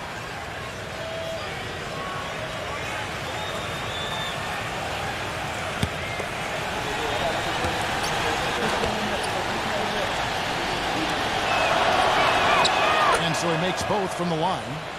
Well, you kind of expect that from him. You pretty much know what the result's going to be when he goes to the line. We played just over a minute here in the first. And Wall kicks to Brown. Those three-pointers off the mark. Pacers on defense. They're coming into this game off that recent loss to Atlanta. And, you know, Kevin, despite the outcome, I think they got to be feeling pretty good coming into this game. There were a lot of positives they can take away from that performance. Yeah, you can't dwell on the final score in that case. You have to think about the things you did well and build on those. Here's Brown following the basket by Russell Westbrook. Jumps up, and here's a nice one-handed slam. Wow, and that sort of showmanship is just deflating right now to a team trying Clark to get back into this game like this. Yeah, definitely a jam with emphasis. A big apostrophe or exclamation point. How about maybe even a question mark, Clark? Well, you know what the questions are about now? It's their defense, that's for sure. 5 to shoot. Brooks dishes to Brown. Westbrook with the steal. The shot misses. And Indiana will come the other way. This, of course, their first opportunity to play Memphis this season. Always a little tougher to see how you match up with teams in the opposite conference because you just don't see them very often. Grizzlies have gone 3 of 4 from the field to start out the game. A moment to check in with Doris Burke. Doris? Guys, I spoke with the head coach of the Pacers. He knows they're up against an excellent defensive ball club, and his attention has been focused on planning ways to circumvent that D and keep their offense humming. He said, quote, "It won't be easy. They're a tough team to score on, but this is our first matchup of the season against them. Hopefully we can catch them a little off guard with some of our plays and create some good looks. Guys, let's see the kinds of looks they get." Thank you, Doris, and quite a focus for the game here early on, and an important one too, guys. Yeah, and we know how tough a task it's going to be to take on this defense. They've got to focus on that aspect right away. Well, that's the priority in the scouting report. You face a team this good defensively, you're thinking about how we need to attack it. And then it's a matter of executing once you get out there. Steve talking about the lack of games, the reps between these two teams. There's not a lot of history between them. And this is their first chance this season to create some, I guess, with one more meeting later on coming up. You know, that's what we get when it's East versus West, Kevin, but it certainly hasn't detracted from the atmosphere in here. I think, if anything, it's added a little something to it. I agree. They're off and running. Good start here. They've knocked down 4 of their first 5. Well, it was the Memphis Grizzlies winning their last game against the San Antonio Spurs. And I thought, guys, they were the beneficiary of what was some lackluster defense being played against them. I agree with you. I mean, it was really shocking how many free runs to the hoop they got. Now, here's Brown following the miss by Russell Westbrook. Brown against Fox.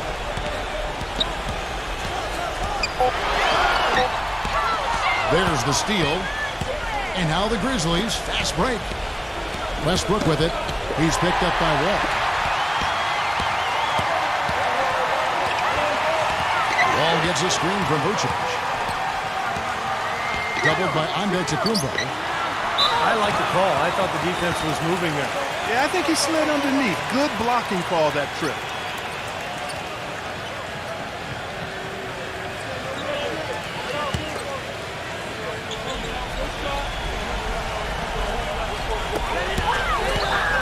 Wall passes to Vucevic.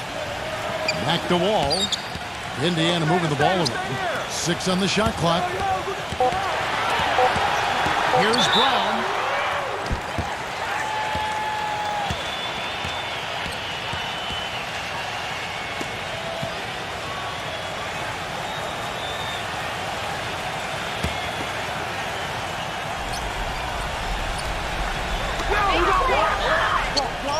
Doubled by Antetokounmpo. Fox, and the ball's tied up, so we'll have a jump ball.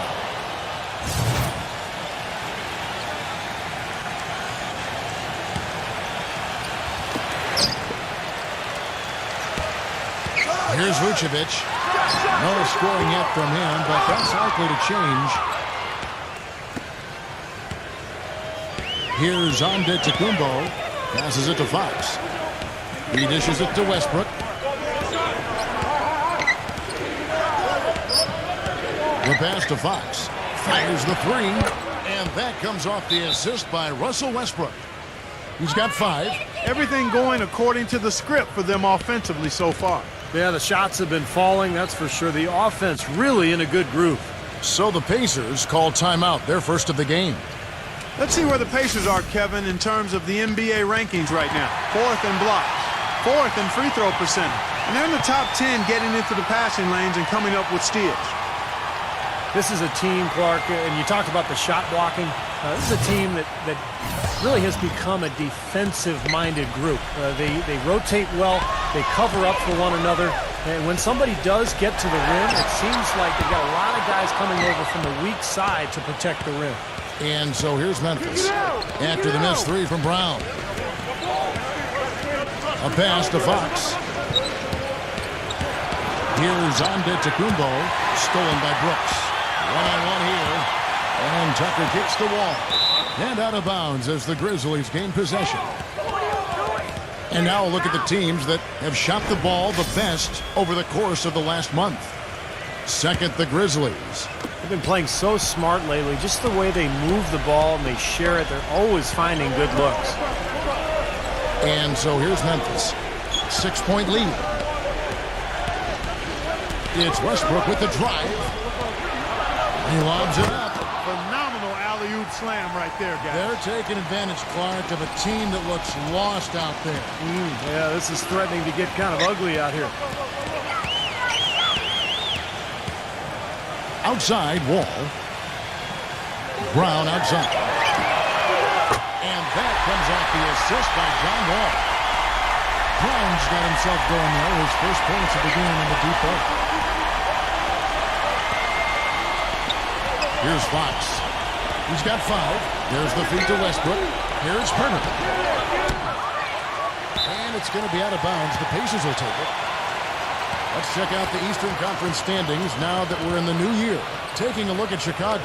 Quite a season they've assembled here, guys. Perched up there in first place and playing terrific basketball game in and game out. And checking out Indiana. Right now, quite a ways down below. Looking at Indiana, you know, they've got to take a step back and just try to pinpoint where things went south for them this season. They're in a tough spot. But it's so hard to figure that out in the midst of the season, Clark. You got games coming night after night. There's just no time to figure it out. You just have to try to right the ship and get things moving. The dish to Williams. Feeds to Williams. Pass to Poole. Lets it go with the three. And the rebound goes to the Pacers. It's 3-on-3 on the fast break. The three, Bledsoe. Rebound by Williams. And the Grizzlies leading by 5. They set the pick on the wing, Williams. Here's Poole. Good on the three-point shot. He can be a forgotten man in their offense sometimes, but, you know, the defense still needs to keep an eye on him. Bledsoe against Williams. Eric Bledsoe, and that's good. Bledsoe's got himself on the board with 3 there. You know, the defense didn't exactly try to fight around that screen, and that's why it turned into the easy basket.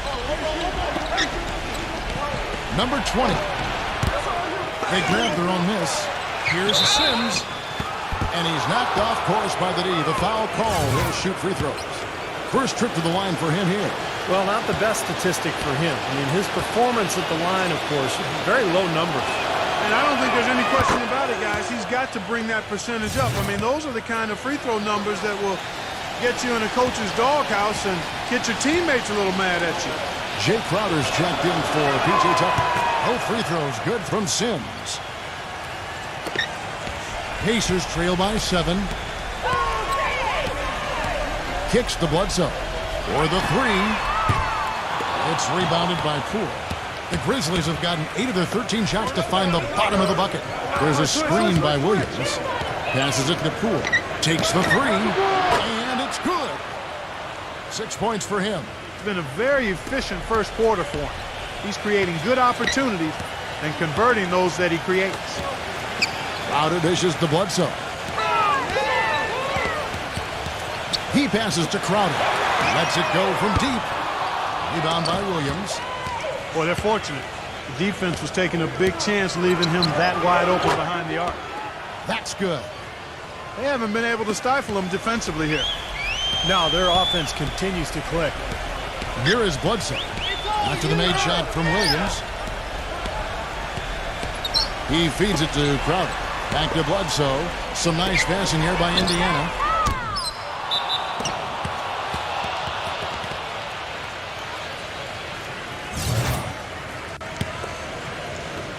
We've got 1:08 left here in the opening quarter. All sorts of time. And the shot falls short this time. Major defensive lapse right there. I mean, he's not a player you can leave open for a jump shot. You got to stay attached to him. They're lucky he couldn't punish them for it. They need this. The shot is off. Now Memphis takes it the other way. It has not been an easy quarter for him, at least offensively speaking.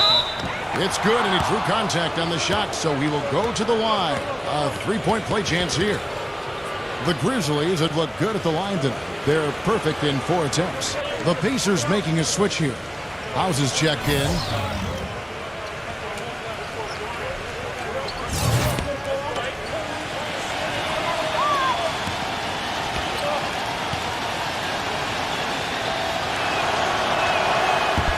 And that one misses.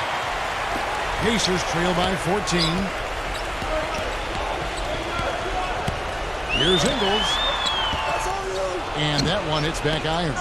I thought he'd make that one. I mean, that's his range, and the defense nowhere to be seen. Sims. Great D that time from Crowder. The Pacers shooting just about an even 40% to start. This is the Mills. Now the pass to Ingles. Excellent D there from Sims. That's the kind of defense required when he's got the ball near the hoop, and they were right in his face. No good on the buzzer beater. And as we conclude the first quarter, a one-sided game so far. Grizzlies.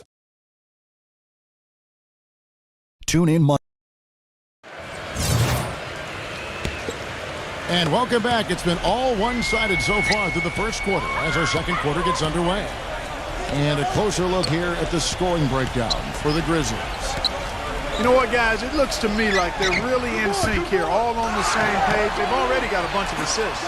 Well, the other thing I like is defensively they're causing turnovers, and that's allowing them to get into transition.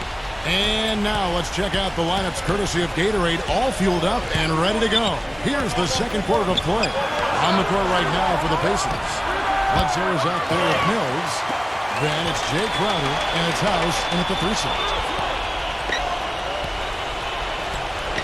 Right side, Williams.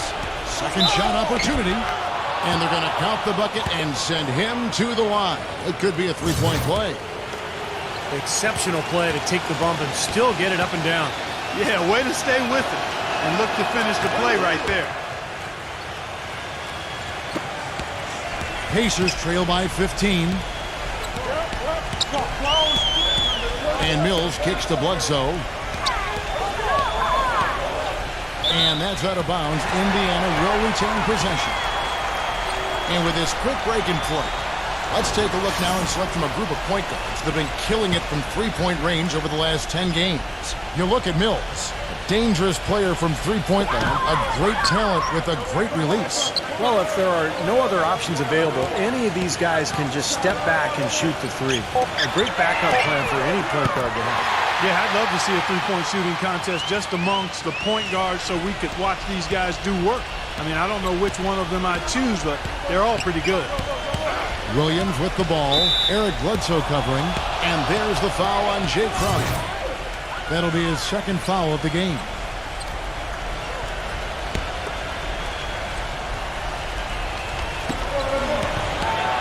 That's Kuminga. He kicks to Williams. Kuminga. Here's Sims. That's the risky run by staying out there as he picks up his third. And 2 free throws coming up as he misses that one. Drawing the whistle and a lot of contact there. Grizzlies have shot 5 of 6 at the foul line tonight. No good on the free throw.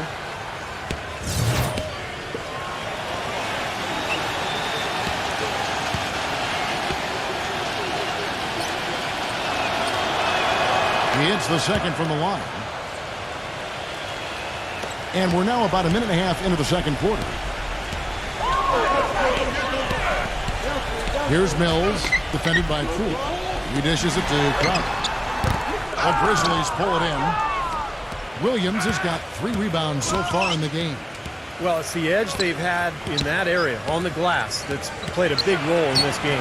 Yeah, they've got some strong guys, Steve. Guys that are strong and well put together, and they've used that strength to their advantage down low. Tell you what, he can do a lot more damage to that rim than that when he wants to. And you know, Clark, with the lead they're enjoying, I'm surprised he didn't put a little something extra on that one. Me too. Well, I think he did plenty of damage anyway. It was only with one hand, but he threw it down pretty hard. Mills, that's a 2-pointer. And a great assist by Bledsoe as that one goes in. Mills has got his first 2 points of the night.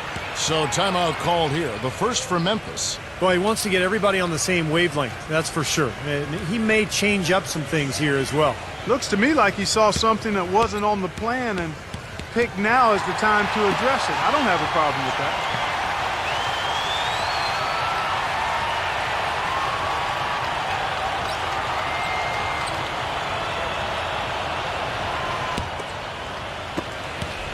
And the Grizzlies leading by 13. Williams passes to Sims. Quarter 2 and just under 2.5 minutes gone by. No good from Kuminga. Indiana's gone 7 of 15 from three-point range tonight. They're not afraid of that shot. Bledsoe dishes the foul. Bledsoe kicks to House. Now the feed to Powell. Pass to House. 6 to shoot. And the officials whistle a foul on the shot. The bucket's good. He'll go to the line. And this is his first trip to the line tonight. Well, pretty average numbers for him from the foul line, shooting about 75%. Guys, he's slightly fallen off his pace from a year ago at the line, and those points from the stripe have been a little harder to come by. And Antetokounmpo's checked in for Williams.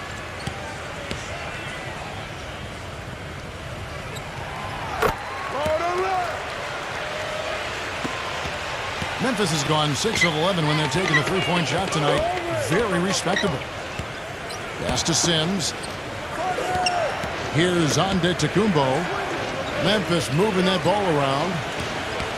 On the wing, Williams. And the Grizzlies get it back. The pass to Sims. And here's Brown. He's coming off a 28-point game against Atlanta. And taking a quick look here, guys, at the hustle stats for the Pacers. And they've come out in attack mode defensively, applying pressure and stealing the ball repeatedly. They've gotten their fair share of points off turnovers so far tonight, too. Pacers trail by 9. Closing in on 4 minutes played here in the second quarter.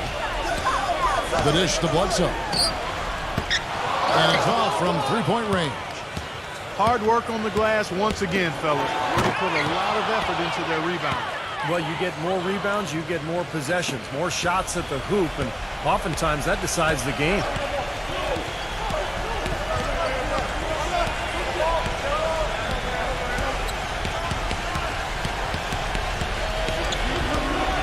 Bledsoe right side. No good. Excellent D there from Poole. I think the game plan needs to change here, guys, if they're going to get out of the hole, because he is not helping their offense. They have repeatedly probed inside in the first half, guys, and it's paid dividends. Yeah, it sure has, Clark. I mean, with as many points as they've gotten in the paint, they really haven't had to do much on the perimeter.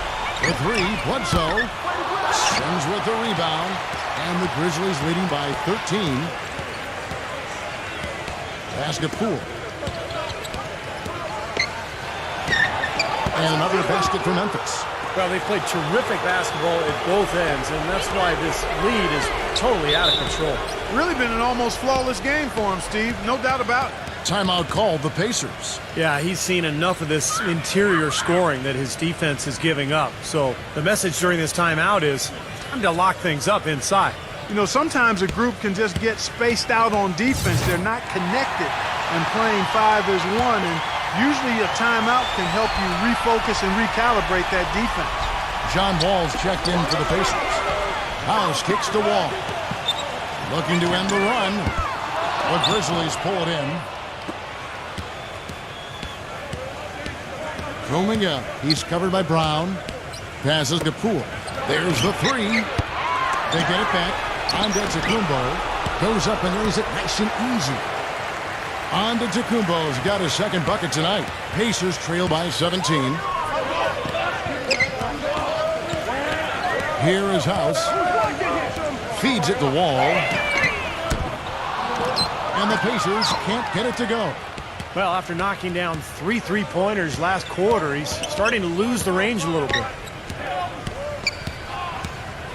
Here's Antetokounmpo. The putback controls the rebound and puts it back up and in. And the Grizzlies lead by 19. He could have tipped it home, but he wanted to give this crowd something to remember. Dynamic work right there. Throw down that rebound. Yes, sir. Well, no need to back it out if you're in position for the dunk. Their rebounding has been off the charts today, guys. Reason number 1, this game is out of hand. Exactly. I mean, the score is right where you'd expect it to be when the battle on the boards is that lopsided. The Grizzlies have scored 6 points from their 8 attempts at the line so far.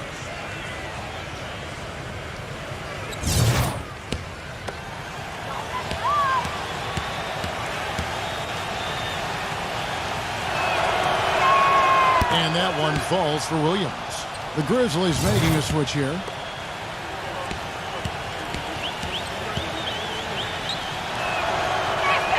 And Williams drops them both. Pacers trail by 21. Clark, some tough offensive sets. They want to turn it around. Yeah, they need a basket just to regain some momentum here, Kevin. Timeout called the Pacers. Well, he's watching his club miss a lot of shots that they normally make, and that has to be frustrating. So I think he's going to call this timeout just to try to see if they can be more aggressive, get them to the free throw line maybe. Sometimes that's the best solution for them, but ultimately I think they'll be able to shoot themselves out of this slump. But in the meantime, maybe getting to the free throw line will help. Here's Brooks. 9 points last game. Wall passes to Brooks. Wall dishes to Brown. Back to Wall. Brooks right side. that comes off the assist by John Wall. And it's 6 points for Brooks. D there, guys, was pretty much non-existent. I mean, you can't leave a good shooter like that open. Fox kicks to Antetokounmpo. That's good. And the Grizzlies lead by 20.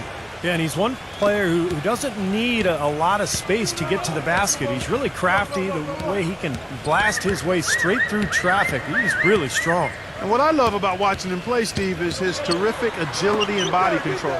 Even with the multiple defenders closing in, he contorts his body at angles that really give him a chance to make shots from weird positions all the time. Here's Fox. So he gets the whistle. Contact on the way up and 2 shots coming up. Kevin, here we can get a good look at Indiana and what kind of numbers they've put up these last 10 games. First in blocks, 9th in fewest turnovers per game. And they're in the top half of the league distributing the basketball as well. Not too shabby, room for improvement, but acceptable. And to me, what jumps out is the blocks, because they're an intimidating team. They really control the paint. They like to physically dominate their opponent. And when they do that and they get a lot of block shots, obviously it gives their defense a ton of confidence. Pacers trail by 19. Outside, Wall kicks it to Brown. Back to Wall. And the Pacers another 3. They're going back to the three-point shot over and over and over. That was the 9th straight point from behind the arc, Clark. It feels like they're finding the holes in this defense. Inside. Deft touch on the alley-oop. How nice was that alley-oop? Those two really have a good connection. Yeah, read each other so well. It's a play I'm sure, Clark, they love to run. And as the receiver, he didn't feel like he had the need to go for the monster finish. Just laying it in, making sure he got the points. He's been anything but his usual self this quarter. It's actually been ugly to see. Got that bucket in no time at all. Antetokounmpo's got 6 here in this quarter. Come on, baby. Get that damn ball. A minute 50 left now here in the second. Brown kicks it to Tucker. Back to Brown. And the Pacers another 3. That's now a dozen straight points coming off wide open three-pointers. You know what it looks like to me out there, guys? I mean, it looks like all-star weekend out there. We know how much defense is played there. It's actually offense during the all-star weekend, no D. And there's the pass to Herter. Outside Westbrook. From deep. Left side Westbrook. He passes to Antetokounmpo. Back to Westbrook. Memphis moving that ball around. Fox, no good. Here's Antetokounmpo. Nice D from Tucker. Lays it up, and despite of the excellent defense at that. And the Grizzlies lead by 19. Here we go, Pacers. Woo! Fox against Wall. Take that. Let's go. There's 48 seconds left here in the second. He feeds it to Vucevic. No luck. Now Memphis takes it the other way. Left side Westbrook. Pass to Antetokounmpo. Down low. Gets it to go. He's got 6. 8 of the last 10 points at that end of the court have been scored on very high percentage shots in the paint. And it's not necessarily strategic, Clark. It's just a matter of playing with more heart. Got to play hard, guys. And Wall. Here we go now. And that one's good. Wall's got 5 points now this quarter. You know, he's knocking down his shots today, but it hasn't really translated to the scoreboard yet. Westbrook passes to Fox. Here's Antetokounmpo. Outside Westbrook. Lets the 3 fly. Capella from deep. Got it off in time, but it's no good. And through one half, it hasn't even been close. Grizzlies lead by 19. And coming up after the break, it'll be... Now, presented by Sprint. Glad to have you with us for Boston. The Sprint Halftime Report, presented by Sprint. Well, we're getting back to the action now. It's been a one-team show so far. We'll see if that changes here in the third. An exceptional performance from John Wall. You know, he spoils us with his performances game in and game out, and so far, just another big scoring night for him. Typically, when he puts up that many points in the first half, he's going to follow it up with a better second half. We'll see if that happens here.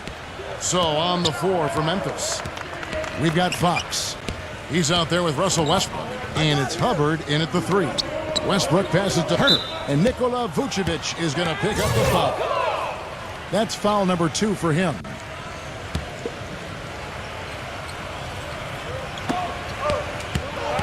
Fox kicks to Antetokounmpo off his foot, and the ref's whistling a kick ball.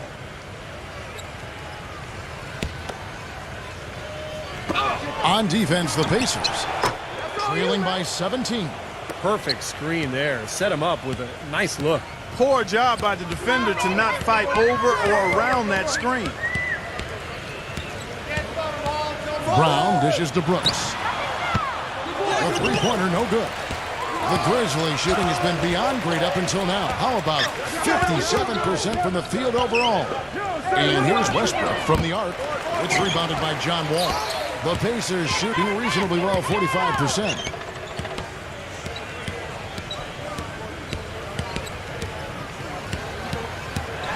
Gives him the lead pass.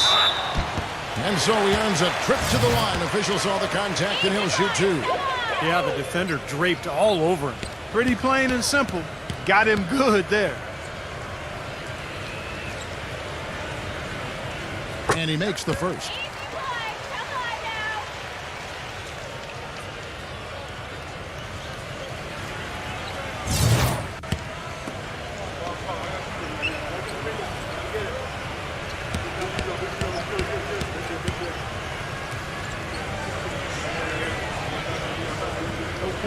Both free throws good from Powell. So it's the Grizzlies now. 17-point game. Dishes it to Westbrook. To the inside. And it's out of bounds. The Grizzlies able to retain possession here. Let's check out the Western Conference standings right now that we're here in the new year. You take a look at the Suns, earning the first place position with a terrific record. And we've seen them perform splendidly pretty much all season long so far, and they're definitely the team to beat. And, of course, there's the Grizzlies, 6.5 games behind them. You know, taking a look at Memphis, they've been effective in just about every aspect of the game. I mean, you can't find too many things that they do wrong. They're a very complete team. Which is exactly why they've been able to maintain their status, Clark, as one of the favorites for the NBA title this season. I mean, there's no easy way out against this club on a nightly basis. I mean, they're talented, they execute, they're well coached. That's why they are who they are. Oh, wow, guys, doesn't look good. We've got an injury here. It's so tough to see a player go down with an injury like this. Yeah, it really is, Steve. It's just one of those things, though. You've seen it happen before as well. And you can tell whatever it is painful for him. Yeah, he's a full-court man. And what I mean by that is he has no problem just taking the ball coast to coast on the break, sometimes on his own, or, you know, if he prefers finding an open wing runner. Either way, the ability to create easy points for his team. And I also think he might have played a little football, Steve, because he's excellent at intercepting passes. I mean, that seems to be his calling card defensively. And Antetokounmpo's checked in for the Grizzlies. And he sinks the second. And the Grizzlies leading by 13.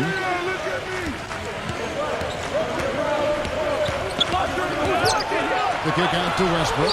Shoots a 3, and that one's good. Westbrook's got 16 points. He's been one of their more reliable options today, guys. I mean, his shooting has led them to this lead. Here's Powell. And he was fouled in the act of shooting. Chance here now for a three-point play. And they've made 3 of their first 4 shots here to start this half. On the night, he's gone 2 for 2 at the stripe.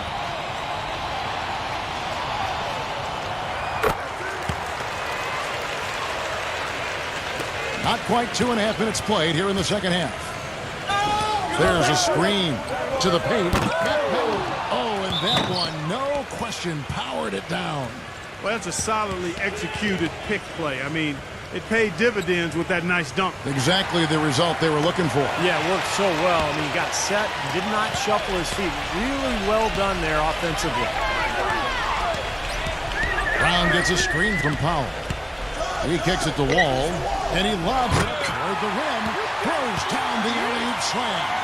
Maybe that'll ignite. I mean, impossible not to get pumped up after that. At least I think that would be the case. Well, you can see the immediate reaction of the guys on the bench. They are. Look at them. They are pumped up. Yeah, they're geek. That's what those alley-oops do, though. Doubled by Powell. Shot clock at 6. Here's Fox. So the whistle blows on the shot and 2 free throws for the contact right there. And a quick look now at the best free throw shooting team. The Pacers 4th. And that's why this is an aggressive team, guys. I mean, they want to get to the rim because with that shooting percentage, why wouldn't you want to shoot free throws? That's good from Fox. The Pacers making a change here.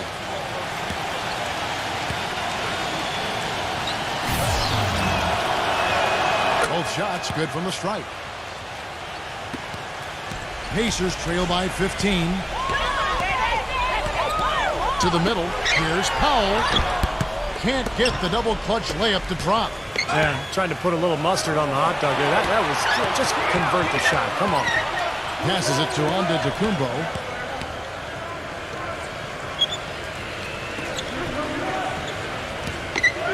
A baseline J.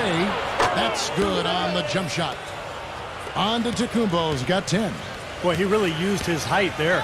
He sure did, Steve. I mean, a nice touch on that shot. It's Wall with the drive. And blocked. Here's Fox. 11 points in the game. Here's Herter. Capella. It's blocked by Powell. And it's going to be out of bounds. The Grizzlies will take it. And now we get a chance to see how the Grizzlies are doing in the NBA rankings right now. First in field goal percentage. First in fewest turnovers a game. And they're a top 10 team in three-point shooting. And the shooting is really what stands out to me. This is a team that does such a good job of finding open looks. They're unselfish. They work offensively to create good shots. And when they do that and they're on their game, they're tough to beat. Brown the pass to Mills. Guarded by Fox. Right at the free throw line. Good.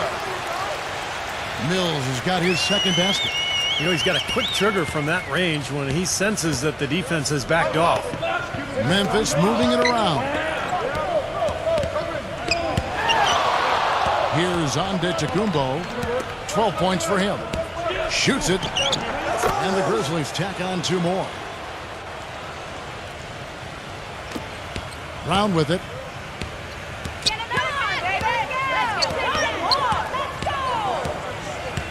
He dishes it to Tucker. Brooks checked in for Indiana.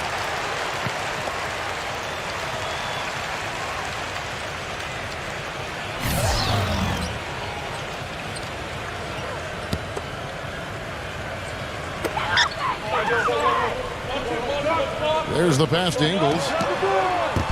Rebounded by Antetokounmpo. Antetokounmpo's got 6 rebounds in the game.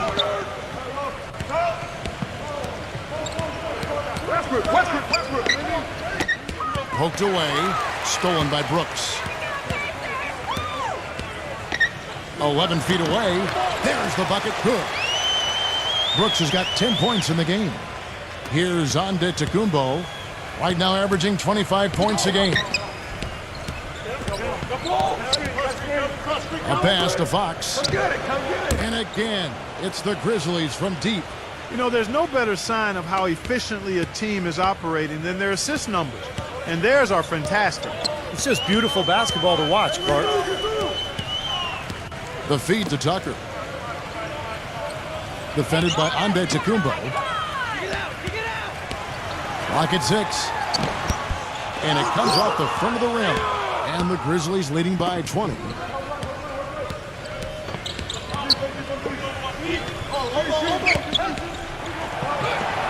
Again, Memphis. And a pleasure to watch him work at that end of the floor. Indiana's gone 1 of 2 from beyond the arc since coming out of the break. Now the dish to Tucker.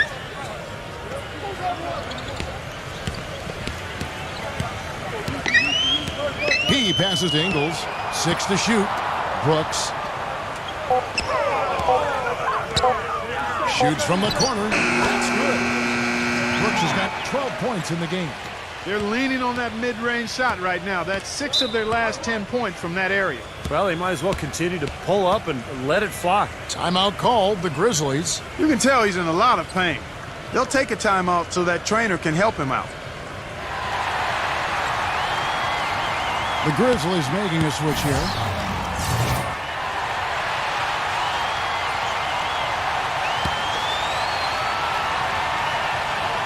And so here's Memphis. The tray. Offensive rebound. Williams. And it's going to be 2 free throws. Drew contact on the shot. And a chance now to check out the schedule for Indiana. And following this game, they hit the road to challenge the Bucks at the Bradley Center in Milwaukee. That sets in motion a 4-game road trip for them. Some really good games going on. How about that Denver one? That's an interesting game. First one falls for him.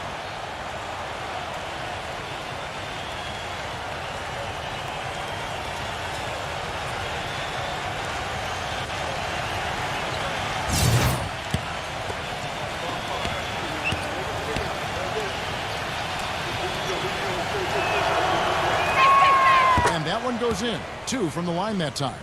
And if they continue to shoot well from the free throw line like they are, their lead is going to be pretty steady here. That's not an overstatement. They've literally not missed a single foul shot this half. Outside, Wall. Vucevic. And that comes off the assist by John Wall. Wall's got his 4th assist with that last one here tonight. Picked by Williams. Leveled by Vucevic. Here's Fox. Covered by Mills. Mills. And we're going to have a jump ball. It's tied up there.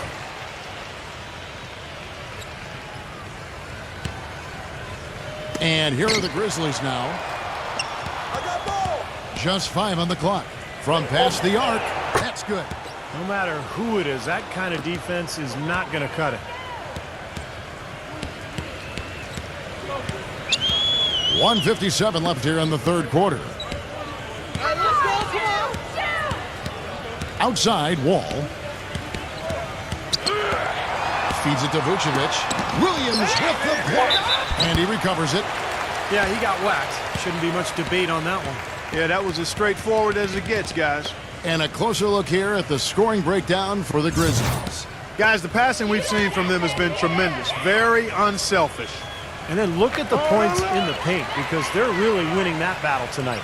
Boy, they came out of the locker room at halftime with a much more physical disposition than they had in the first half. Sure helps that they've gotten extra trips to the foul line here in the second, and that has to continue if they're going to complete this comeback. And the Grizzlies leading by 21. And he banks in the layup. He's got 5. They haven't been as aggressive from outside as they were in the first half. They're playing smart with the lead. I like that. They're being very selective and deliberate in their offense. That's a good strategy when you're on top. And the shot is long.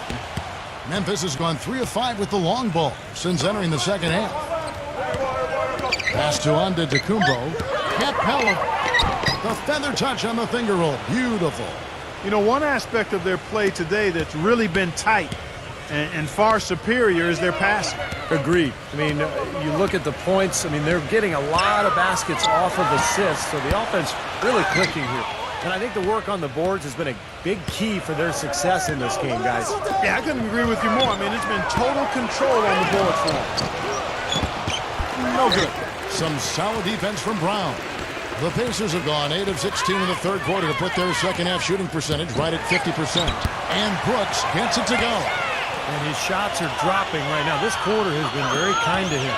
And the Grizzlies leading by 23. Here's Fox. He's got 16. Passes to Herter. Here's the 3. And that is good. Indiana's gone 1 of 3 from downtown since halftime. Brown kicks to Powell. Back to Brown.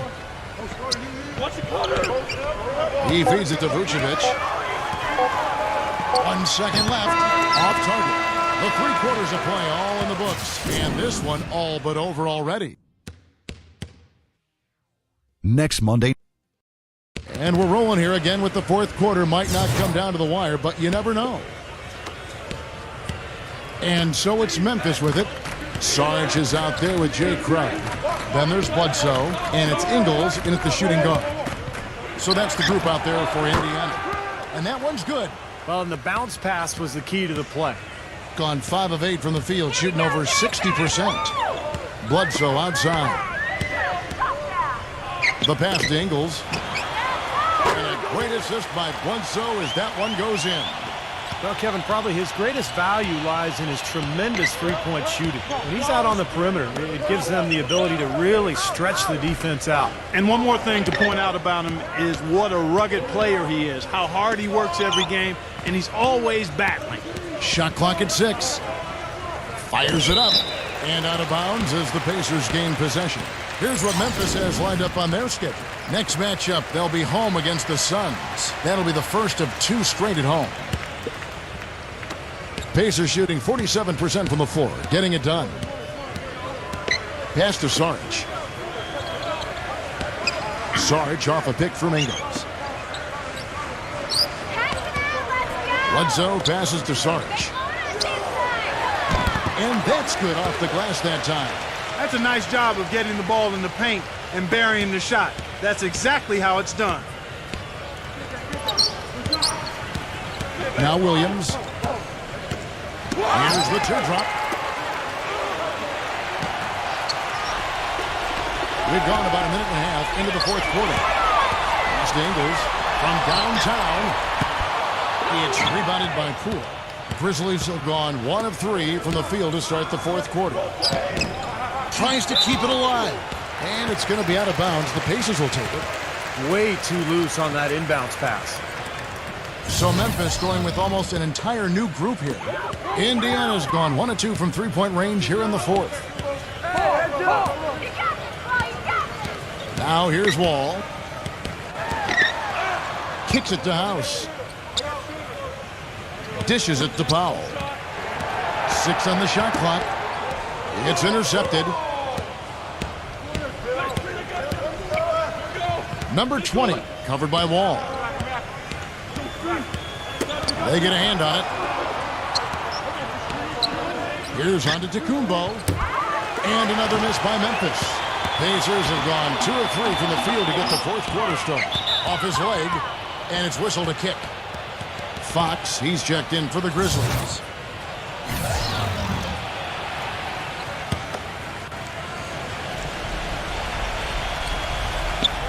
Just under 2.5 minutes gone here in the final quarter. Tucker dishes to Brown. Left side, Wall. The shot's good. Brown making the play. Brown's got 3 assists now in this one. Great job of utilizing that screen and finding space to knock down the jumper. Good basketball. 4th quarter keeps moving right along. 3 minutes gone so far. Westbrook drives in. Fox down to 5 on the shot clock. Memphis needs to get off the shot here. And so he draws the foul on the shot. A trip to the line to shoot 2. Yeah, the defender draped all over him. Pretty plain and simple. Got him good there. That free throw good from Antetokounmpo.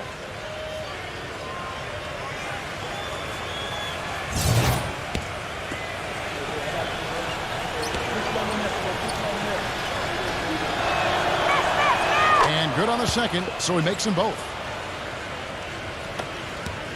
Pacers have gone 3 of 4 in field goal attempts since getting things started here in the 4th.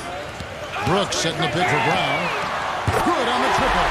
Things finally starting to come together for them. The deficit still pretty big, but at least they're taking steps in the right direction. Yeah, I think they're doing all they can do. Playing tough D, getting stopped, and then taking good care of the basketball at the other end. We're seeing him bring that shooting percentage up now, guys. The first half was a struggle for him. Wall against Fox. It's Wall with the drive. Brooks misses. You know, even though he missed that three-point shot, I think the defense has to do a better job of challenging the shot. Yeah, because you know if you continue to give up open looks like that, you're in big trouble. Antetokounmpo passes to Fox.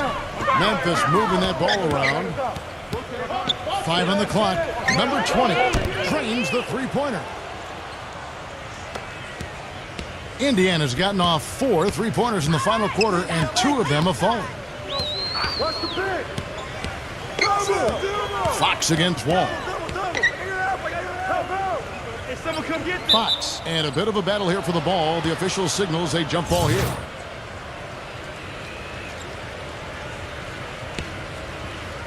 And the Grizzlies with possession here.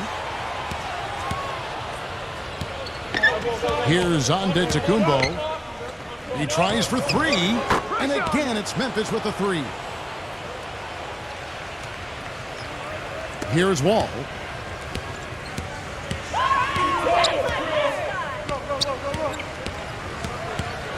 He kicks it to Brown. Will it go? And that comes off the assist by John Wall. Wall's got 5 assists in the game. Memphis has gone 3 of 4 from downtown here in the fourth. Here's Antetokounmpo. Fox kicks to Antetokounmpo. Antetokounmpo off the pick from Westbrook. Just 5 to shoot. Shoots it up. Oh, and there's the one-handed jam. Boy, terrific rebound and slam on the putback. He never gives up, always persistently pursuing the pumpkin. And that's an essential quality for an offensive rebounder, an outstanding offensive rebounder that he is. Yeah, he's got to go after it, and he does. Yeah, he qualifies as one of the best in the league. Kept alive, and good work on the boards, and they pick up the second chance points. Brown's got 20. Boy, where was the box out? Too easy on that second chance opportunity. Yeah, no box out is what happened there. Those kind of mistakes on the glass will kill a team. Antetokounmpo, defended by Tucker. Passes it to Fox. Here's Antetokounmpo. Shoots. And the Grizzlies check on 2 more. And he has picked it up here in the second half, really lighting it up now. Brown against Westbrook. Brown dishes to Brooks. The Grizzlies pull it in. Antetokounmpo's got rebound number 8 here tonight in the game. Westbrook with it. He's picked up by Wall. And the pass to Fox. Capella backs down. Fox kicks to Westbrook. Pass to Antetokounmpo. Inside runner. And it's going to be out of bounds. The Pacers will take it. So Memphis ends up going with the new group. The Pacers have gotten into a pretty good groove, going 6 of 10 here in the final quarter. He dishes it to Mills. Shoots the 3. Shot's good. He's got a nice stroke from long range, and you know he's not likely to pass up those opportunities when he gets them. Here's Fox, covered by Mills. Brown, and the jam by Bledsoe. Boy, I love it. Active hands on the steal, active feet on the fast break. And Clark Power on the dunk. And guys, this is just too close of a game to be giving the ball up like that and then failing to get back in transition. Williams double team. Coming out the pass to Williams. Here's Fox, defended by Bledsoe. Shot clock at 6. And that one's good. He's got 22. He had his choice of finishing moves there, and you just got to love the fact he went old school with the finger roll. He passes to Sarge. Back to Bledsoe.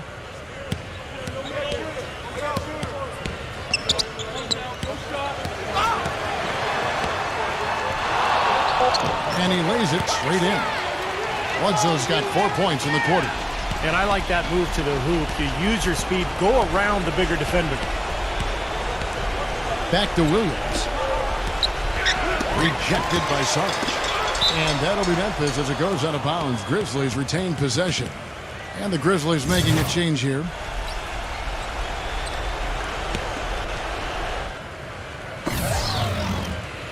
Outside Williams. Passes it Kuminga. Clock at 6. The shot is off. Great D that time from Ingles. Indiana's gone 4-6 from beyond the arc in the fourth quarter so far.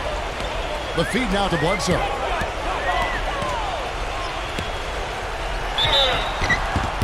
And count the basket. He was fouled, and he's going to the line for one more. They're trying to work it inside here, and they've had a little bit of success as they try to cut into that deficit. And getting it inside is one way to try to chip away at it. The Pacers making a switch here. House is checked in.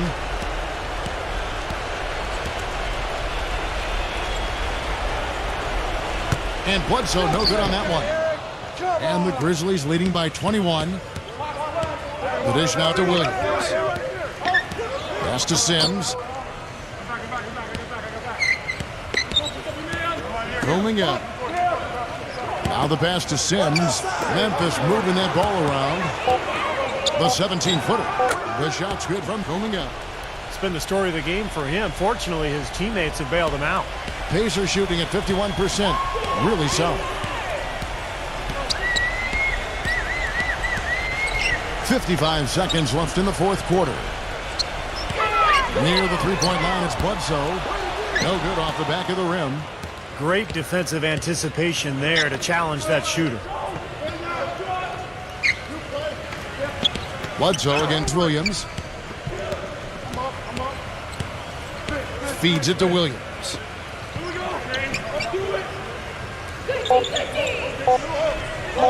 From beyond the arc. It's the rebound. Way to play the boards and come away with the offensive rebound. Sims defended by Sarge. Williams against Bledsoe.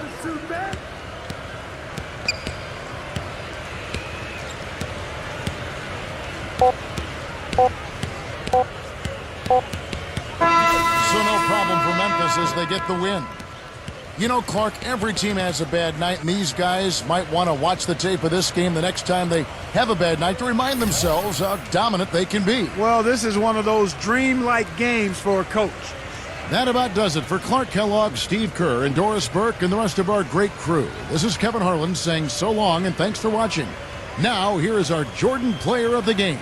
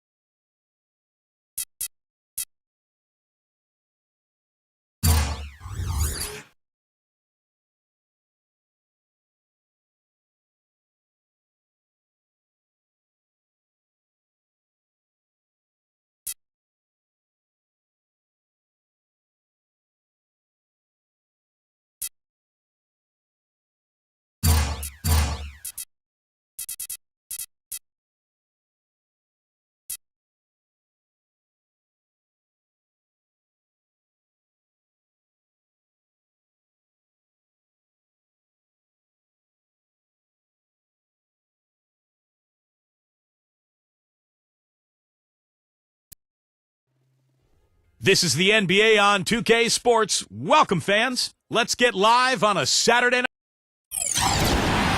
This is the NBA on 2K Sports. I'm Kevin Harlan with Clark Kellogg, Steve Kerr, and our sideline reporter Doris Burke. So glad you could join us on this wonderful Saturday night. We've got a chance now for our starting lineups from point guard to center. This game should be a good one. And guys, what are we going to be looking for in this one from McCollum? Well, Kevin, he's extremely adept at creating his own shot. You know, we got a lot of catch-and-shoot guys in the NBA, but players who can beat you off the dribble and score are tough to come by. And Steve, you know, his ability to come in and rattle off 10, 20 points in no time flat, that's a gift and a real asset for any team. Some guys need a while to get going, not him. You can feel the energy here in Air Canada Center. The Raptors looking to please their fans in this Eastern Conference matchup. Victory eluded them last time in Atlanta when they faced the Hawks. That loss pulls them even in the season series at 1-1. This game will be hard fought on both sides, no doubt. Well, they hung in there for a long time in that game, just giving themselves a chance to win at the end. But when it mattered the most, they stumbled. Yeah, and those are the hardest losses to stomach, guys. I mean, when you play well throughout the game and then get derailed by a few missed opportunities down the stretch, that's painful. And Toronto has possession. It's a three-point game.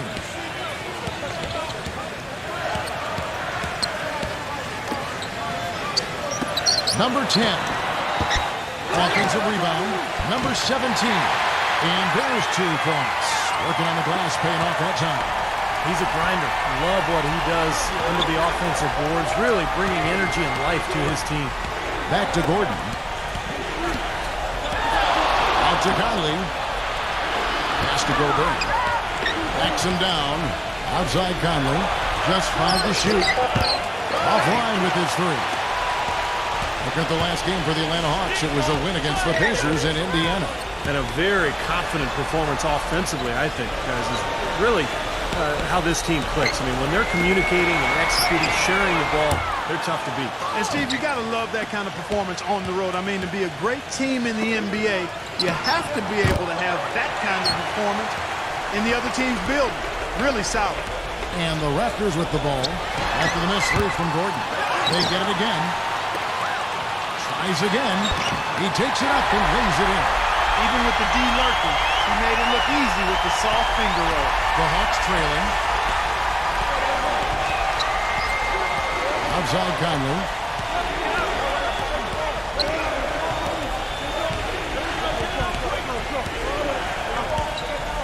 He feeds it to McCollum. Wide open look. And it comes off the front of the rim. An easy look there, but, you know, he misses those once in a while. Pass to Williamson. Out of bounds, Atlanta takes possession.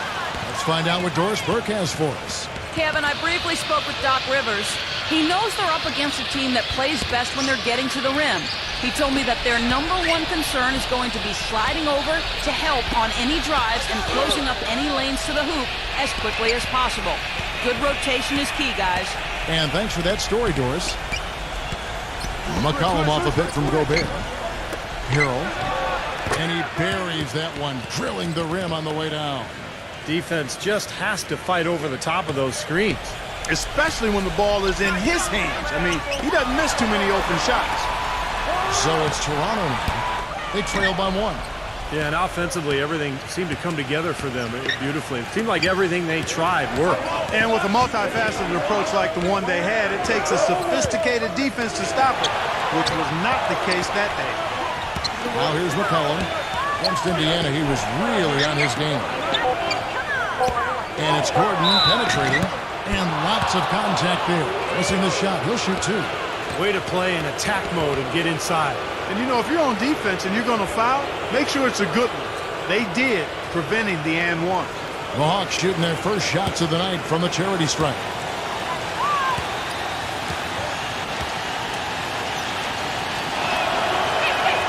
Free throw good, Gordon.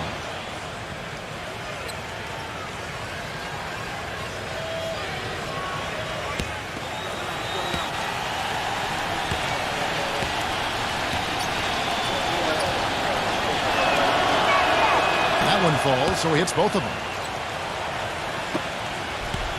Raptors trail by 3. Clark, they've been struggling here on offense. Yeah, a little bit of cotton mouth here. Dry spell for sure. That shot's good from Randall. That's like a layup for him. He's just wide open out there. Now here's McCollum, averaging 23 points per contest. Conley with the three. It's rebounded by Randall. The Raptors have gone 4 of 10 shooting the ball here in the first quarter. Number 17. So the whistle blows on the shot and 2 free throws for the contact right there. This is his first chance at the line tonight. Well, his free throw numbers this year are below 70%. So when he's getting to the line, he has not been effective. And I don't think there's any question about it, guys. He's got to bring that percentage up. I mean, those are the kind of free throw numbers that will get you in a coach's doghouse and get your teammates a little mad at you. And he knocks down the first one.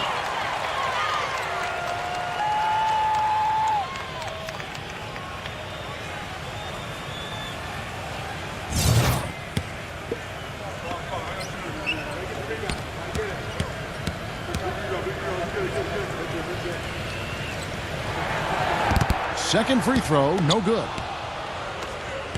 Atlanta's gone 2 of 5 from three-point land here in the first quarter. Gordon with it. Now defended by Williamson. Gordon the pass to Conley. Puts it up. And he gets the jumper to drop. Conley's got 5 points so far. Toronto trailing. Number 10. The three-pointers right on target. Well, he's been working hard to get good looks, and it's paying off for him early. The Hawks shooting at around 44% in the early goings here. Now the dish to Gordon. Back to Conley. This one for 3. Harrell. So he gets the whistle. Contact on the way up and 2 shots coming up. Easy call there. No question about that one. You could hear the impact from where I am. And some stats here, guys. The scoring breakdown for the Raptors. Now, they didn't waste any time getting into a groove out there. They're dialed in from long range. The other thing they've had going for them tonight is their passing. I mean, doing a nice job. Plenty of their points early on coming off assists. JaVale McGee's checked in for Gobert.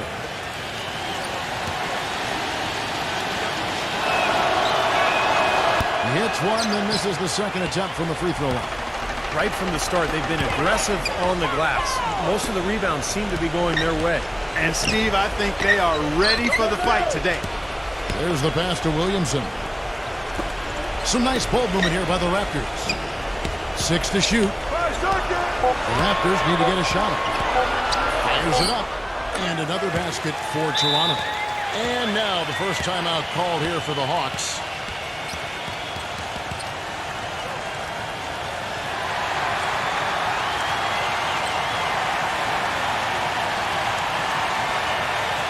Let's see the stat sheet here on Michael Conley. His last month of basketball has been really solid. First in assists and showing what a good defender he is, and especially his ability to play passing lanes. He ranks among the top 15 in the league in steals per game. And you know, you threw his number 1 assist ranking out there, Steve, and what's really impressive is that not only is he creative, but he's a willing passer. The guy wants to give it up, and he really makes it easy for his teammates to score because he's so good at giving them the ball in an ideal position. Another lead change. How many of these are we going to have? I don't know, Steve, but the momentum of this game has certainly swung like a pendulum. And he'll scrape and claw for everything he gets out there. That's what I respect about him, just his sheer effort level. And he is a persistent defender too, Steve. I mean, even if he gets caught behind on the break, he'll bust his behind to get back into the play and maybe come up with a block at the last second. Hawks have gone just a shade under 50% from the field. 5 of 11. McCollum kicks to Mack. Dishes to McCollum. Feeds it to Mack. Pass to McGee.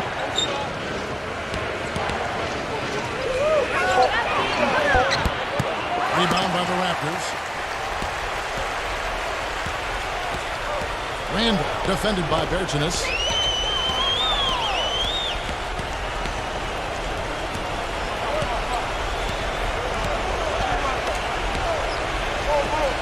They set the pick. Mr. Randall. Nobody out. Who carries the jumper? 5 points in the game. The Hawks trail by 4. Mack dishes to McCollum. He passes to Matt. Aptia passes it to Bertens. The 19-foot shot goes back up, and the layup is good. McGee's got his first 2 points of the night. And you got to put bodies on the glass right there. They just are not getting it done on the boards. Yeah, they've got to do a much better job of going harder than that to the glass. Off the left rim and out. I'll tell you what, the mid-range shot is not the easiest one to make. And when you've got daylight like he had there, I mean, those are shots you want to make. Well, he recognized the advantage size-wise, and he went right at the defender. That's how you do it. And Toronto has possession after the made shot from Aptia. And the pass to Randall. No good. And it's the Hawks taking it the other way. And poor shooting from him this quarter. His shooting percentage nowhere near where he'd like it to be. From 13, and it's wide right. It's off the rim. Toronto's gone 3 of 5 from three-point land so far in the ballgame. It's stolen.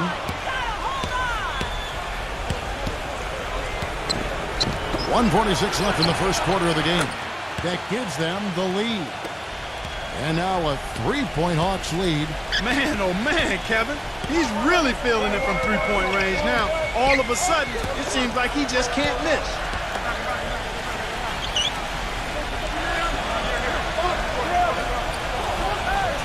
Six on the shot clock.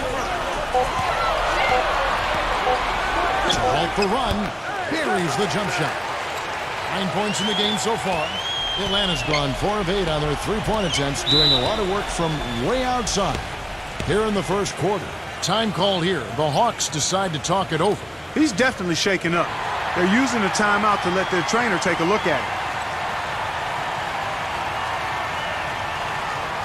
A lot of answers, but still a lot of questions for how the East is going to ultimately shake out this year. But right now, let's check out where the team stands. You look at Atlanta. Right now, they've compiled the third-best record in the conference. And, of course, Toronto just way behind. Looking at Toronto, they've just confounded their hometown fans. I mean, this was not a team that was supposed to be on the bottom looking up. Yeah, it's too bad for their fans because I think they felt like this would be a good season, one that they could be excited about and maybe even look to the future for even better times. But this has been a real struggle to this point. Oh, that's a frustrating one there. Easy look at the hoop. Bertens passes to Vincent. Beautiful dish, and the layup goes down. Very clever passing. That was just beautifully done. Raptors trail by 5. We've got 33 seconds left in the first quarter.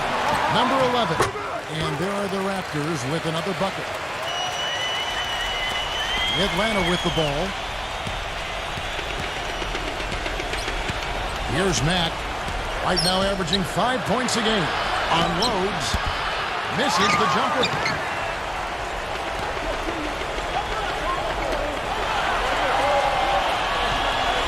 Now here is Murphy. He's guarded closely. And yes, sir, that one drops. He's got 5. Boy, when you got a big man who can shoot from distance like he can, what a huge bonus that is. 1 second left. That misses. Would have kind of had it gone in. It's all tied in Toronto. And back with the start of the second quarter. Coming up next Monday, January 16th, And the second quarter getting underway. No team gaining an edge so far. And from what we've seen so far from the Raptors, guys, your thoughts? Yeah, this team played an excellent first quarter offensively, moving the ball and getting a good flow to their offense. That's why you see those big assist totals. Yeah, very timely passing for them, Steve, and that's why they've been able to jump out to this lead. They've got Iguodala and a Terrace in at the 2 spot. That's the 5 out there for the Raptors. Gobert, he's checked in for JaVale McGee. Atlanta's gone 4 of 8 tonight from three-point land, shooting 50% on the 3-ball here. Vincent the pass to Bertens. And here's Green outside. That's good. And the Hawks lead by 1. Clark and Steve, 8 lead changes now, and we're still just in the first half. You know, both teams showing a lot of resilience, I think. Coming back and coming back and forth, back and forth. You might give a song. I'm not sure I've seen a game with so many lead changes this early on. Fires for three. Another three for Atlanta. They're getting a bunch of their points outside of the paint. 3 of their last 5 buckets are from three-point range. But the defense isn't making them earn it. I mean, those shots have just come on easy, open looks. And so here's Toronto. 4-point game. Kicks to Harris. Harris missing again. That's a shot he's got to hit. You don't get too many better looks from that range. Right side, Green. And again, it's Atlanta. Excellent ball movement there, guys. Yeah, I think that's what's keyed this run, Clark, because they're keeping the ball moving. The defense hasn't been able to set up. And the Raptors with the ball. Dunn passes to McDaniel. Iguodala against Green. Pass to Dunn. 5 on the clock. Raptors moving the ball around. Number 11. It's good. The time running down on the shot clock. He's got 7. That's a clean look they gave him there, fellas, and he drains those. Passes it to Gobert. Here's Bertens. Another 3 for Atlanta. How about the passing? They are moving the ball without any thought, without any agenda. It's hard to overstate all the points they've scored on assists today. Beautiful to watch. And so here's Toronto. They trail by 7. And there's the pass to Dunn. Back to Iguodala. Out to Harris. Takes a 3. Shot is off. And it's the Hawks taking it the other way. They'll be playing host to Miami for their next game. That game is the first and last of their homestand. Boy, that's a game you know the Heat would really like to take. Here's Bertens. A chance to extend the lead to double digits, but it's no good. Quarter number 2, around 3 minutes gone by. Pass to McDaniel. He kicks it to Harris. Bangs home the trifecta. A wide open 3. They need much better communication defensively. They set the screen. And there's the feed to Green. And they wasted no time getting those 3 points back. Green's got 8. Right back at you. They immediately get those 3 points back. Trading punches, that's how you answer. Here's Dunn. Lays it up and banks it in. You know, that's been a big part of their offense in the early stages. I mean, their success working the ball inside and getting points from close range right at the rim. And I would continue to do it. You know, force the defense to maybe send a double team. Now you've got other options to work with offensively.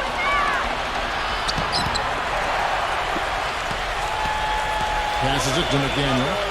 And he uses both hands to jam it in. Boy, he is a strong finisher on the fast break. Yeah, he sure is. He remains in total control, even at full speed. I love that about him. Here's Vincent. 9 points last game. Stripped away. Harris passes to Dunn. Iguodala.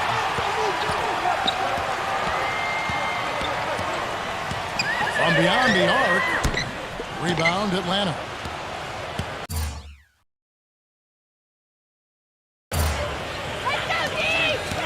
Green in the post. He's covered by Iguodala.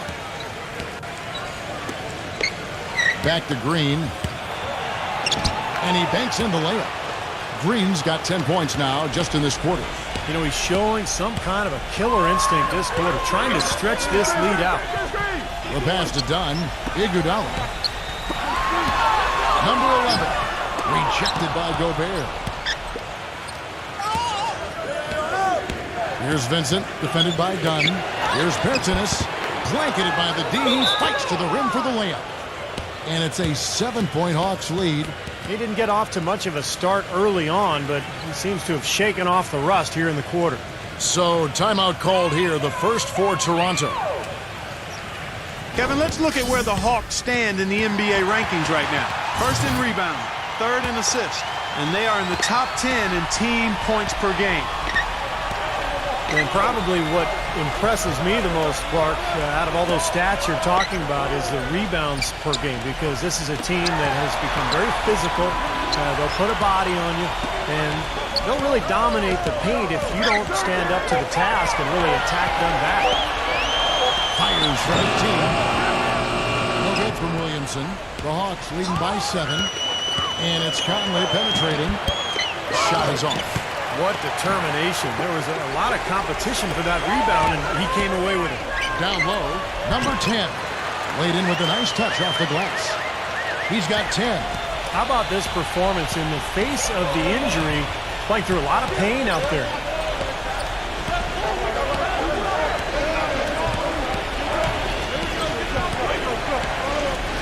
Hero defended by McDaniel. Outside Gordon. Shoots the 3.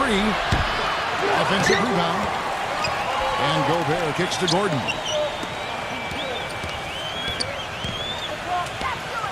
Number 1. The 15-footer. Good. And the Hawks lead by 7. Toronto's gone 5 of 10 from downtown tonight. 50% exactly. Drills the three-pointer. You know, if you were only looking at the way he's played offensively, you'd think his team would be ahead. Hero defended by McDaniel. On the wing, Gordon. Got it from 16 feet. Beautiful feed off the bounce to his teammate there. Nicely done. Toronto's gone 6 of 11 when they're taking the three-point shot tonight. Very respectable. Pass to Randall.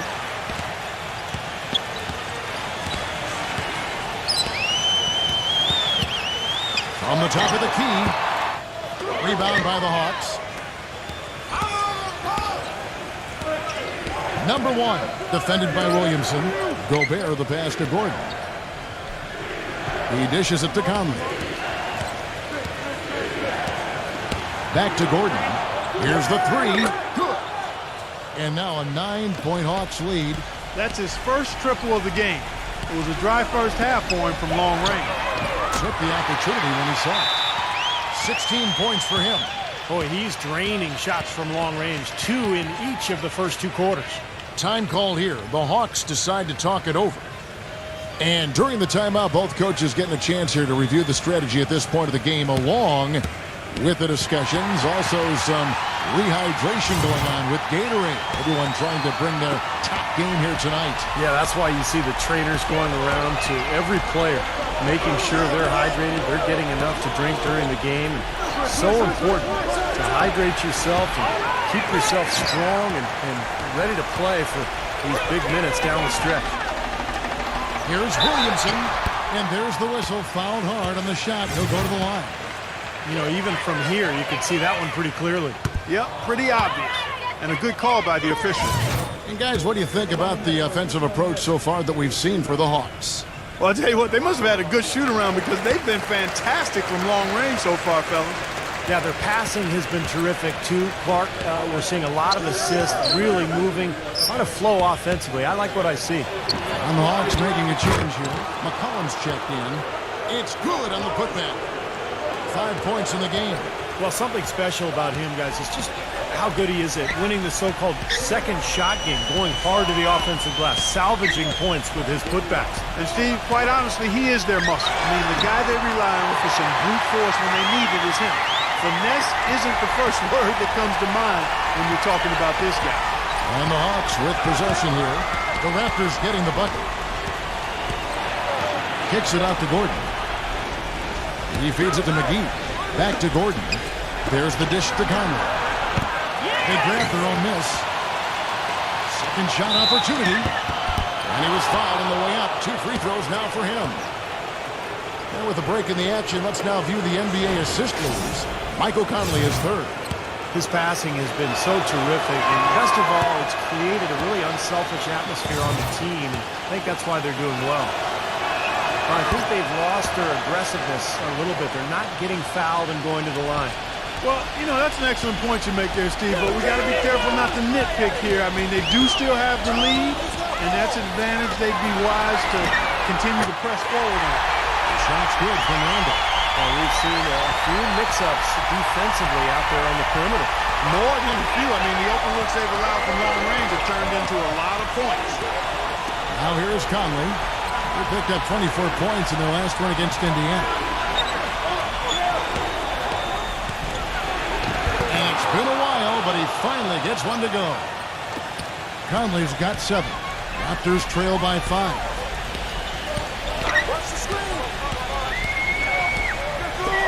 Passes to Williamson. Some nice ball movement here by the Raptors. Randall passes to Williamson.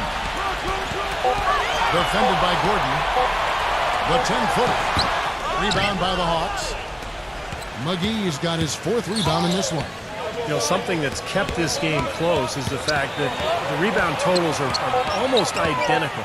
No separation there. Not yet anyway. Williamson. The shot misses. And the first half ends in a close one. Hawks ahead. Now, presented by Sprint.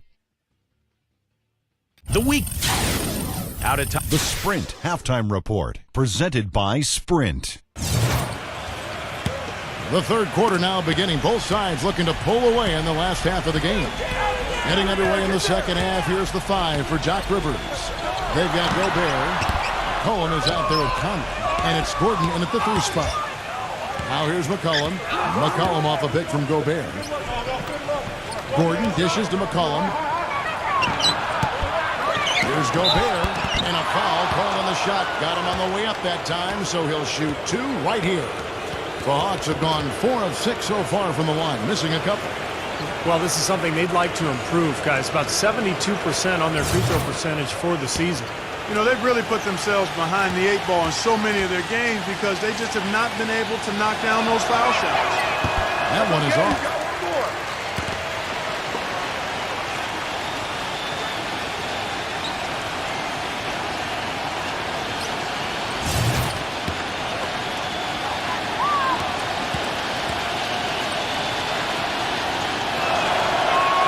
And the second free throw, good. Raptors trail by 6. He lobs up the alley-oop pass. Hammers the alley-oop through. Incredible timing on the alley-oop. He absolutely hammered it down. And that's the play we're going to remember when this game is all said and done. Now here's McCollum. Conley kicks to Gobert. Working inside. Lock at 6. Dishes to Gordon. Fires from deep. Toronto grabs the miss. Little over a minute gone here in the second half.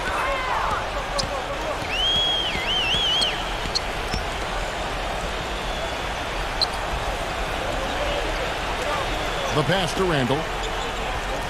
To the middle. Number 23. And there's the shot clock violation. Couldn't get the shot off in time. Over the last month, let's see how the Toronto Raptors fared in the NBA ranking. 9th in steals, 10th in free throw percentage, and they're in the top half of the league in shooting from deep as well. This is a strong suit for this team, knocking down those shots from behind the arc. What they try to do, Clark, is pressure the ball. I mean, you talked about the steals per game, and that's the key number of all those stats. They pressure the ball. They really create havoc for the offense. And when they take you out of the flow of your offense, it really makes the ball stop, and the game becomes very difficult for the offensive team. Boy, I like the way he carved out just enough space to get his hands on the missed shot and then rattle the rim on the putback. And the gap narrows. They're closing it fast. Well, that's the effort of a team ready to fight back into this game. Now here's McCollum. 9 points in the game so far. Hero. Excellent D there from Randall. And they forced the miss with that good defensive rotation. They're playing well together as a unit. That's some tenacity inside, battling for the second chance points. Poked loose. Here's Conley. The feather touch on the finger roll. Beautiful. And now a 9-point Hawks lead. Dropped that one in as soft as a feather using the finger roll. He lobs it up. Really hard to decide, guys, which was better. The pass, the catch, or the slam. Clark, there's no wrong answer to that one, my friend. Sensational alley-oop all the way around. Agreed. All of the above. Feeds it to McCollum. Pulls up. High post. And the Hawks getting another basket right there. Well, you got to like his shot selection today. He set a good example for the rest of his teammates. Pass to Williamson.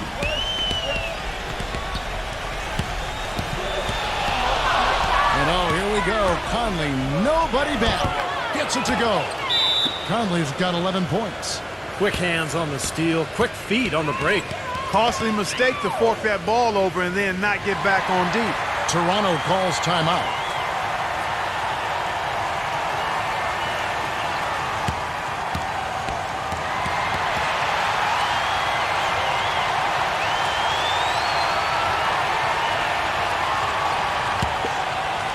Third quarter of basketball here, and just a little under 3.5 minutes gone by.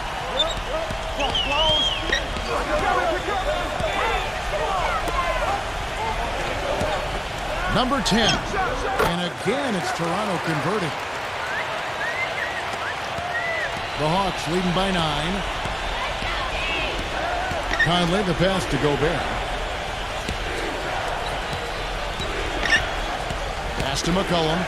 Takes the 3. Another 3 for Atlanta. Boy, his performance from long range has been incredible. I know that was your shot, Steve, and today it's his too. Pass to Randall. Leads him in there. Raptors moving the ball around. Had the space there, but it's offline. Hawks have gone 6 of 9 from the floor here in the second half. They've got to be happy with that. And the lead just grows on that ridiculous offensive sequence. You know, Clark, that dunk alone would have been spectacular. Never mind it coming at the end of an alley-oop. Yeah, that just added more to it. Yeah, what a beautiful connection on that play. It's up a 3. Shot, no good. And Atlanta will go the other way with it. You've got to give them a lot of credit for the job they've done on the backboard. Well, they've done a lot of things right, but I agree with you, Coach. The rebounding is right there at the top of the list. Raptors trail by 14. They need a good offensive possession. Yeah, they've had a number of empty ones, a long time without a basket. They got to find something, you're right. There's the pick. Shot clock at 6. Releases, and he hits the jump shot. And here's McCollum. He's got 14.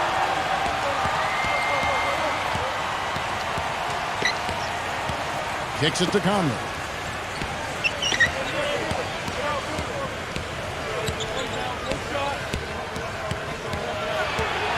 To the inside.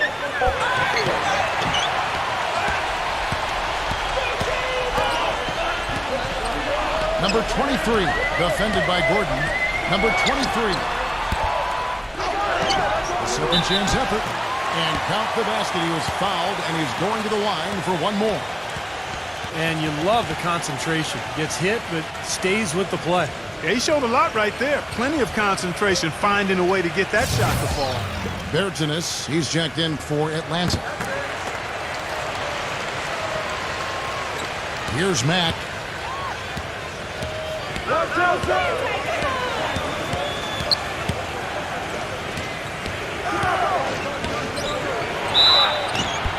And so he earns a trip to the line. Officials saw the contact, and he'll shoot 2. And here's the 2K leaderboard with the teams that have really been controlling the boards during the past month. The Hawks, number 1. I like how this team has been coming up big lately, Kevin. They seem to have a new dedication and energy to rebounding the ball, and it's paying off. Free throw good, Mack. Vincent's checked in for the Hawks.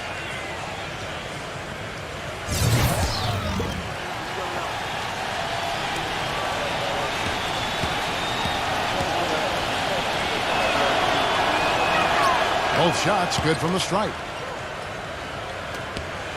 Raptors trail by 11.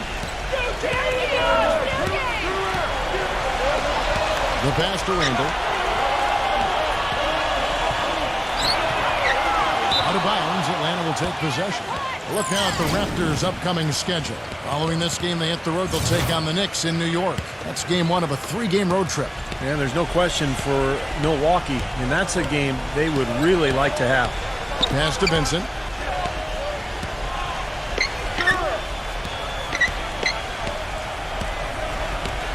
Steps back and fires. Nice jump shot. Good. 9 points in the game so far. Toronto calls timeout. Looks like he saw some things out there that needed adjusting and wants to talk it over a little bit with his club. I don't think you can ever go wrong burning the timeout if you see something you don't like and you need to talk about it. And the Hawks making a change here. Gobert's checked in.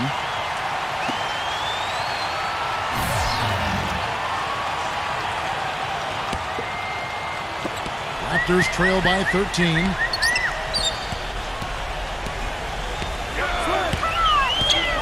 Number 23, blocked, but he recovers it. Here's Randall, and the Raptors miss again. You know, he just hasn't looked right to me. A bit out of sorts, if you will. Something's off with his mechanics, and at least as I look at it. Second chance shot. That one wide left. They really depend on him to convert those chances. A lot of times, even with solid D draped on him, they expect him to make it. And it's off from three-point range. He hit a couple in the first, but so far he's been unable to get uncorked here. From 12 feet out, and it's good. Max got 4 this quarter. Wow, he was just wide open there. That's way too easy. Passes it to Randall. Defended by Gobert. Well, I love it. He gets there first, absorbs the contact. Nice play defensively. No flop there. He took that one right in the chest. The Raptors making a switch here. The Hawks leading by 15.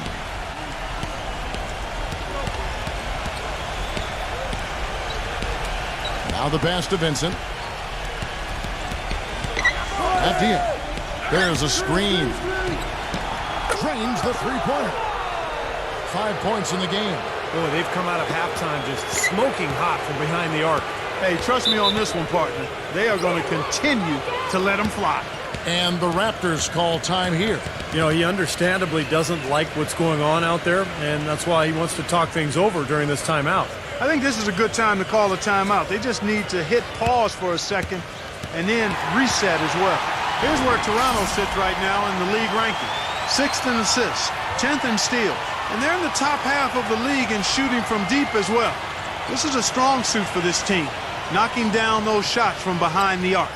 And the top 10 in assist number that you talked about, it really is what stands out to me. It's a beautiful team to watch.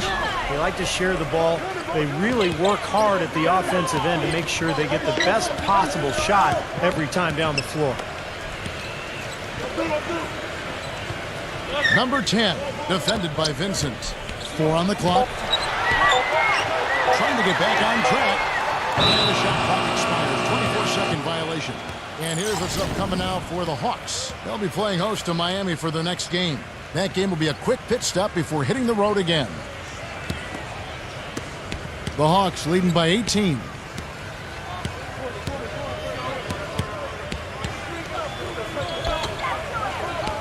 Pass to Abdia. 1:32 left in the third quarter. No good on the three. Toronto's. There's the pick. He kicks it to Murphy. No one near him. And he nails the jumper. 1:10 left to play in the third. Passes it to Gobert. Here's Vincent. The feed to Mack. The Hawks working the ball around. There's the three. The shot no good. Raptors trail by 16. Number 10 cans the shot from the wing. 20 points for him. There's 48 seconds left in the third quarter of the game. The pass to Vincent. He dishes it to Mack. Lets it go with the three. No luck. Guys, some great passing from him. Yeah, it makes it tough for the defense to chase that ball around when it moves that crisply all over the court. Yeah, it sure does, Clark. And look at the assist totals. They're piling up. I mean, this has been a nice game execution-wise for this club. He's got to contribute. He's got to produce if his team's going to get back in it in this quarter. There's 14 seconds left in the third. He feeds it to Murphy. Nice defense from Abdia. That's terrific defense right there to prevent from converting in close. And here at the end of the third quarter, it's a double-digit ball game. On tap. Welcome back as we get ready to start the fourth quarter. Not exactly a nail-biter here, but you never know. And let's get your take, guys, on the scoring breakdown for the Hawks. So far, they've turned in a fantastic performance from the three-point line. It's been a weapon all game. And I'll tell you, the other thing, guys, is the mid-range shot has been something that's really worked well for them tonight. Our fourth quarter action underway, presented by Gatorade. All fueled up and ready to go. Let's reset the lineups. So for Toronto right now. So it's Toronto now. It's a 16-point game.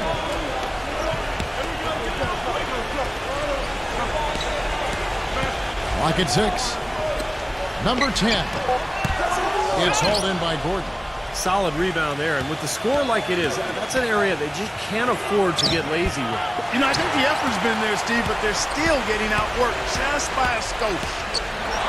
At the teardrop, and he hits it and gets hacked on the play. A three-point possibility if he can convert the free throw. And I like that move to the hoop. You use your speed, go around the bigger defender. Vincent's checked in for Mack.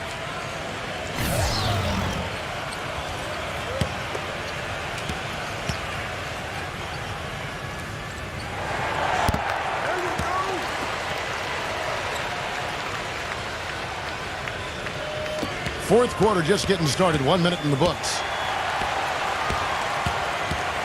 Vincent the pass to Green. And it's going to be 2 free throws. Drew contact on the shot. Yeah, I think the Raptors need to change their strategy against Green. 10 points, and he's done a little bit of work behind the arc. He's got a pair of three-pointers. Well, the defenders have that in the back of their minds now, too, so they're going to close out on him quicker. That should allow him to use the drive if he wants. They didn't shoot it well from the line in the first half, but they've turned it around here, and it's helped them secure the lead. I mean, free throw shooting is important when you're trying to pad a lead. And the Hawks making a change here. Gobert's checked in. And so here's Toronto. Down by 15. It's rebounded by Gobert. He slipped into quite a funk here, Clark. I think that's a good word to describe it. I mean, the basket is looking awfully small to him at the moment. The drive by Green. Foul call that time on the way up. That'll give him 2 chances at the free throw line here.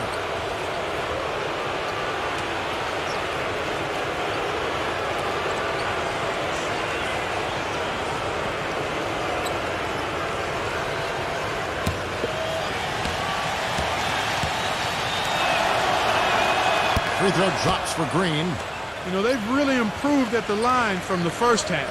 Things have gotten a lot better. They've gotten there a good number of times, and they've converted a high percentage of them. He doesn't get the second one. Raptors trail by 16. Number 10. It's hauled in by Gordon. An even 3-on-3 break. The dish to McGee. He passes to Vincent. On the wing, Gordon. 6 on the shot clock.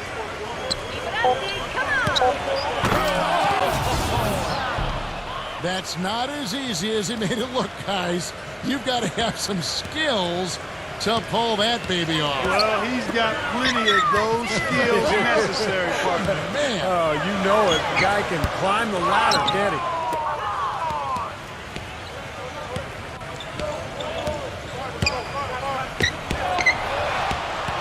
Dishes it to McGee. Randall defended by Vincent. The shot's good from McGee. His eyes were wide open there, guys. Excellent vision to see they had an open shot outside and get it there. A little over 2.5 minutes have passed here in the fourth quarter. McGee a screen. Back to Green. Shoots. No good off the front eye. Great defensive anticipation there to challenge that shooter. They're whistled for a blocking foul, and he'll head to the line.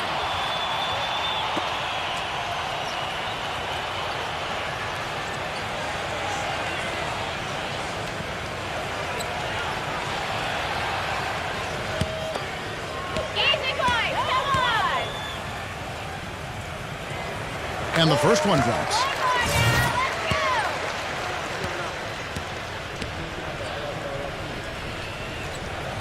Both good from the line that time. You know, he's as close to a sure thing as you can possibly have when he steps to the line. The Hawks leading by 14. Here's Vincent. Feeds to Gordon. The 3. Shot misses. Oh, he'd like to have that one back.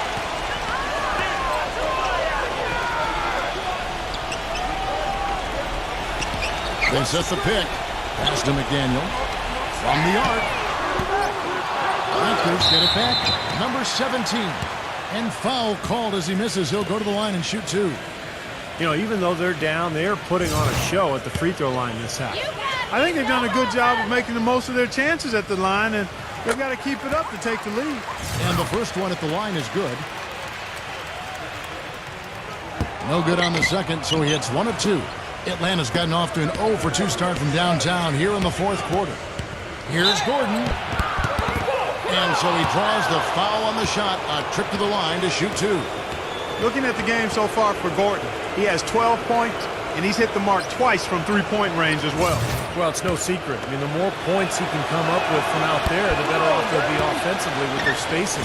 Max checked in for Atlanta.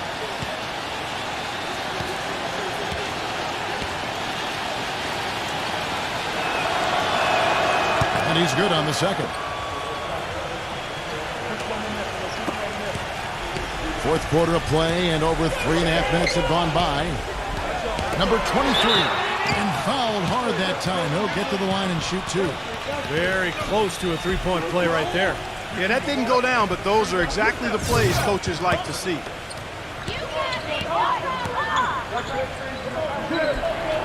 And he makes the first.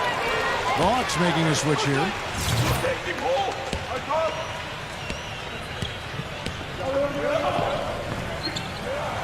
He hits both from the strike.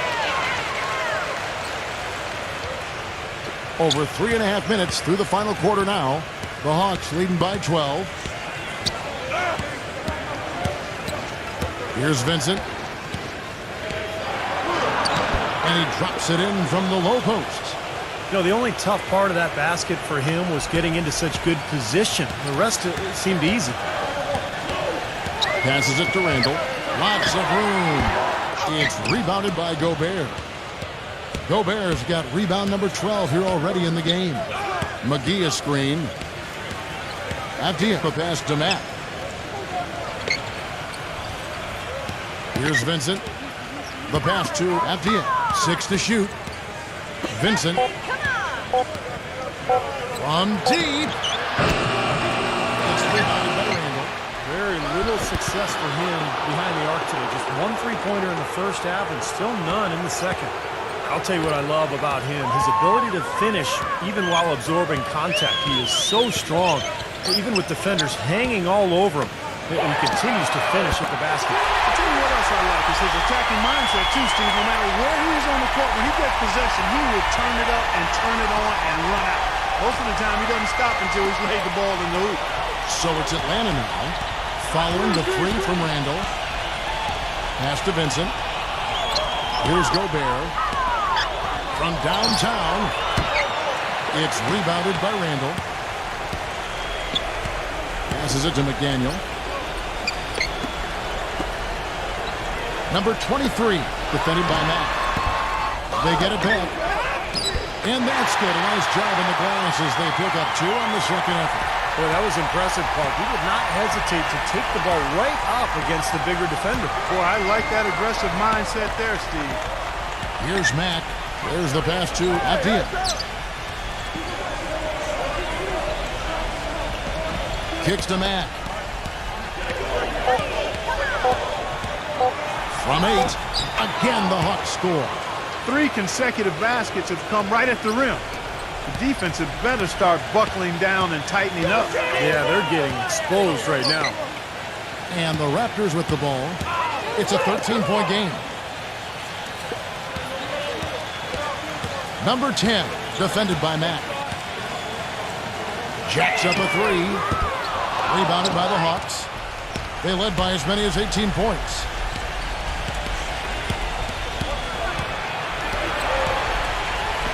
Pass to Vincent. From past the arc.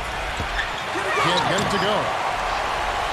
Toronto's gotten just 1 of 4 3-pointers to go down for them here in the fourth. Wasted no time on that shot, but it's off the mark. And it seems like nothing is falling for him this quarter. He's really out of his rhythm. Passes to Gobert. He kicks it to Matt. Lets the 3 fly. Can't get it to go. And it's the Raptors taking it the other way. Next step for them, the Knicks, a road game in New York. That one will start off a 3-game road trip for the team. Yeah, some good matchups. And that New York Knicks game is one I'll have an eye on. Number 10. No good with the triple. He has not shot the ball well here, and I think it's time for him to start looking for his teammates a little bit. Hits the bucket. Man, a gaping hole in the defense that time, and he didn't waste any time getting through it. And the Raptors call time here. I think he believes that if he takes some time here to kind of talk things over, it'll be well served for this club. And, you know, maybe this gives him an opportunity to toy around with some of their game plan while he has their attention during this break in the action. And let's get this update now from Doris Burke, who's across the way on the sideline. Guys, over that break, I was able to catch the message the Raptors coach was giving to his team. No surprise, really. The turnover situation was the focus. He told them, listen, we're giving it away, guys. We've got to protect the ball, play within ourselves, and get quality shots. Kevin? He's definitely turned things around in this game. I mean, he was more of a background player in the first half. He jumped center stage now. Cullen passes to Apia. Pass to McCollum. 5 to shoot. No good on the shot. A bit long that time. Well, he had to fade away there. The defense was all over him, and he got it off, just couldn't get it to go. On the pass to Williamson. Some nice ball movement here by the Raptors. The lead now cut to single digits. And that kind of defense is just not going to cut it, guys. They have to get a hand in his face. Conley with it.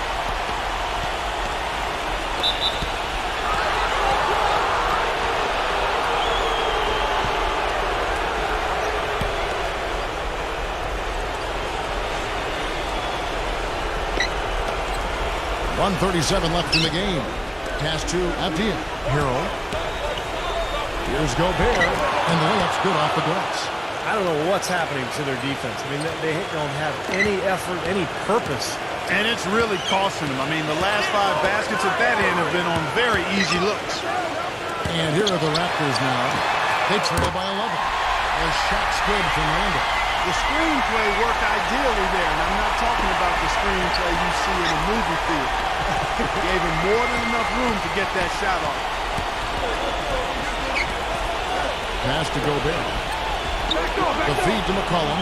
Lets it go from deep. It's rebounded by Randall. And it's the Raptors' ball. They're on a 14-6 run. Nails it! Oh, and that cuts the lead to just 5. He has been fantastic this quarter, guys. It's just the kind of effort they need if they're going to continue to trim the lead. He dishes it to McCollum. Goes up the baseline. And good on the basket. Hook it. And the Hawks lead by 7. They are not letting up, guys. They just keep coming at them. And I'd say that lead is too big to overcome at this point. And the Raptors call time here. They're behind by 7. There's 45 seconds left in the fourth. There's 45 seconds left in the fourth quarter. And a foul called on the shot. Got him on the way up that time, so he'll shoot 2 right here.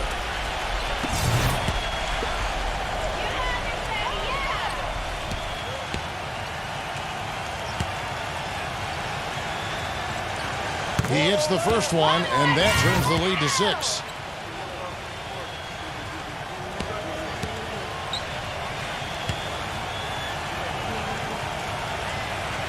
Both free throws good from Randall. There's 39 seconds left in the fourth quarter. Hawks shooting here in the fourth quarter around 41%. I like the call. I thought the defense was moving there. Yeah, I think he slid underneath. Good blocking call that trip.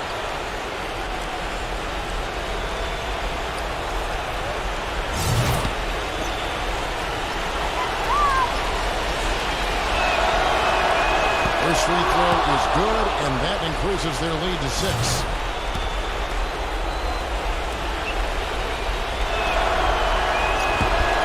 And he hits both free throws here. So now it's a 7-point game. Good work at the line to stretch that lead out a little bit. Beyond the arc. Atlanta with the rebound. They led by as many as 18 points. Conley dishes to McCollum. 15 seconds left in the fourth quarter. Foul call that time on the way up. That'll give them 2 chances at the free throw line here. Gets the first. That stretches their lead to 8 for the Hawks.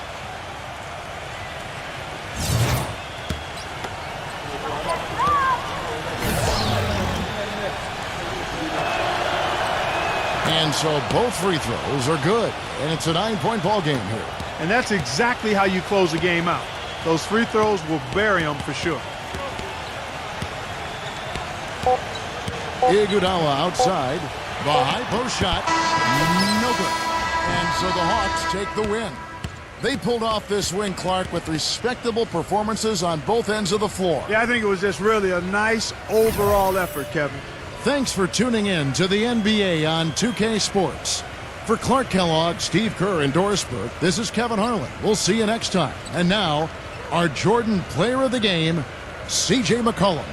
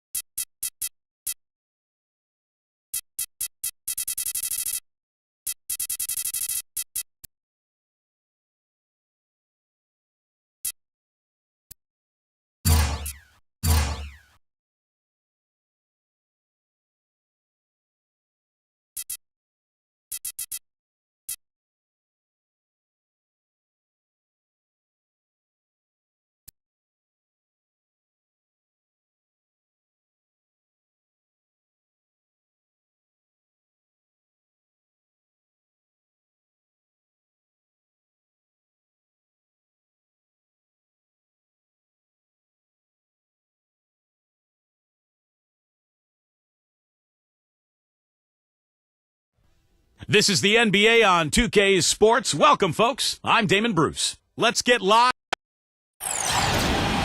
And ready to get going, we see the Timberwolves. Welcome to 2K Sports live Saturday night coverage of the NBA. Thanks for tuning in. I'm Kevin Harlan, joined by Clark Kellogg and Steve Kerr. And on the sideline, Doris Burke. And now we take a brief check at the matchups. Our starting five for both teams. And guys, taking a look at Kyrie Irving. What do you think we'll see from him today? I'll tell you what I love about him. His ability to finish even while absorbing contact. He is so strong. Even with defenders hanging all over him, he continues to finish at the basket. Not to mention, guys, he's got those rush hour handles. He can get in a lot of tight spaces the way he handles that ball. He's able to dissect the defense with ease. Last outing for Minnesota, the loss to Phoenix. And, you know, Kevin, despite the outcome, I think they got to be feeling pretty good coming into this game. There are a lot of positives they can take away from that performance. Yeah, you can't dwell on the final score in that case. You have to think about the things you did well and build on those. Way to play in attack mode and get inside. And, you know, if you're on defense and you're going to foul, make sure it's a good one. They did, preventing the and one. And the first one at the line is good.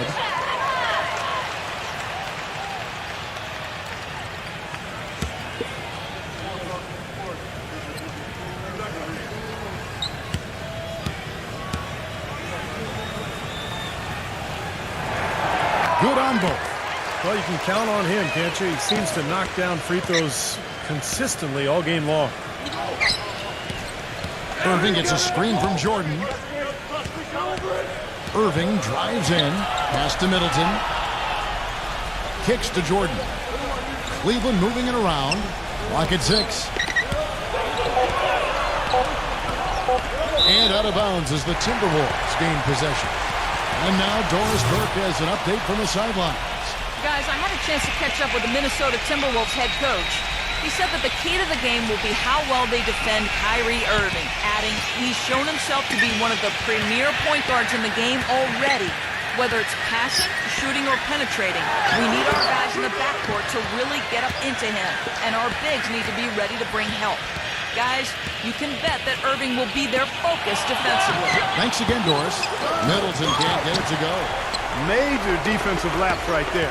And he's not a player you can leave open for a jump shot. You got to stay attached to him. They're lucky he couldn't punish them for it. They set the pick. Zero. Hits the jumper in space. Boy, he made a nice little bounce pass there. We call that the pocket pass, and he did it well. George with the ball. Coming off a solid outing against Portland. And George kicks to George. And the pass to Jordan. And it's good. How did he get that to go? Even after the whistle, I like the awareness, the alertness, and the presence of mind to finish the play. And this is his first trip to the line tonight. Well, his free throw numbers this year are below 70%. So when he's getting to the line, he has not been effective. And guys, this has not been a season to remember for him at the free throw line, certainly to this point. Jordan no good on the free throw. Now for the Cleveland Cavaliers, they come in off a good outing against the Trailblazers in Portland. And you know what was most impressive? They wasted very few possessions in that game. They ran their offense close to perfection. That's what we call a mute button game in front of a hostile crowd. They never let the fans get into it, had them on their hands the whole time. Now, here is George. Off target with the free throw line, Jay. Passes to Alexander. Wide open look. It's hauled in by DeAndre Jordan. When he's wide open like that, he'll rarely miss those. Irving drives in. Outside for George. Let's go. And there's Paul George on the assist by George. He's so reliable. You know, his offense seems to be consistently there for this team.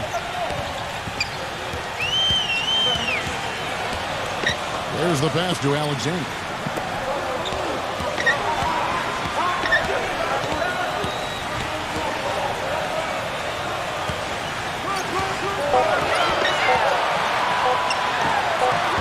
The shot will not go. Excellent D that time for Middleton. Here's George. Irving passes to George.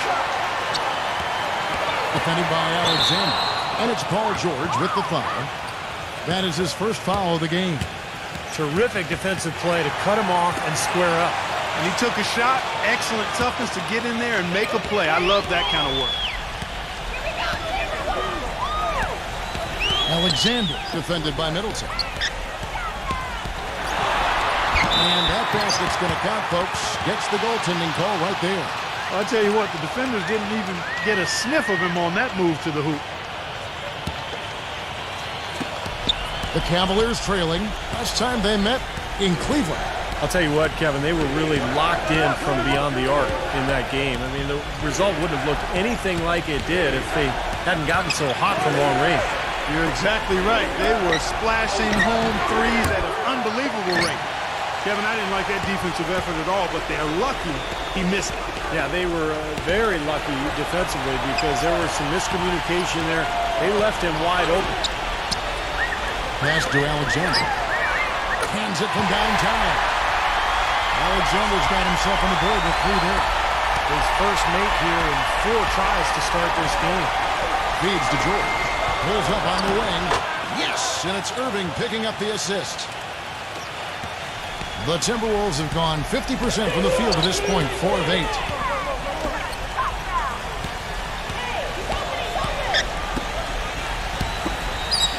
Number 5, defended by George. And the rejection by Jordan. Now George, right now averaging 25 points a game. Laid in with a nice touch off the glass. George has got 6 points. The defender a little hesitant to offer resistance as he bursts to the hoop. So the Timberwolves call their first timeout.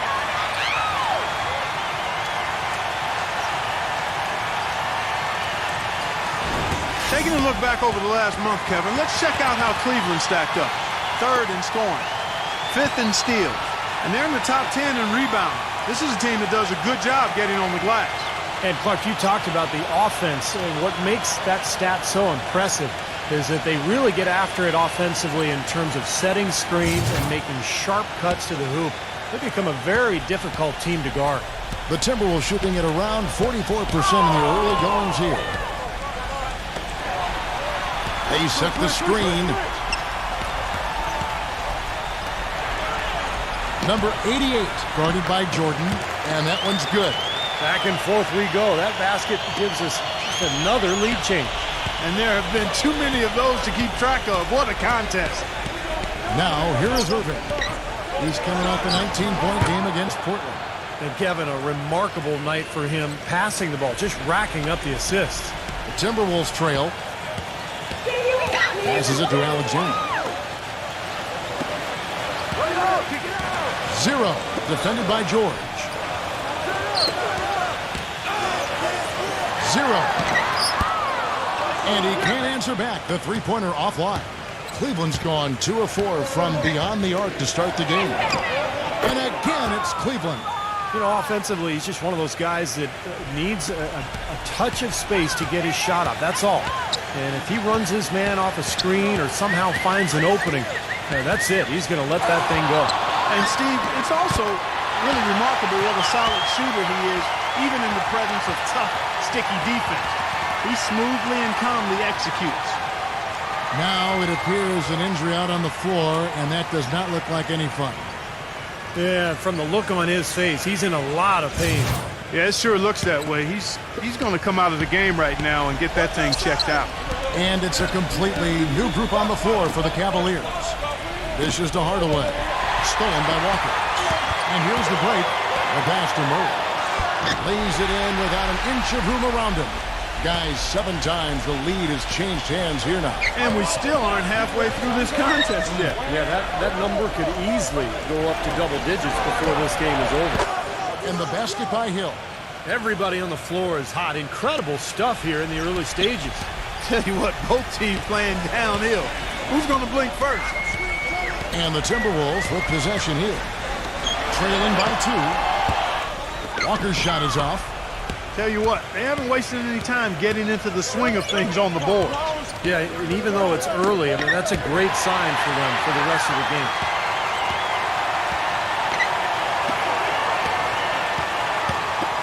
The 3. Cavaliers with the rebound. It's 3-on-3 on the fast break. Number 51. And misses it off the right side of the rim. Now you can see why the defense is willing to let him take that shot. That's really not his range. Boy, he crashed the boards with purpose right there. Well-deserved second chance points for him. Walker is screen on Hill. Here's Milton. And once again off the mark by Minnesota. Boy, from my angle, it looked like it was in the bottom of the net. Looked good from here. Yep, I thought so too, Clark. Hill kicks to Edwards. It's back to Hill. Pass to Edwards. 6 to shoot. Some nice passing by Cleveland here. Plenty of space. Here's Brown. Banked in off the glass. And the Cavaliers lead by 6. You see the defense get caught standing around that time, giving up an easy second chance bucket. Simply need more of an effort on the boards there, Steve. Time now for an injury report. Now an update on Kyrie Irving from Doris Burke. Doris, what'd you find out? Thanks, Kevin. I just talked with the Cavaliers' head athletic trainer. He has a muscle strain in his abdomen, which has him in a lot of pain right now. Losing a player like him in the meat of the season is tough for any side, and their depth will be tested during this time frame. Thank you, Doris. Boy, you always hate to see anyone ever deal with any sort of injury. Yeah, but it's part of the game, Kevin. Almost everybody goes through it eventually as a player, so you just have to deal with it the best you can. Unfortunately, it is that, Steve, and it's painful to watch your teammates out there because you're helpless in that situation. The Cavaliers leading by 3. Outside Hardaway. And another 3 for Cleveland. And I'm just impressed with his effort, guys, because we know he's hurting out there. And there's the feed to Walker. Passes it to Murray. And they wasted no time getting those 3 points back. 5 points in the game. How about that for a response? They will say they can give the 3 as well as they can take the 3. He feeds it to Hardaway. Great look, but off the mark. What a start they've gotten off to on the glass. I mean, they come out banging. And when a game starts off like this, there's an intimidation factor that comes into play. Out of bounds. Cleveland will take possession. And the Timberwolves making a change here.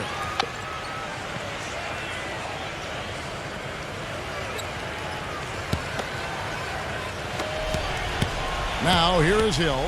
He passes to Edwards. He got up that time, but it wouldn't fall for him. And still a close game. Monday, January 6th.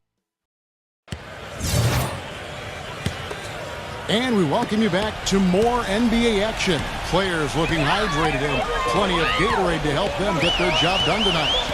And to look at how the offensive approach has been going here so far for the Cavaliers. Now, they didn't waste any time getting into a groove out there. They're dialed in from long range. The other thing they've had going for them tonight is their passing. I mean, doing a nice job. Plenty of their points early on coming off assists. And now let's check out the lineups courtesy of Gatorade, all fueled up and ready to go. Here's the second quarter of play. And so in the game for the Cavaliers, Edwards is out there with Hardaway. Then there's Brown. Then it's George Hill. Now here is Hill. The pass to Edwards. It's back to Hill. Now Edwards. Outside Hill. Down to 5 on the shot clock. Dellavedova.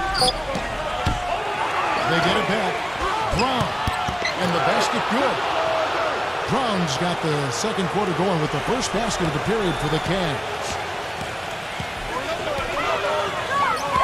Milton, he's guarded by Hill. Now, here's Burks. Tight defense on him. Pass to Murray. Beyond the arc. The Cavaliers pull it in. Brown's got 6 rebounds now in the game. Not able to find it here in the second. He's off stride and off track just a bit after that one he had earlier. And Minnesota has possession. 7-point differential. Looking ahead, they've got the Jazz coming into town for the next game. That game will conclude a 3-game homestand. He dishes it to Burks. From past the arc, the Timberwolves again can't hit. Boy, he's got a nice-looking stroke. That almost went in. Yeah, a lot of times he'll hit that shot regardless of the defense. And they get it back. Edwards can't hit. And you know why he was open there. They didn't commit too much defense to him, and you can see why. He has trouble making that shot. We're now about 2 minutes into the second quarter. Pass to Murray. 6 on the shot clock. Here's Ball. Number 24. Oh, what a great finish as he gets bumped on his way up. He'll go to the line and try to check out another. He's a grinder. Love what he does under the offensive boards, really bringing energy and life to his team. First trip to the free throw line for him tonight. Well, you got to admire what he's been able to do at the free throw line this season, shooting better than 90% from the stripe. You know, even in games where he hasn't been at his best this season, I mean, he still managed to get it done at the charity stripe when he gets his opportunities.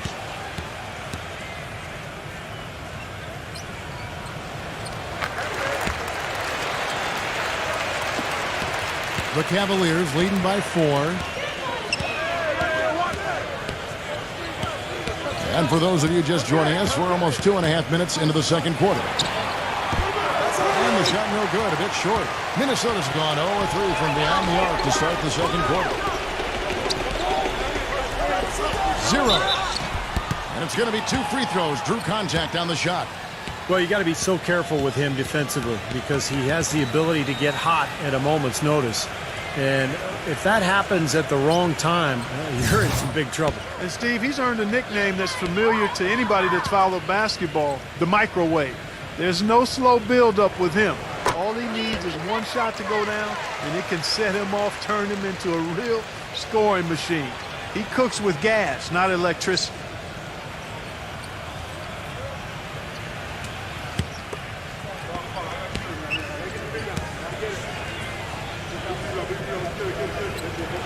He hits both from the stripe. This is the way to stay in the game. They're doing a masterful job from the line right here. Now, here is George. He's got 6. Dellavedova knocks down the 3 ball. And the Cavaliers lead by 5. You might not think of him as a laser three-point shooter, but that shot was there for him, and he had to take it. They set the pick. And there's the pass to Alexander. Number 5. No up. So Cleveland will take it the other way. Dellavedova. That 3 off the mark. The Timberwolves shooting 38% from the field. A pretty weak showing for them. Pass to Alexander. Number 5. Defended by Middleton. Shoots from 8. And it's off the back rim. No good. The Cavaliers leading by 5. Dellavedova. Pass to Jordan. Cleveland moving it around. And Middleton kicks to George. Just 5 to shoot. Middleton. Shot from the top of the key. Shot is off. Guys are looking for a spark here. Yeah, I mean, a cold stretch offensively. They desperately need a basket. And plenty of contact on the shot. So, 2 free throws coming up. And the players on your screen now have been experts with the ball in their hands for the last 10 games, leading the small forward position in assists. Second is Paul George. The passes we've seen some of these guys make from the wing are outstanding. Truly gifted distributors.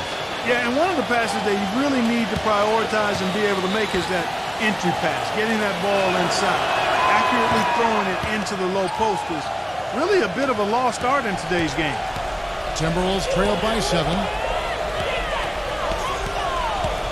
They set the pick. 0.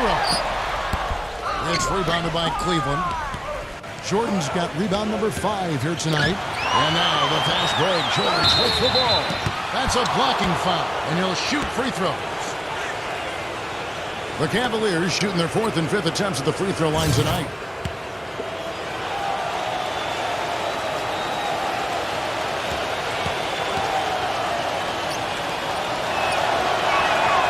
He's off on the first.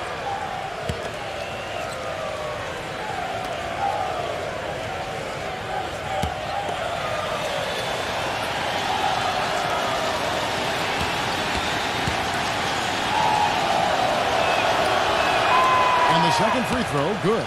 You know, they've changed their game here in the second, getting a little bit more physical, playing with some toughness now. And, you know, this lead is going to grow if they can continue to get to the free throw line.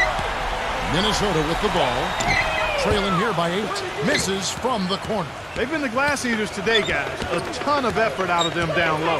And they've needed every one of those rebounds. I think that's what's put them in front here. Looking at the Cavaliers over the last 10, and how they compare to the rest of the league, this is what we've got. 3rd in steals, 4th in scoring. And they also show up as a top 5 rebounding team. Yeah, let's go back to those steals for a second, Park. I think that's such a key aspect for this team's success because when they get out and really pressure teams and force mistakes, that allows them to get easier shots at the other end offensively. Shots good by Middleton. Timberwolves trail by 10. Shot to end this cold run, and that one's good. He's got 7. It's his first three-pointer of the second half, which actually makes it his first of the game. Timeout is called. First of the game for the Cavaliers.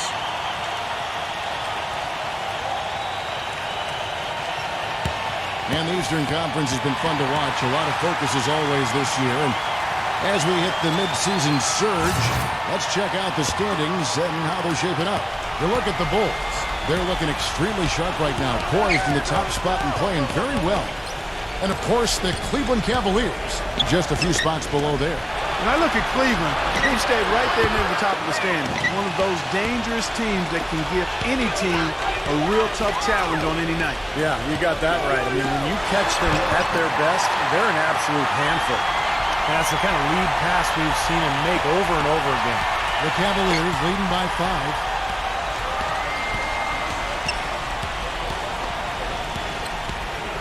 Back to George. Jacks up a 3. Offensive rebound. Jordan. So he gets the whistle. Contact on the way up and 2 shots coming up. And this will be his 2nd and 3rd shots at the line here.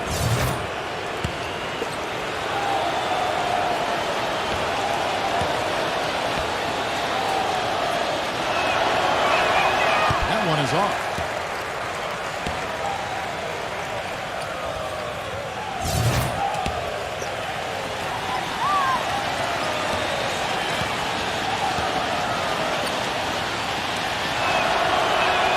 Good on the second free throw.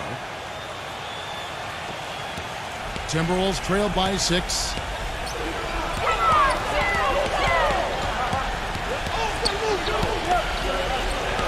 Number 5. Defended by George. Fades back off the left rim and out. Just an enormous advantage for them on the boards. Guys, the key to the lead, to me, has been they've dominated the glass. It's that simple. And here are the Cavaliers now. They've led by as much as 10. A nice shot by George. Oh, he's going to keep banging those home if you give him that much space. And the Timberwolves call time here. Well, they've really kind of struggled offensively here. So I think this timeout is for him to really draw something up, maybe get an easy 2 and get their confidence back. You know, sometimes an easy basket out of a break is just what you need to get things back on track. And coaches always have plays specifically for that situation, coming out of timeouts for an opportunity to get a bucket.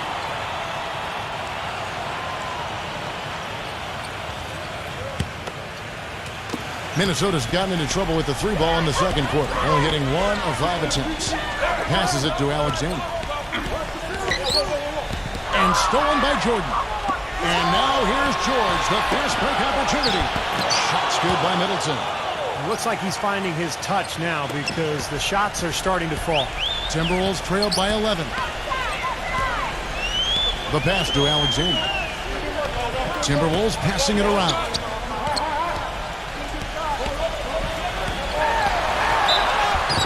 And it goes as the official calls the foul.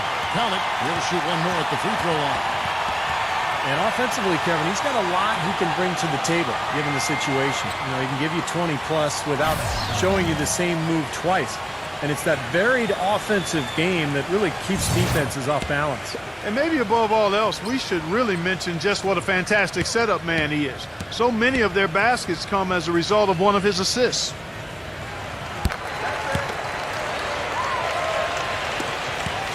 The Cavaliers leading by 8. On the wing, George. Again, the Cavaliers score. Has pretty much been the norm for them, getting their points off assists and great ball movement. Nice rhythm and flow for this team. Tremendous communication and alertness. So it's Minnesota now. Paul George grabs the miss. Well, they've been better than good on the glass today.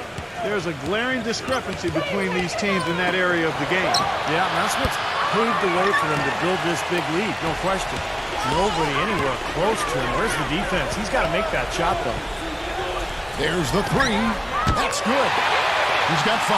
Boy, when you got a big man who can shoot from distance like he can, what a huge bonus that is.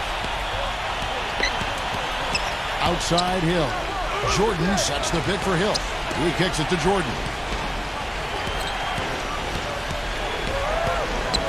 A minute 50 left now here in the second. From deep, George. That drops, and it comes off an assist from Jordan.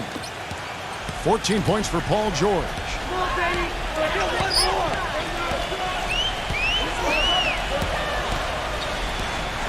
Alexander, defended by George. Gets it to go.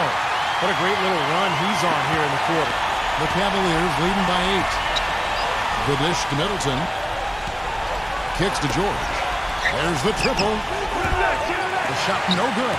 The Timberwolves shooting 33% in the second quarter. The offense has looked crossed up and confused at times.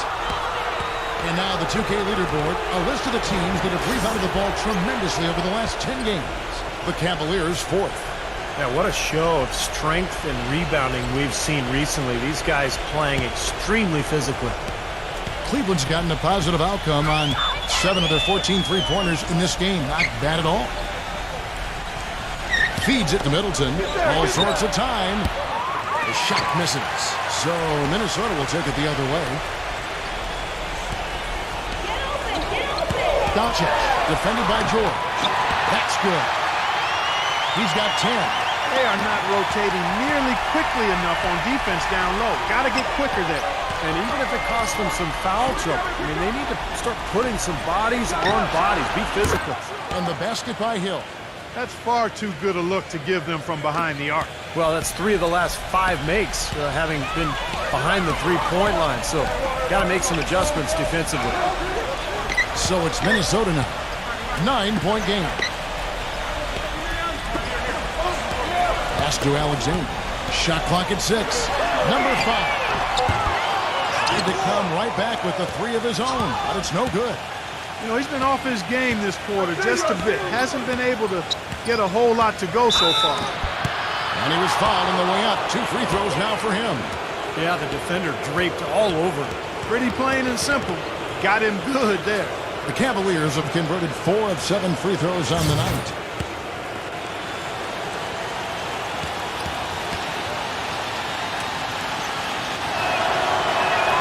The first free throw is good. And the Cavaliers making a change here.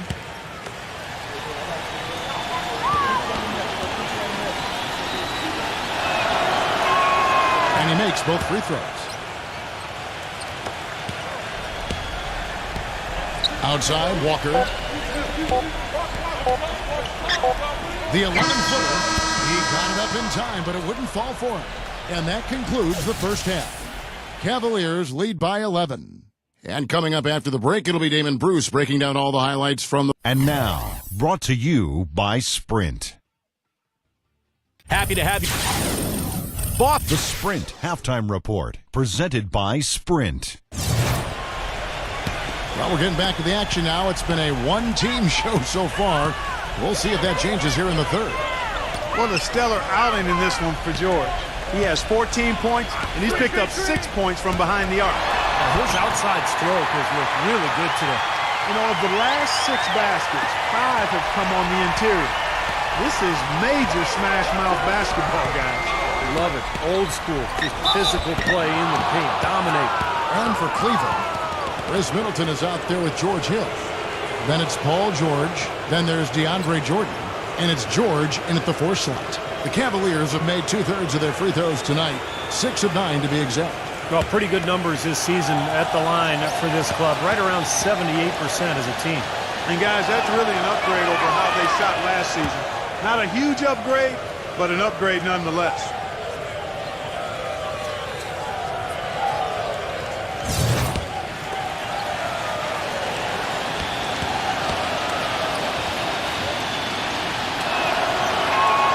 Both free throws good from Hill. Timberwolves trailed by 11. Pass to Alexander. Makes the lead pass. Lays it up and in off the pretty assist. 12 points for him. And you can feel the pattern of this game, guys. They're working it inside, dominating in the paint, getting good shots at will. Well, 4 of their last 5 baskets, guys, have been of exactly that variety. And for Cleveland, we got DeAndre Jordan, George Hill out there with Chris Middleton. Then it's Paul George, and it's George in at the 4 spot. And for Minnesota, here in this third quarter, just over a minute play. Number 5. And there's another one for the Timberwolves. They've been good on all 3 of their shots since coming out of the locker room at the break. So on the floor for Cleveland, they've got Paul George. Chris Middleton is out there with George Hill. Then there's DeAndre Jordan. And it's George in at the 4. No good on the 3. Timberwolves trail by 9.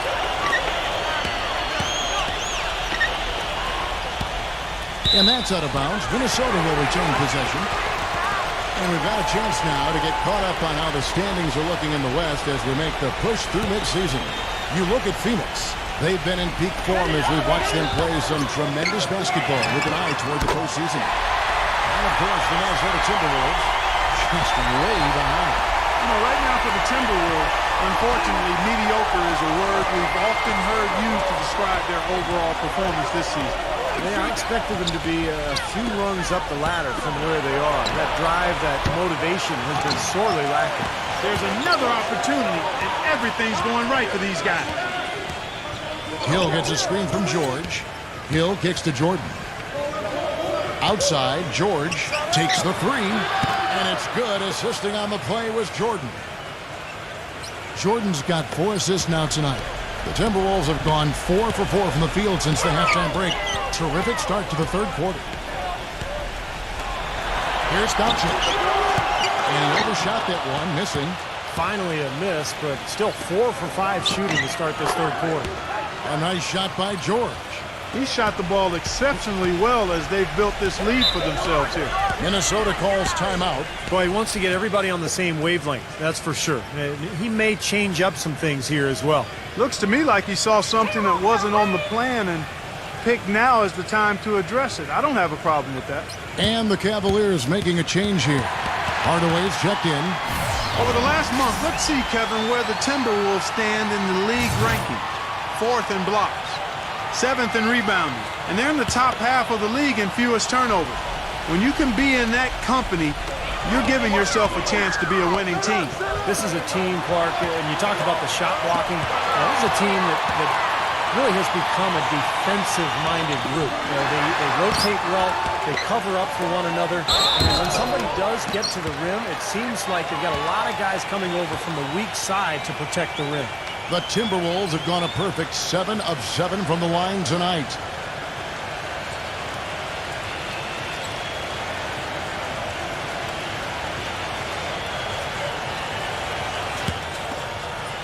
Come on, you can hit this. And he can't get the first one.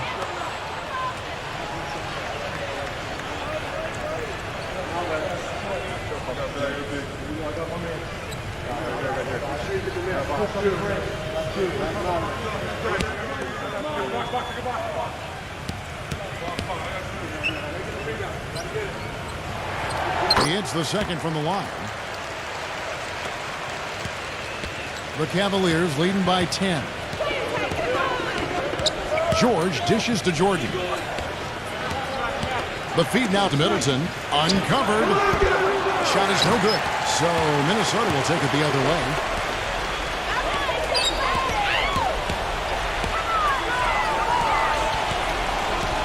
Number 5, defended by George. The shot. And once again off the mark by Minnesota. The Cavaliers have gone 3 of 6 in the third quarter. 50% from the field. Hardaway kicks to George. Back to Hardaway. On the wing, George. And another 3 for Cleveland. The defense sagged off, and, he did not hesitate to rise up and bury that 3.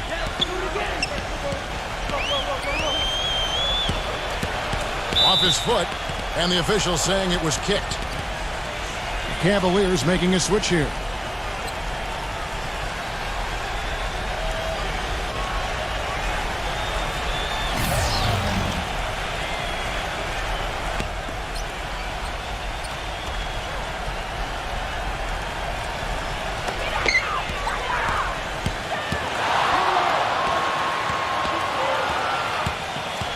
Paul George with the steal. Outside Hill. Dishes it to Brown. It's back to Hill. He feeds it to Brown. Pass to Hill. 6 to shoot. The shot's good. Brown making the play. 12 points for Hill. All right, well, look at how the hustle game has been going for the Cavaliers. Their activity at the defensive end, Kevin, has been really impressive, attacking and coming away with steals. Another part of their game that's made a difference tonight is all the second chance points they've been able to get. That's good. The Cavaliers leading by 12.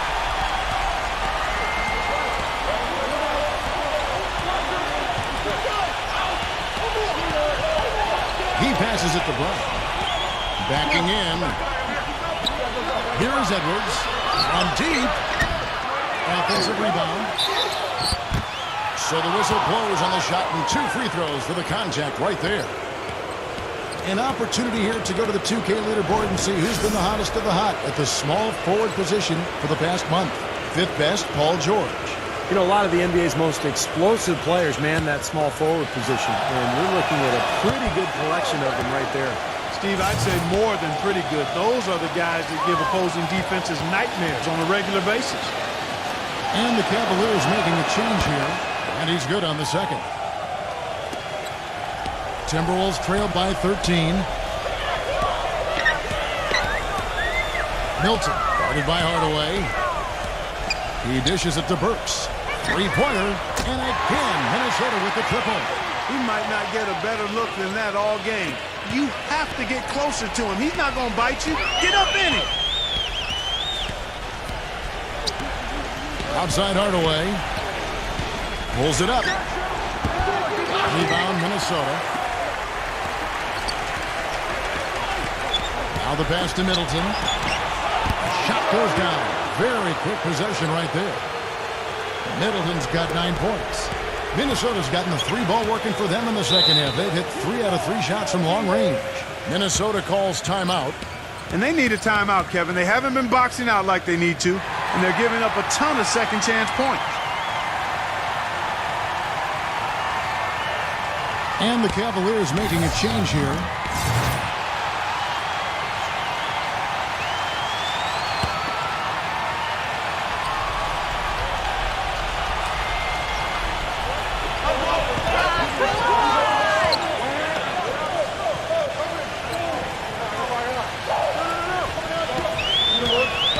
Pass to Murray. Here's Milton. And the lead is down inside single digits. He's got 6. That's 12 straight points coming off 3-pointers. Somebody do something defensively. Well, I agree with you. Who's going to step up?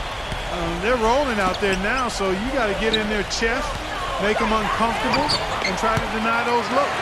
He just has not been able to get into that groove yet, guys, but as a whole, it hasn't affected them too much. There's the screen. 0. And it's off from 3-point range. He has not been on his game, and you know, their deficit isn't totally on him, but he has not helped the situation. Hardaway from outside. There's the bucket. Good. Hardaway has got 8 points. Timberwolves trailed by 12. Number 24, guarded by Jordan. Number 24. And a big bounce off the rim, but it sinks right in. 5 points in the game. And he's not their first option, but not a bad fallback either. And George, here we go. Middleton lets it go with the 3. Gets it to go. 6 points here for George. Of all the guys you want to leave open out on the perimeter, he is the absolute last guy on the list. Attention to detail. Know your personnel.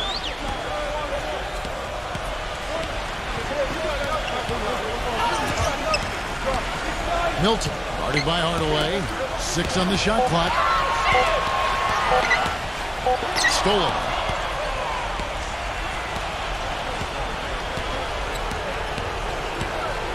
Trying his luck deep. No good. So Minnesota will take it the other way. Here's Milton. And you can count it. He'll go to the line with a chance to make it 3. Drop that one in as soft as a feather using the finger roll. This trip is his second to the free throw line in this one. Well, his free throw numbers this year are below 70%. So when he's getting to the line, he has not been effective. He's had trouble putting up the same numbers from the foul line that he put up last season. The Cavaliers leading by 10. And the Cavaliers call time here.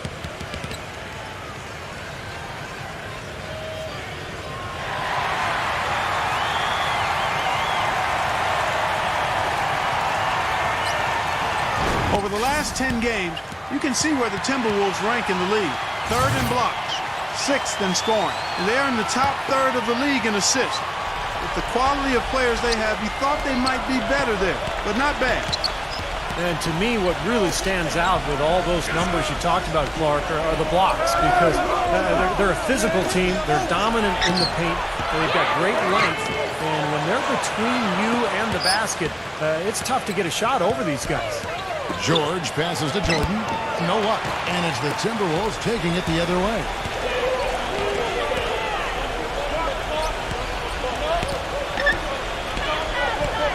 Number 5, defended by Middleton.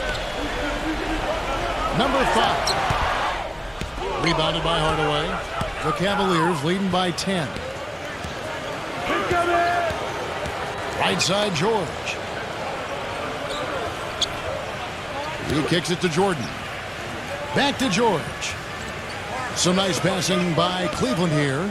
Just 5 on the clock. No good from Jordan. Minnesota's gotten 12 of their points from long range in the 3rd quarter, going 4 of 5 shooting. And he trims the lead to single digits. He's got 10. This is a fantastic performance in this half. He didn't play as well in the first, but you just know with this guy, he's always ready to turn it around. 5-second differential between the shot clock and the game clock. Here's Middleton. 9 points in the game so far. And George, here we go.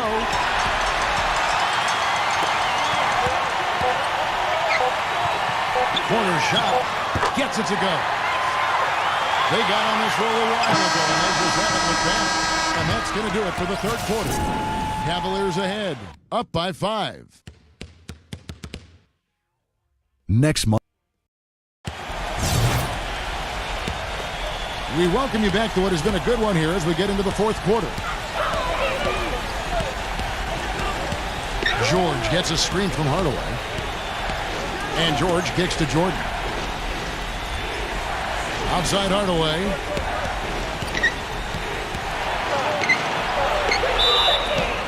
And the bucket counts, and he's on his way to the free throw line. Try to make it a 3-point play.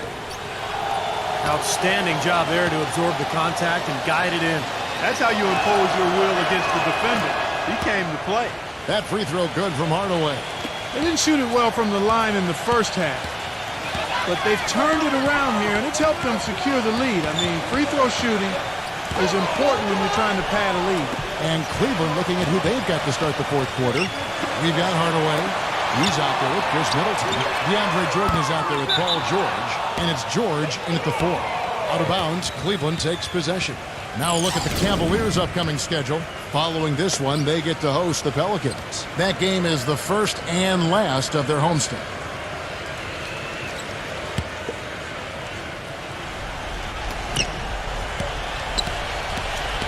The Cavaliers leading by 8. And here is Hardaway. Kicks it to George. It's George on the wing. And a foul called on the shot. Got him on the way up that time, so he'll shoot 2 right here. I like that. Attack and create the contact. Very nearly had an and one opportunity there. Good aggressive move.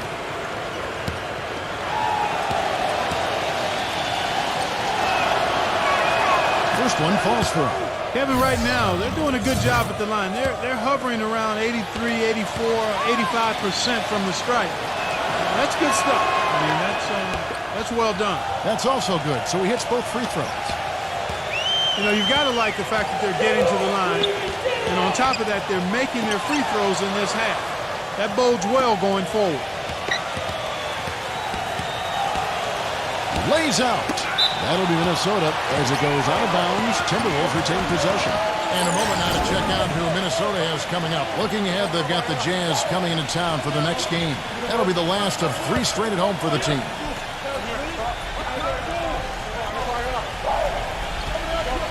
Taken away. Here's Middleton. He's covered by Murray. From deep, George. Rebounded by the Timberwolves. Fourth quarter now. We're about a minute and a half in. Pass it to Alexander. Here's Middleton. Jordan the screen. Right side Hardaway. And the 3 ball is good. Hardaway has got 9 points here in the second half. Number 5. Defended by George. Number 5. And George kicks to Hardaway. Back to George. From the arc. Can't hit. And it's the Timberwolves taking it the other way. They need this. Number 5. That one rolling around and rims out. The Cavaliers leading by 13. And George, here we go.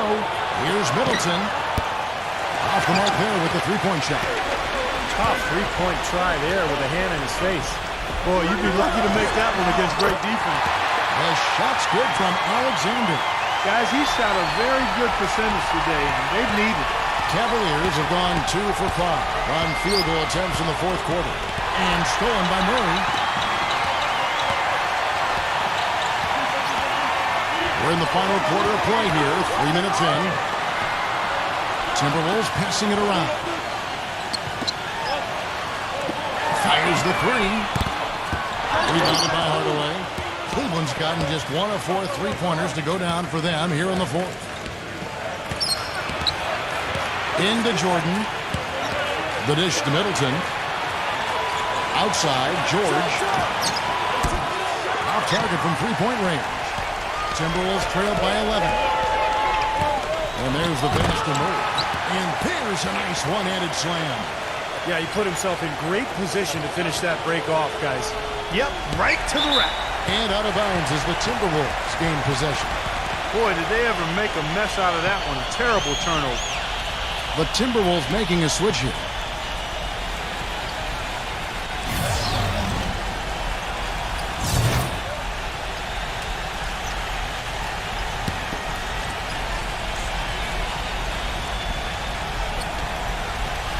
Over 3.5 minutes through the final quarter now. Alexander defended by Middleton. Good. Here's Middleton. Left side, George. And he's good on the 3 ball. George has got 10 points here in the second half. second three-pointer of the half, 4th overall. So he's having a nice game from outside. Pass to Alexander.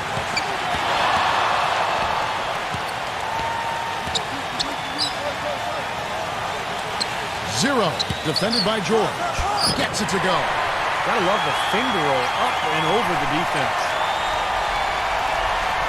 Here's Hardaway.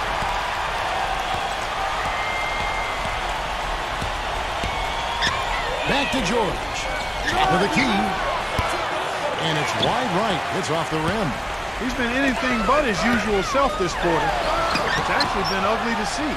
And they'll keep possession.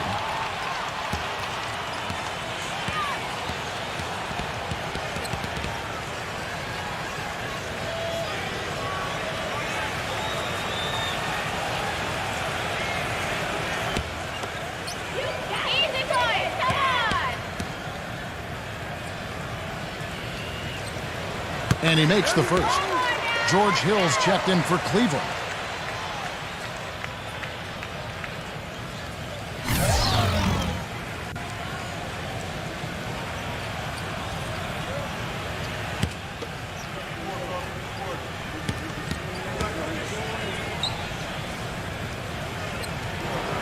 And so he hits both. The Cavaliers leading by 6. Here's Middleton. Feeds to Jordan. Dishes it to George. Shoots the 3. And it's good. Assisting on the play was Jordan. Jordan's got 5 assists in the game.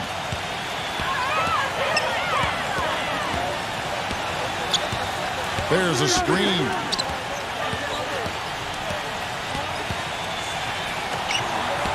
To the paint. Foul call that time on the way up. That'll give him 2 chances at the free throw line here.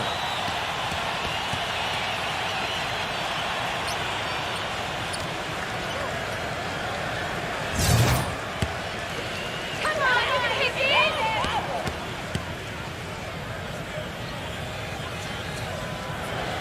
And he knocks down the first one.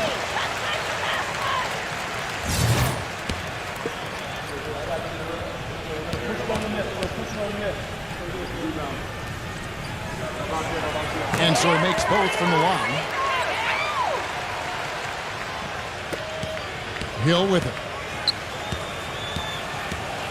And out of bounds as the Timberwolves gain possession.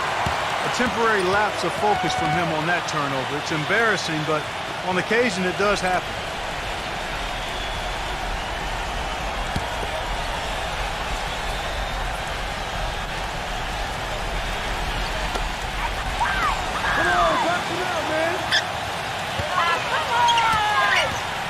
Milton, he's guarded by Hill. Passes it to Alexander. From downtown.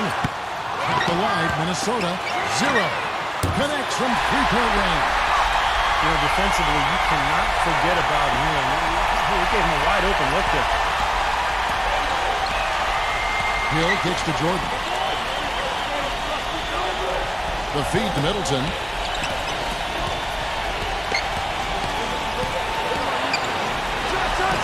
And the Cavaliers getting another bucket right there.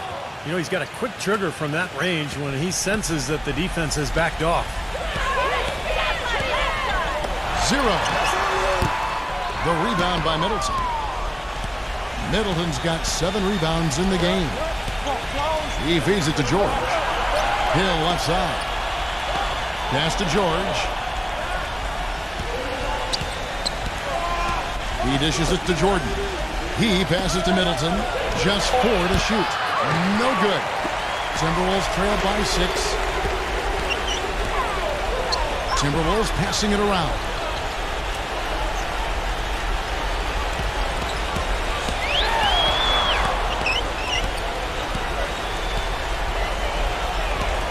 Alexander, he's guarded by Hill.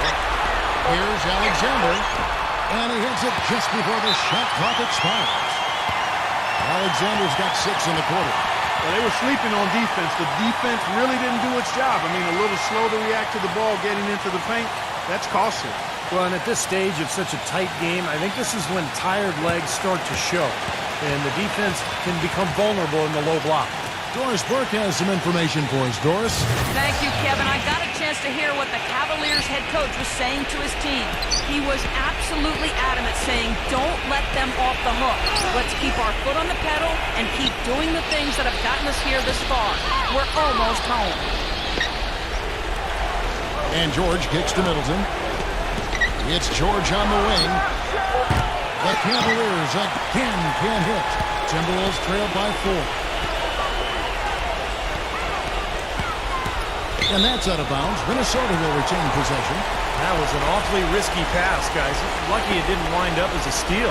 Well, it nearly did wind up as a steal, but no harm done in the end. They hang on to possession. Doncic. He's guarded by Hill. Number 5. And again, it's Minnesota. Cavaliers have gone 5 of 12 from the field entering the fourth quarter. Hill dishes to George. Lets the 3 fly. Kept alive. What determination. There was a lot of competition for that rebound, and he came away with it. Now Hill. He kicks to George. It's back to Hill. Outside, George. Good, and it's Hill picking up the assist. Hill's got his 4th assist in this one. They've stepped up their three-point shooting game in the second half. They're letting it fly out there with reckless abandon. Now they're feeling confident, and they're in a good flow offensively, so why not just keep firing from out there?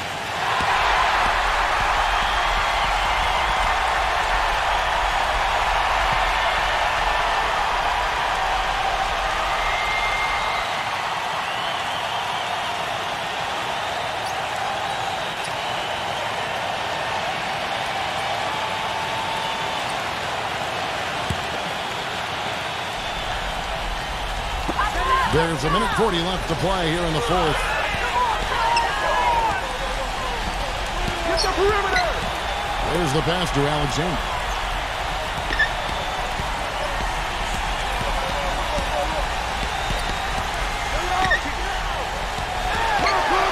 Pocket 4. Here's Doncic. No good off the back of the rim. The Cavaliers leading by 5. Now, here is Hill. Back to George. Into Jordan. And 2 free throws coming up as he misses that one. Drawing the whistle and a lot of contact there.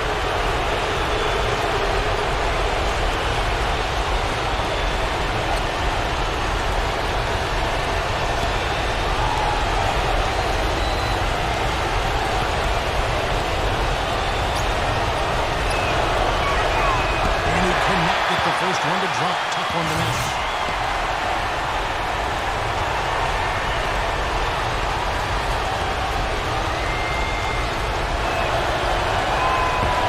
So he comes up empty at the line. Timberwolves have gone 7 of 16 from the field here in the fourth. That's about 43%. Alexander defended by George. This game going to take a big swing. Clark, if the Duke continues to clear out like that and give up easy dunks. Yeah, that's the kind of defense we expect to see in a blowout, Kevin, or even an exhibition game, not a close game like this. And how frustrated Steve is over that. Well, you know what, come on, Kevin. I just like that he didn't choose to just lay it up there. I mean, he threw it down with force. Shot clock and game clock separated by less than 6 seconds. Here's Alexander. Yes! What a beautiful shot to bring him to within 3. And his stroke has been dead on. Inside, outside, wherever. The shot's just falling for him. But they've shared the load offensively. Yeah, they've done a nice job with it, Kevin and Steve. I mean, everybody's touching the ball. There's a nice flow to what they're doing offensively. It makes it so much tougher to defend, too, when you have to account for all 5 offensive players, and the ball just moves so quickly. Tough to defend that.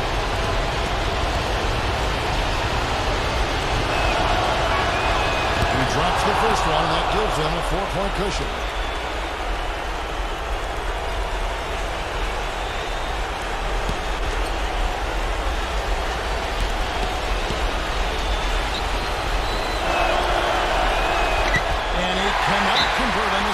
That misses. And the Timberwolves call time here. They're trailing by 4. There's 21 seconds left in the fourth quarter. Guys, what do you think? Well, they need to draw something up here. I think they'll go for a quick 2. And if not, maybe break somebody free for a long three-pointer. And they have to know they need to foul right after the shot goes in as well.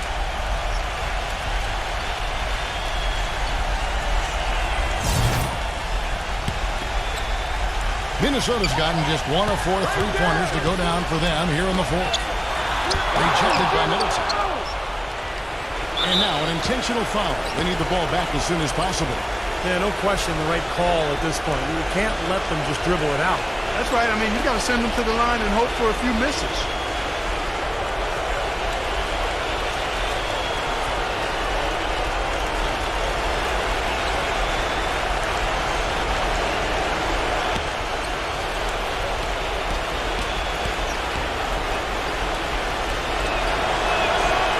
The first one, and that puts them up by 5.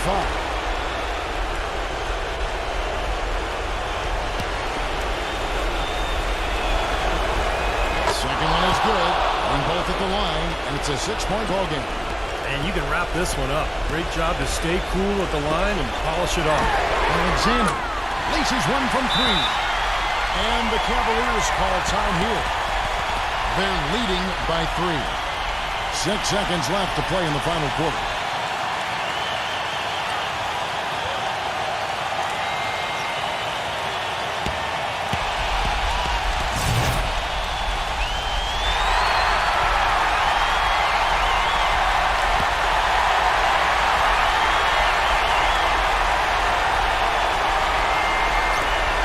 Six seconds left in the fourth quarter. He's got a nice touch on that shot normally, but good defense there, fogging the lane. So it's a narrow win for the Cavaliers, pulling it out. And Clark, you know, it was quite a nail-biter. Yeah, it was tight. Their guys were able to come up with big plays down the stretch, and that's the difference. Thanks for tuning in to the NBA on 2K Sports. For Clark Kellogg, Steve Kerr, and Doris Burke, this is Kevin Harlan. We'll see you next time. And now, our Jordan Player of the Game, Paul George.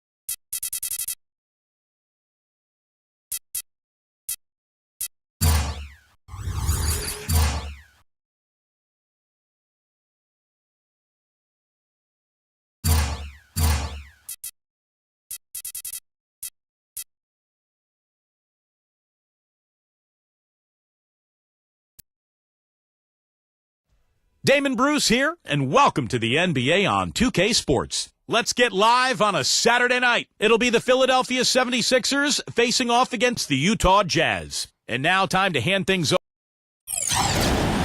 We're in Salt Lake City, Utah, where the Jazz are looking to take one from an Eastern Conference opponent here at the Energy Solutions Arena. And now a quick check of our starting lineups for both teams. And guys, checking out Damian Lillard, what can we expect here? He is so creative, Kevin. That's what I love about watching him. As good as anybody in the league at breaking down a defender one-on-one. And, Steve, even more than that, this is what I think of when I think of him. Late in the fourth quarter, time winding down. They've got one shot to win the game. He's your man. He's the guy I'm looking for to make it happen. Well, the 76ers right now, they're focused on kicking off to a good start on the road trip here. Winning their last 3 games. They'd like to make that 4 in a row here tonight. Well, right now for the Sixers, they've got to be a little dissatisfied right now. I mean, they're in pretty good shape, but not up to their normal standard. Yeah, I agree with that, Clark. I think they were expecting big things this season, and, they're okay. They're in decent shape. But I think they'd like to be a little further up in the standings than where they are right now. Out of bounds, Philadelphia takes possession.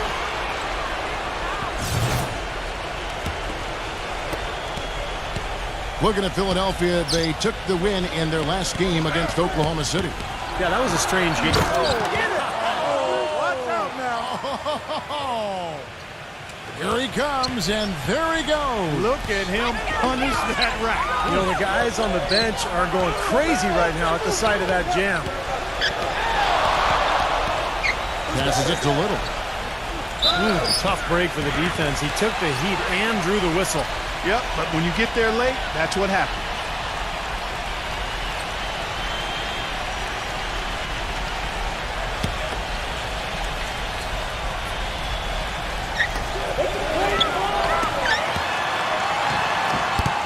They start getting warmed up here soon. That's 0 for 4 to this point. Another miss by Utah. All right, let's go over to the sideline with Doris Burke. Kevin, I was able to speak momentarily with Monty Williams. They managed to get a win in their last contest against this squad, but he's far from complacent, fellas.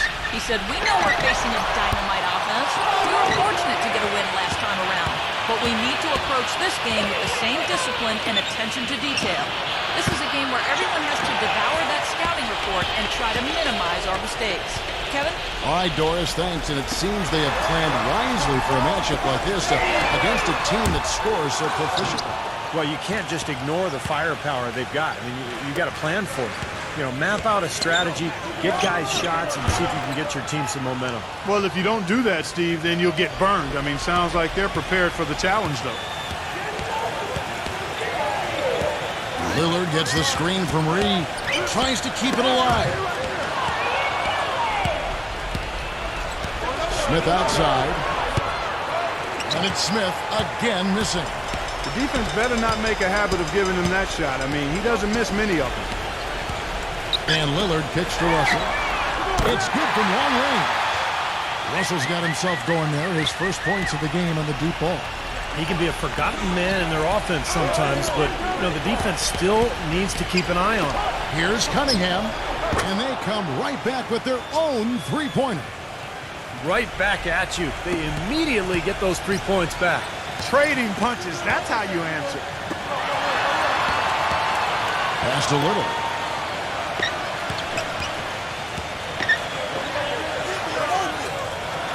Reed the pass to Lillard. Clock at 6.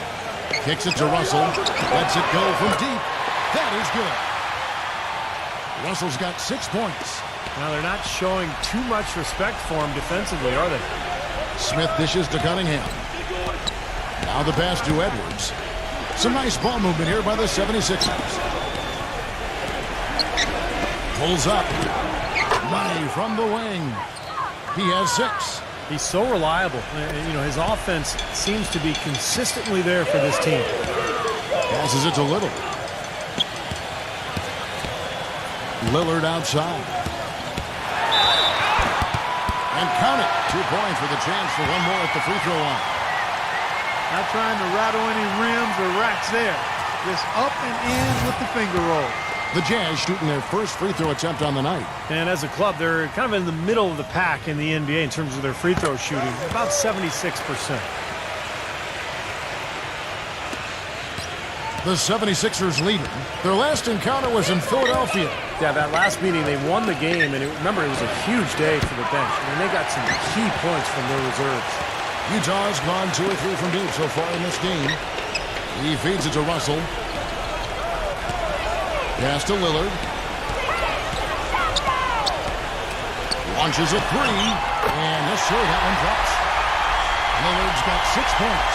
Steve talked about the contribution they got from the bench to win this matchup last time, Clark, and it was a great game for them in that regard. Kevin, it really was. I mean, the depth they have was apparent on that day. I mean, there was no drop-off when they went to their bench, and the coach has to be extremely confident knowing that his reserve can handle their weight. Man, a gaping hole in the defense that time, and he didn't waste any time getting through it. Simon, defended by Little, looking to end the run. There's the bucket, good.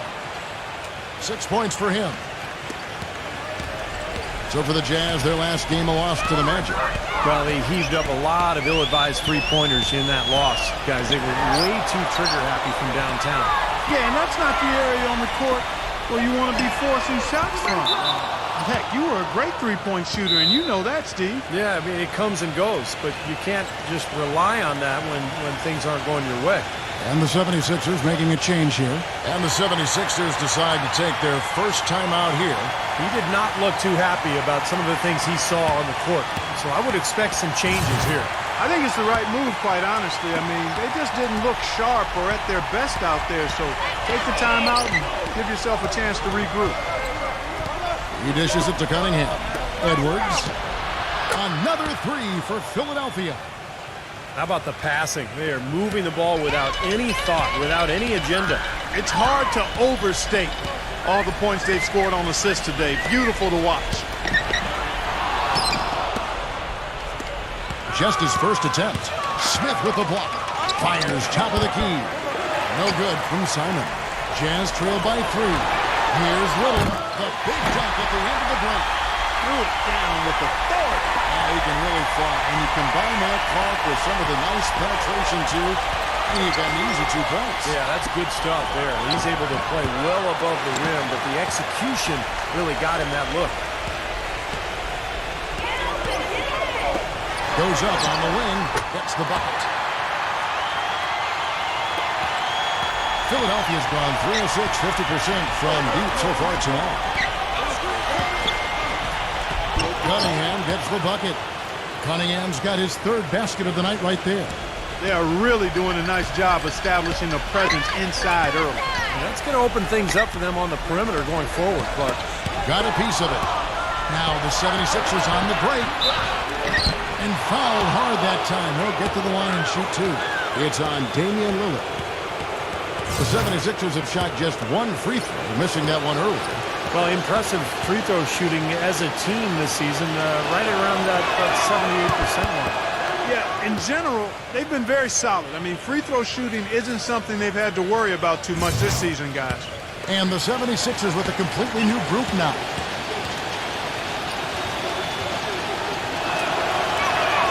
And so he hits both. And so it's Utah here with the ball. They trail by 3. The dish to Rivers. Feeds it to Beverly. Puts up a 3. And it's Philadelphia with the rebound.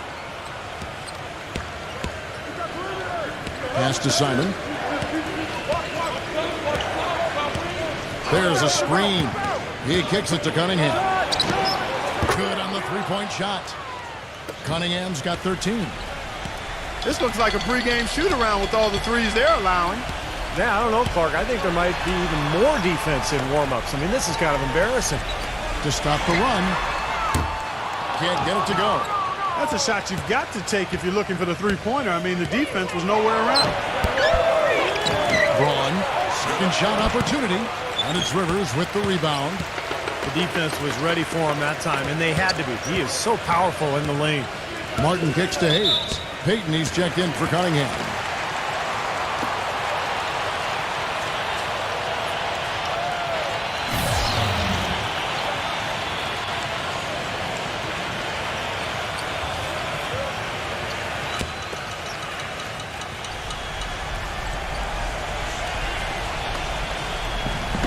Philadelphia on D.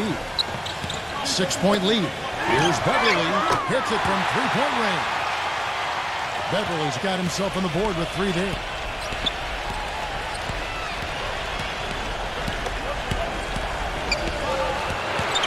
Number 30, covered by Hayes. They get it again. Now the feed to Payton. And it's out of bounds. The 76ers able to retain possession here. And let's take a moment to show you the NBA's best rebounding teams over the last 10 games. The 76ers third. Yeah, what a show of strength and rebounding we've seen recently. These guys playing extremely physically.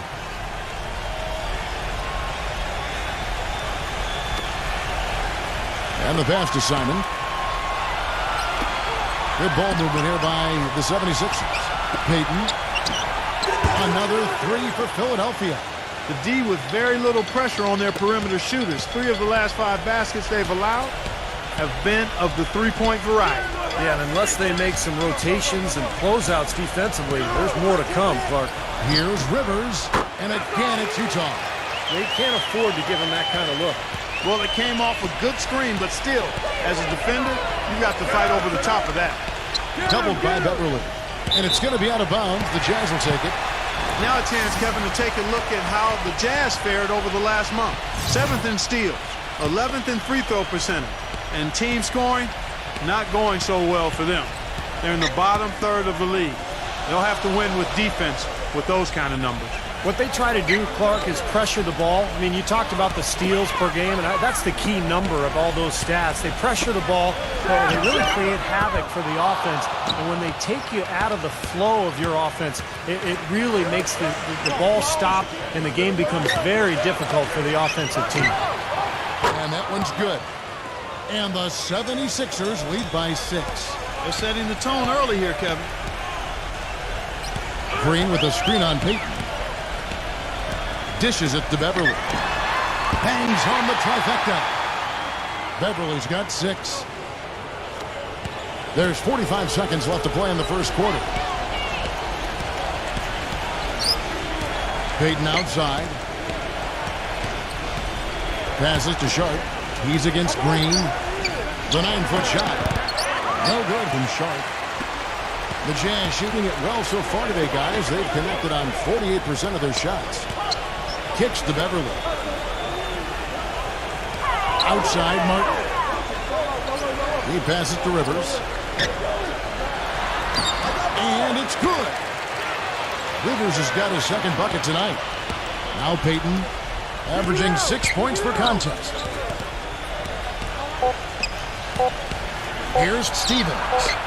And again, it's Philadelphia. Yeah, they're going to need some help there defensively. That matchup is going to be a tough one to deal with. And that concludes a back-and-forth, high-scoring first quarter of play. Coming up. And we got a close game here as we get back to the second quarter. And looking at what we've seen from the 76ers, what do you guys think? They set the tone there defensively with their shot blocking. They've been really intimidating down in the paint area.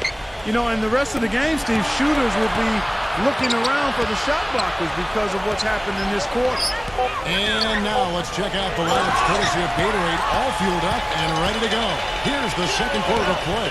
Taking a look at the 76ers. And a foul called on the shot. Got him on the way up that time, so he'll shoot 2 right here. Well, you know, when they need a big 3, he's the guy they look to. He's about as reliable a deep threat as you're going to find. You know, something else I think about when I see this guy is he's a real headache to have to defend one-on-one. I mean, he's got all of the game that makes it tough for his defender.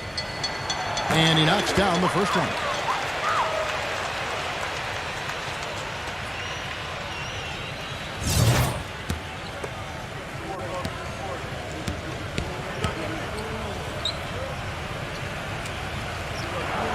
Hayward hits them both. Philadelphia's gone 5 of 8 from three-point land. 15 points and a deep ball for them tonight.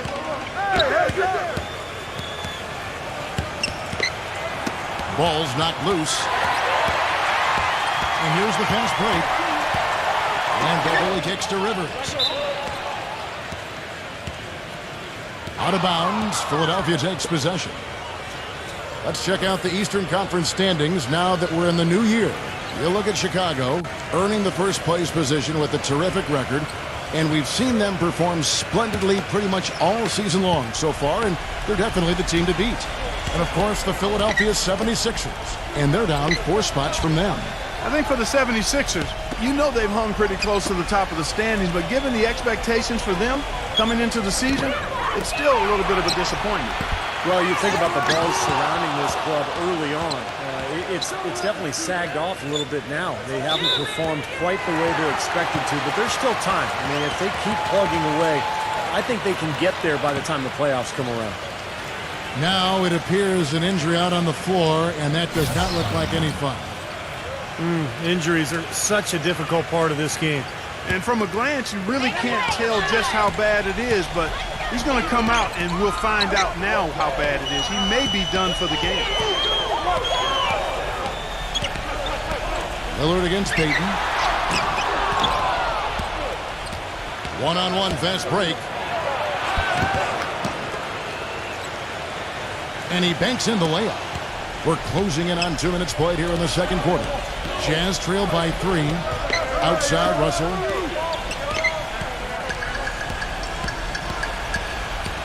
He feeds it to Lillard. Lets it fly. Good, and it's Russell picking up the assist. 8 points for Damian Lillard. The 76ers have gone 1 of 3 to start out the second quarter.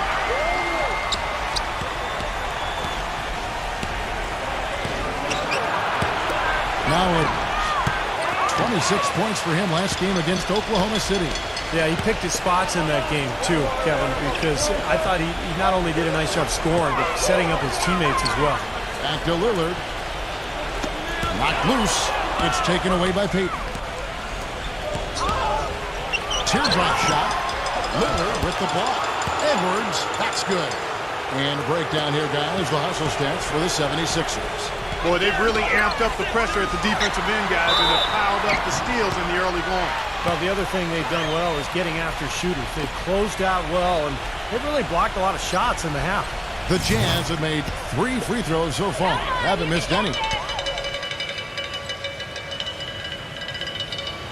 First one falls for him. The 76ers making a switch here. Smith is checked in.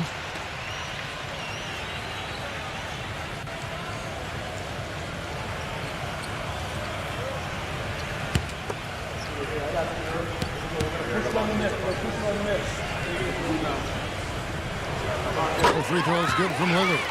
Boy, his free throw shooting, just another reason he's such a good all-around player. Edwards with it. He's picked up by Russell. That's good. Cunningham's got 15 points. About 3 minutes played so far in the second quarter.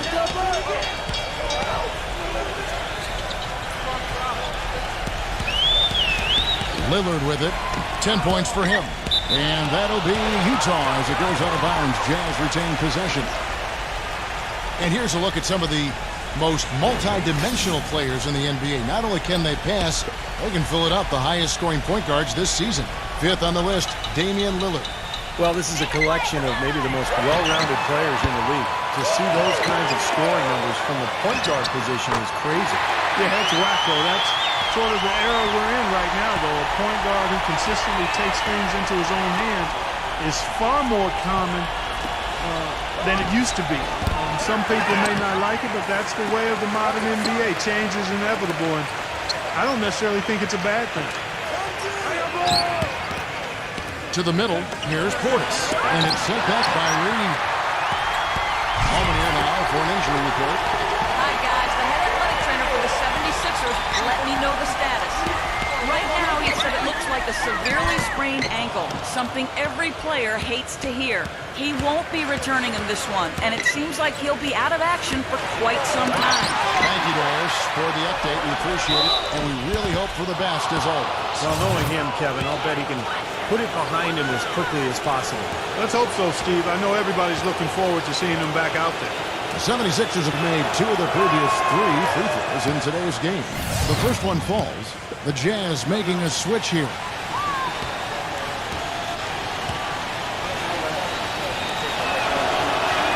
And that one goes in. 2 from the line that time. Jazz trail by 3. Passed a little. He dishes it to Russell. Fires it up. Another shot. He lays it in. Collins has got his first basket of the night. There it is again. On a lot of their possessions this first half, they've established great position inside. Yeah, getting the ball into the post should be their first option every time down. Force the defense to adapt and adjust. That's good. Great job of utilizing that screen and finding space to knock down the jumper. Good basketball. The drive by Russell. And lots of contact there. Missing the shot. He'll shoot 2. Nice work to get inside and draw the foul. Yeah, it's obvious. The defense not going to allow many easy layups. They're going to make you earn it from the line. The Jazz shooting their 6th and 7th free throws in the game. And the first one at the line is good. In the second quarter, they've had the right approach. Very aggressive, driving, drawing contact, and creating opportunities at the free throw line. Well, you know, if other things aren't working for you, Steve, getting to the foul line can be a good place to start to turn it around. The 76ers lead it. Moving on from this game, they're scheduled to take on the Lakers at the Staples Center. That will be their second of this 5-game road trip.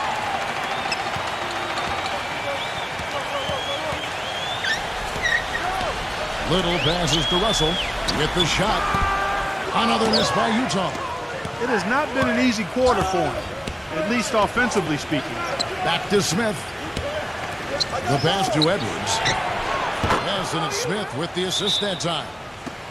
13 points in the game. He shot the ball exceptionally well as they've built this lead for themselves here. Timeout is called, first of the game for the Jazz.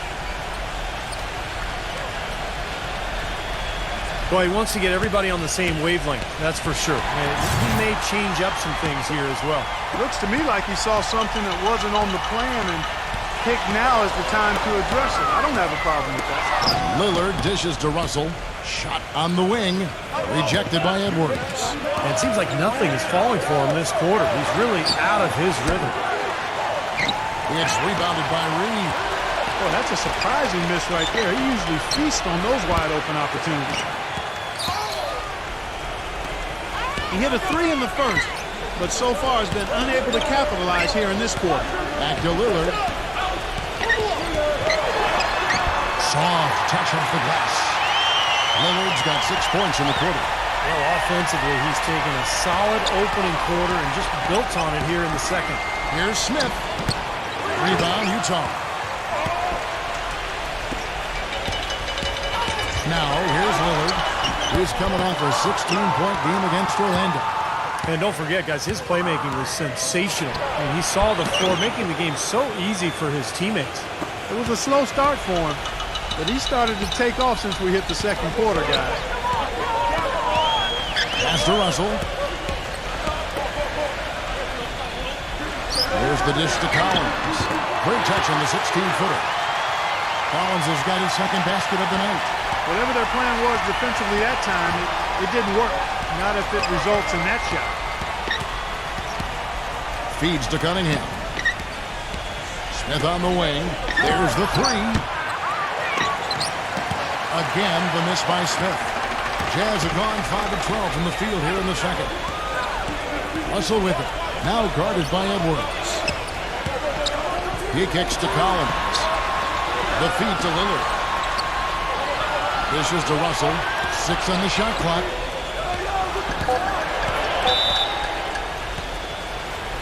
Out of bounds. Philadelphia takes possession. A chance here, Kevin, to take a look at the 76ers and how they rank in the NBA right now. Second in fewest turnovers per game. 5th in scoring.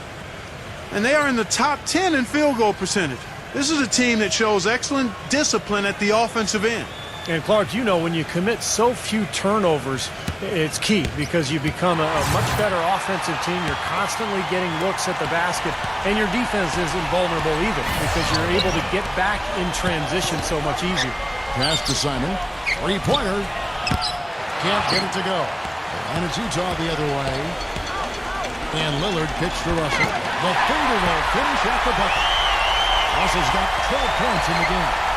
several lead changes going on here in the early portion of this game. Yeah, but neither team really able to jump ahead. Yeah, 5 times already the lead has changed.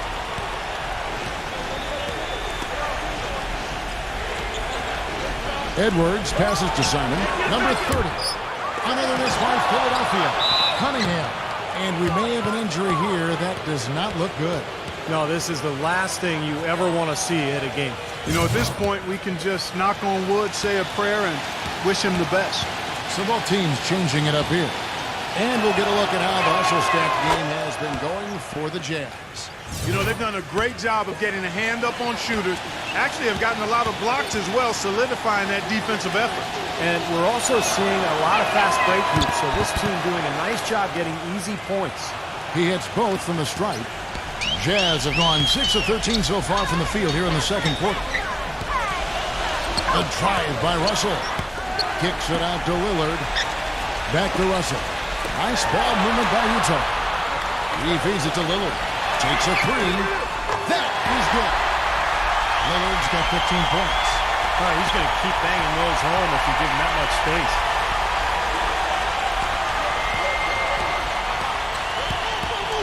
.131 left in the first half of basketball.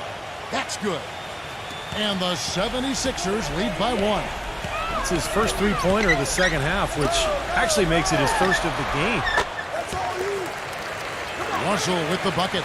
Clarkie talked about a back-and-forth game. This is the definition of Yeah, no doubt about it, Kevin. I mean, not even through the first half, and it's been one heck of a battle. Now, these are the kinds of games you love. I mean, 2 good teams going head-to-head, an even matchup, and both sides very competitive, on their toes tonight. Pass to Little. Back to Lillard. From outside the arc. And again, it's the Jazz from deep. They're in the position they're in right now, thanks in no small part to the show that he's putting on in this period. Smith missing again. Jazz leading by 4. Russell with it. Now guarded by Simon. Back to Russell. Jacks up a 3, and it's Philadelphia with the rebound. Well, it looks like he's cooled down a bit after hitting those 2 in the first quarter. Now he's hit a pair of 3 balls in this quarter, so he's starting to find his range. Lillard gets the screen from Little. Lillard, the pass to Reed. The tray. The shot is off. From deep three-point range, that misses. Would have kind of had it gone in. And the first half ends. And now, brought to you by Sprint.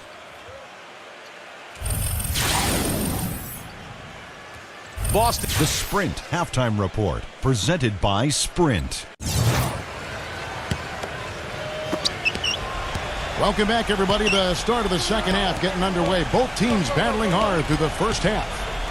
We're seeing a tremendous game from Damian Lillard. He's seeing the court so well tonight. He's made some phenomenal passes here in the game so far in that first half. You know, some folks say he's not a playmaker, but he's dispelling all of that nonsense. Damian Lillard out there with Russell. Then it's Collins, and it's Little in at the 3. That's the 5 on the floor for the Jazz. Lillard, the pass to Little. A 3 ball. The 76ers leading. Kicks to Cunningham. Set up, set up. Smith on the wing. Another 3 for Philadelphia. That's 12 straight points coming off 3-pointers. I mean, somebody do something defensively. Well, I agree with you. I mean, who's going to step up? They're rolling out there now, so you got to get in their chest, make them uncomfortable, and try to deny those looks. The pass to Little. And they wasted no time getting those 3 points back. He has 7. A wide open 3. They need much better communication defensively. Here is Cunningham. 17 points in the game.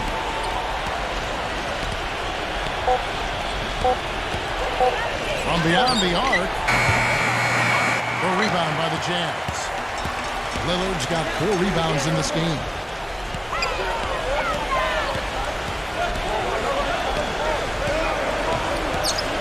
Gives him the lead pass. This game is going to take a big swing. Clark, if the D continues to clear out like that and give up easy dunks. Yeah, that's the kind of defense we expect to see in a blowout, Kevin, or even an exhibition game, not a close game like this. Look how frustrated Steve is over there. Well, you know what, Kevin? Come on, Kevin. I just like that he didn't choose to just lay it up there. I mean, he threw it down with force. Outside, Russell. Back to Lillard. And he misses the go-ahead basket. You know, even though he missed that three-point shot, I think the defense has to do a better job of challenging the shot. Yeah, because you know if you continue to give up open looks like that, you're in big trouble. The Jazz have gone 2 of 4 here to start the second half. He passes to Little.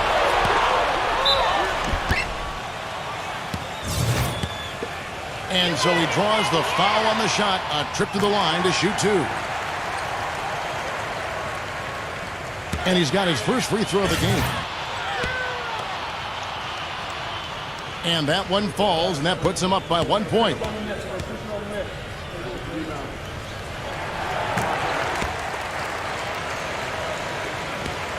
Both free throws good from Little.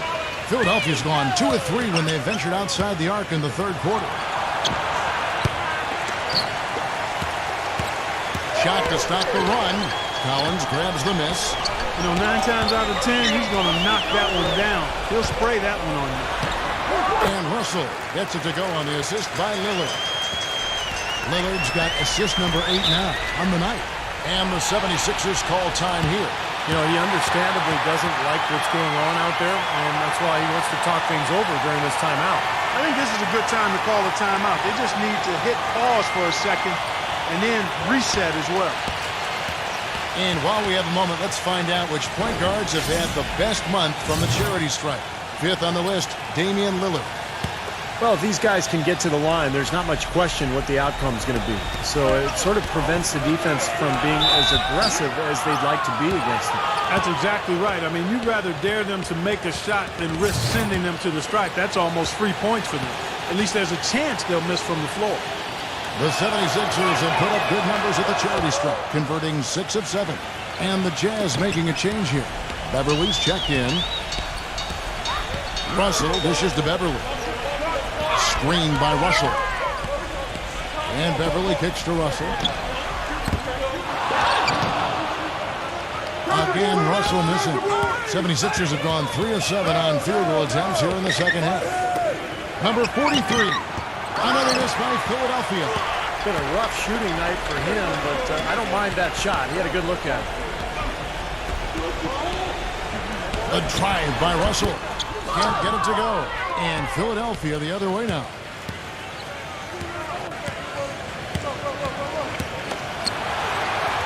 And here's Edwards. 16 points for him. Cunningham passes to Edwards.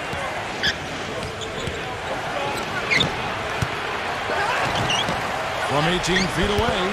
And it's off the back rim. No good. That's his comfort zone. So defensively, really nice job challenging the shot. And Clark, a great competitive game so far. Yeah, tit for tat. I mean, back and forth, plenty of lead changes, and excellent play. These two teams, guys, look so evenly matched to me. I think this could go right down to the wire. 6 to shoot. He dishes it to Russell. Again, Russell missing. Well, eventually he'll start knocking those down again. He did make 2 in the first half. Pass to Cunningham.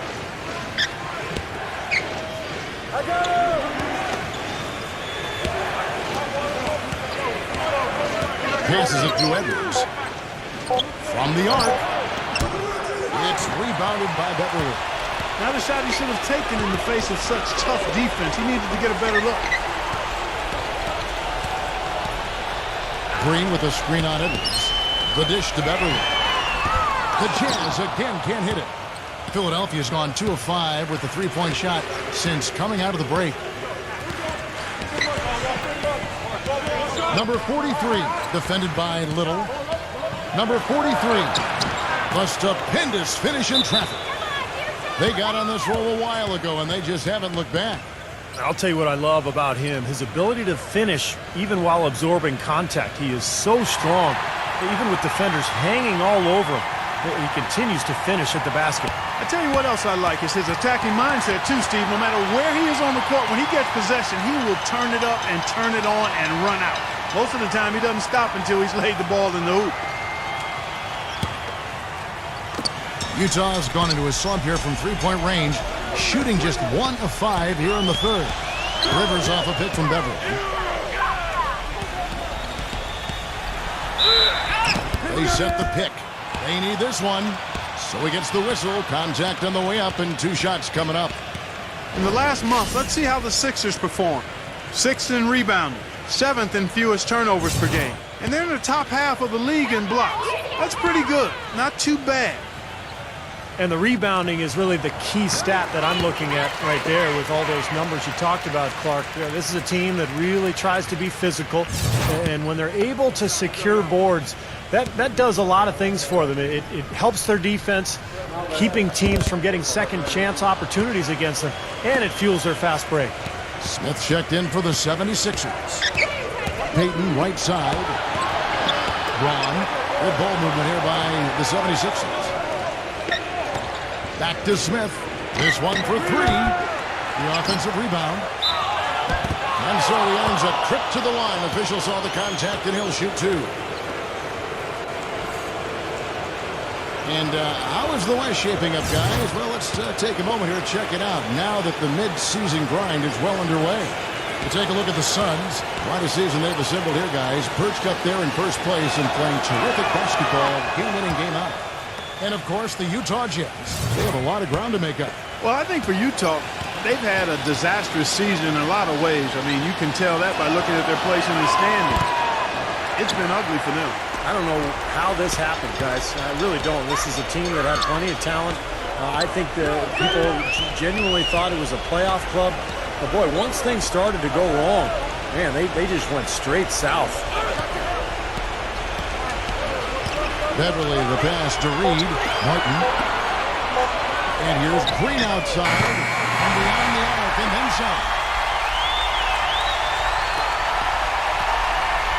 Green's got his first 3 points of the game. I'm not sure who was supposed to pick him up, but somebody's going to get an earful from the coach for leaving him that wide open. Back to Payton. Edwards. He's guarded by Rivers. Another miss by Philadelphia. Early on, he tried to shoot his way out of this funk, but later in the game now, he might want to just give it up and look for his teammates to do the scoring. Goes up and lays it nice and easy. Rivers has got 7 points in the game. You know, it's really hard not to notice the difference in the passing of these two teams today. Yeah, look at the discrepancy in the assist column between these two teams. Braun, that's in, coming off an assist from Payton. And the 76ers lead by 1. And not even 3/4 out of the way. So many lead changes. One heck of a game. I mean, guys, this has been outstanding in terms of the effort that both sides have been able to put on. Looking over there at Steve, he's enjoying every second of it. Yeah, me too. Man, this has been great, guys. The fans getting their money's worth here. Both teams just playing so hard out there. Back to Martin. Outside, Green. But they recover it. Second chance shot, and it's blocked by Edwards.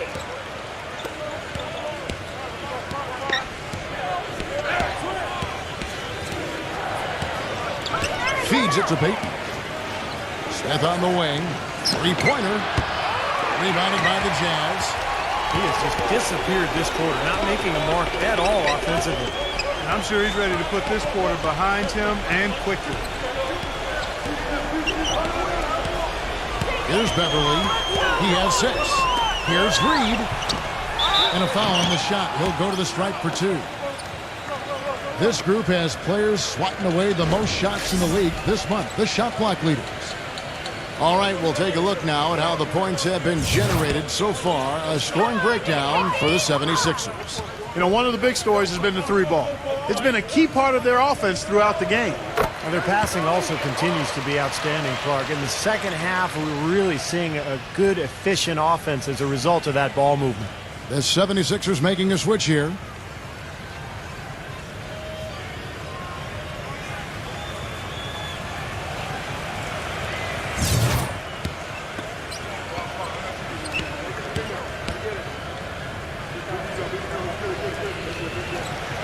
So he hits 1 of 2 from the stripe. The 76ers leading.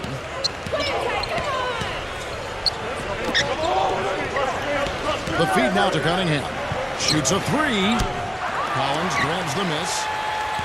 Collins has got his 6th rebound on the night. Hayward off the pick from Reed. He kicks it to Rivers. Rejected by Payton. 56 seconds left to play here in the third. So the whistle blows on the shot and 2 free throws for the contact right there.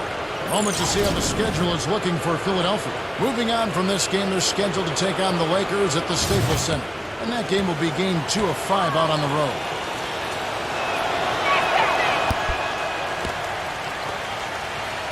No good on the free throw.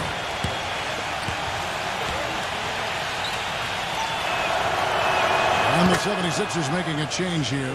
Good on the second free throw. Jazz trailed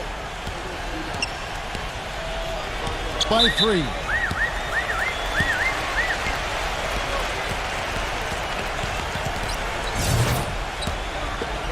Come on, you can hit this.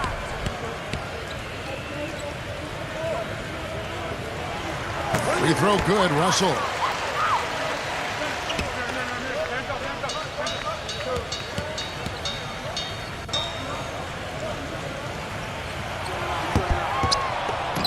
That one misses.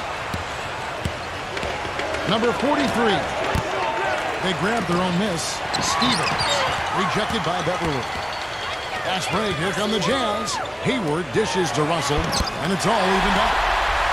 Russell's got 19 points. 4 points in the game.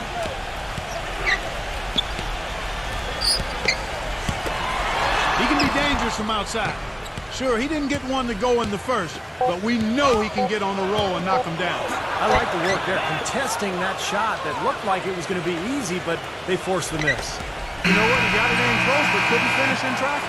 The third quarter comes to a close. Monday, January 16th, the Toronto. We welcome you back to what has been a good one here as we get into the fourth quarter.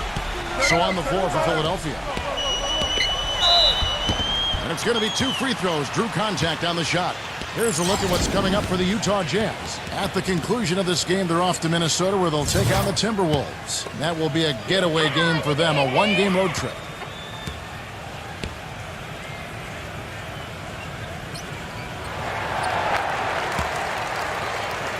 And the first one drops.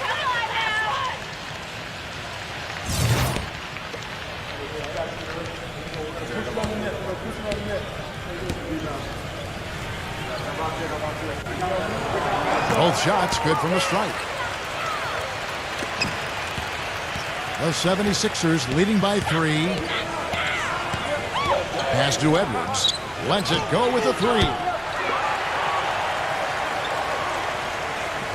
Utah with the rebound. Beverly's got his 3rd rebound tonight.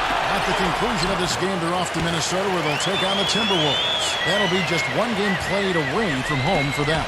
Should be a good one for the Timberwolves today. I'm anxious to see what ends up happening there. And there's the pass to Stevens. Cunningham knocks down the 3 ball. Cunningham's got 22 points. This is incredible. It's been a 3-point barrage since halftime. Yeah, whether by design or by accident, it has been impressive. About a minute played here in the fourth quarter. Tried to come right back with the 3 of his own, but it's no good. Philadelphia's gone 1 of 2 from 3-point range here in the fourth. Edwards passes to Cunningham.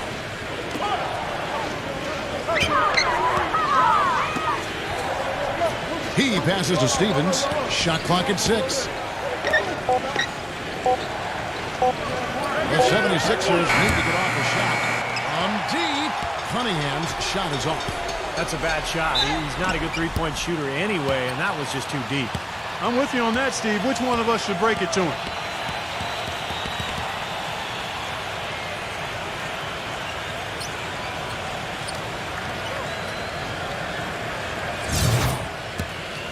Easy points, come on!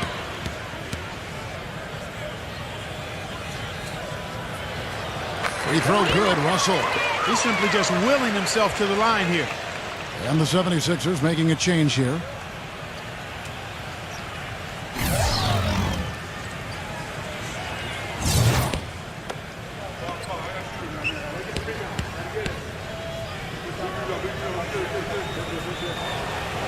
No good on the second, so he hits 1 of 2. Well, if this game comes down to the rebounding battle, they'll be the ones coming out on top. Yeah, they've been really strong in the paint, battling the glass. Good on the shot. That rebound and the follow kind of typify what he's all about. Just gritty, determined play. Inside, Reed. Good, and it's Russell picking up the assist. Second minute off the clock now in the fourth. Russell against Edwards. Back to Smith.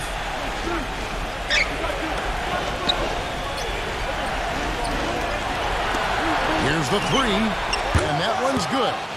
And the 76ers lead by 6. They've gotten a bunch of good looks and have been absolutely lethal from behind the three-point line. Yeah, you got to get some bodies out there defensively, though. I mean, if things are way too easy out beyond the three-point arc. The 76ers have gone 3 of 6 in the field so far in the fourth quarter. There's the screen to the inside. Terrific assist, a nice finish. Solid play all around. Boy, that was a rugged screen set there, fellas, and the defense didn't even try to go through that one. Here's Collins from outside off the mark.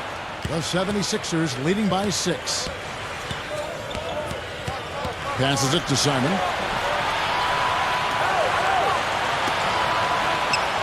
'76ers moving the ball around. Really left alone that time. It seems that every pass they make is leading to a score here. I mean, that's just exquisite ball movement.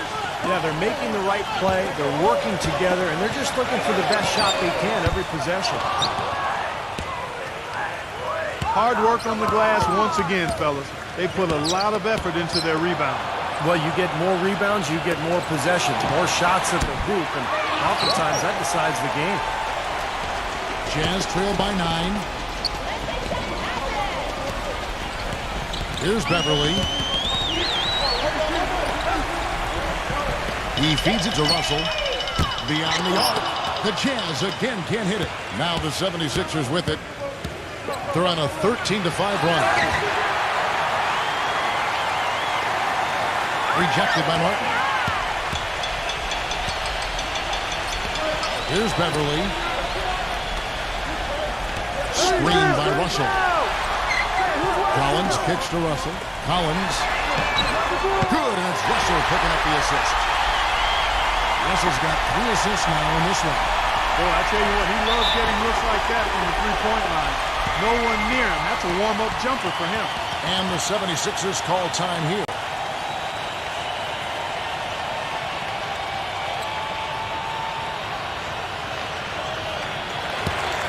And let's get this update now from Doris Burke, who's across the way on the sideline. Yes, Kevin, thank you. Monty Williams had some words for his team. He told the players, let's put our foot on them and keep them down. We've got them exactly where we want them. I want to see you guys slow the pace, use the clock, and stay away from any silly fouls. Here's Reed. And Utah again with the bucket. The 76ers leading by 4. Number 43, defended by Little. The shot's good from Simon. These defenders are putting up very little resistance to the three-point shot. And it's killing them. That's 4 of the last 5 baskets they've allowed have been three-pointers. Here's Russell, and he can't answer back. The three-pointer offline. Solid job by them on the glass here tonight. +8 in rebound. Well, you have to rebound to win, and that's exactly what's happening right now. Pulls it up. Rebound by Smith. Smith's got 8 rebounds in this game. They set the pick. Russell dishes to Beverly. Back to Russell.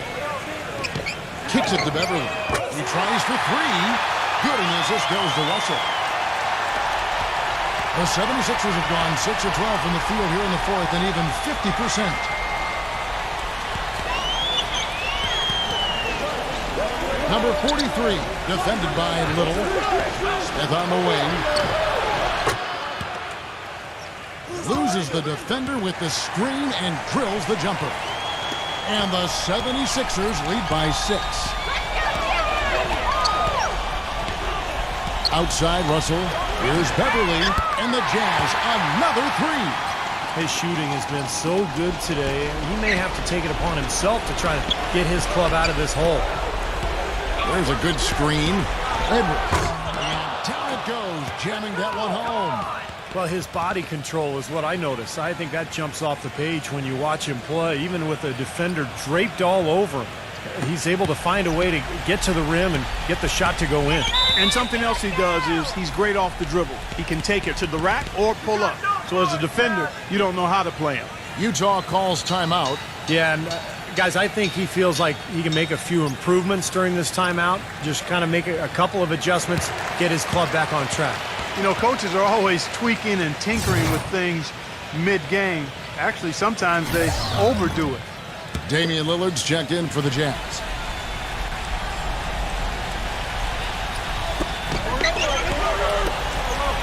Reed the pass to Lillard. Lillard gets the screen from Reed. Lillard attacking.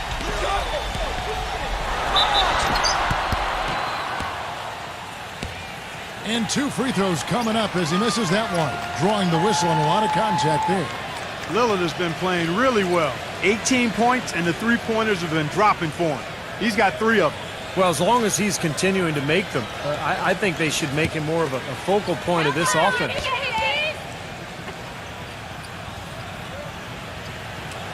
And he makes the first.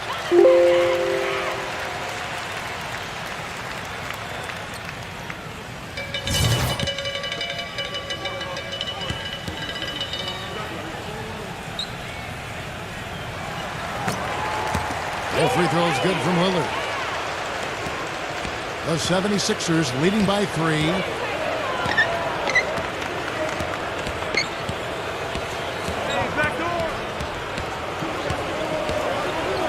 Pass to Edwards.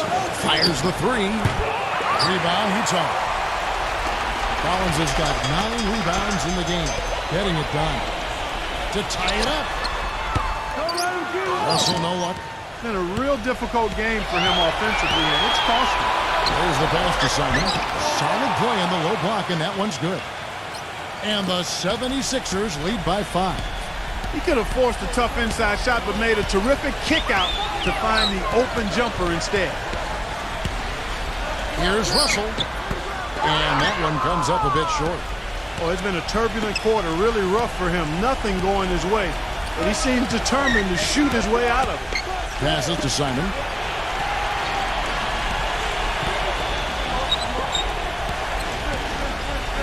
Here's Portis. Damian Lillard grabs the loose ball.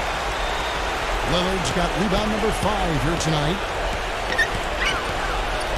He dishes it to Collins. Off the mark there with the three-point shot. The 76ers leading by 5. Number 43. That's good. Utah calls timeout. They're trailing by 7. A minute 42 left in the fourth quarter.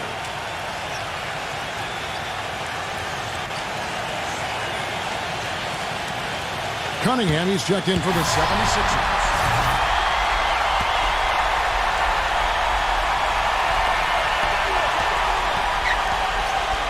Lillard outside. Here's Reed. Good, and it's Russell picking up the assist. Russell's got his 6th assist on the night. 1:35 left to play here in the fourth. Number 43, defended by Little. Smith outside. Clock at 6. Pass to Cunningham.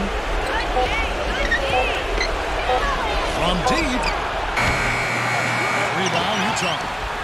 Well, he's just launching from the three-point line right now because I don't like his shot selection at all. Russell passes to Reed, and Lillard kicks to Russell. He's off from three. Kevin, he's missing shot after shot after shot from long range. With time running low, he'd be better off trying something else. Well, this is what he does. He's shooting it well. He's scoring a lot of their points, getting them in front. Time is definitely not on their side at this point. Yeah, they need a quick bucket. Money! And now they trail by just 4. 43 seconds left in the fourth quarter. And he commits the intentional foul.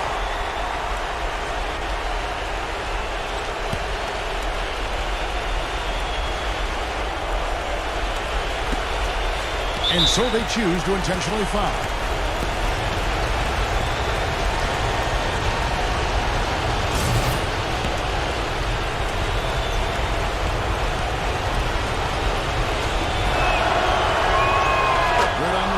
And that puts them up by 5.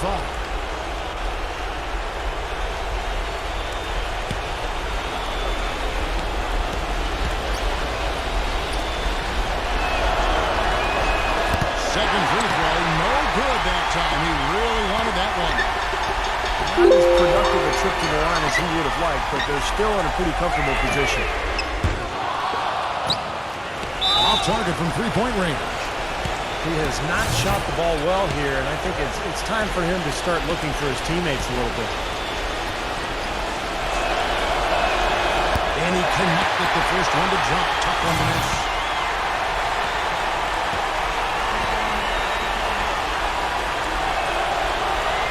And the second of 2 is good. That increases their lead to 6. Utah calls timeout. They're losing by 6. We've got 28 seconds left in the fourth.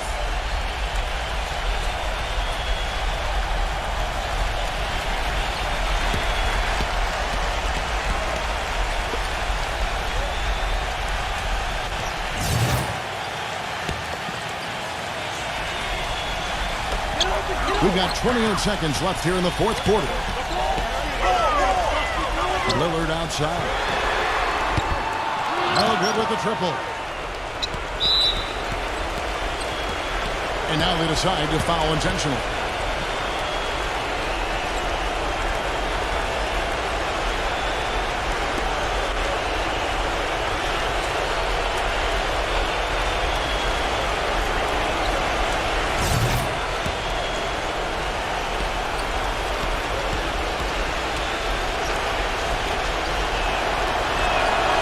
That's the first, and that makes it a 7-point lead.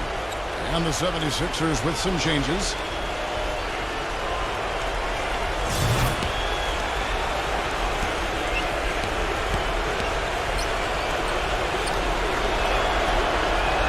Second one is good. Hitting both at the line, and it's an 8-point game. And it would take divine intervention for them now to get back in. And even that might not be enough for us. What do you think? I don't see it. Very little chance in the comeback. I think this is over. And now we've got the intentional foul.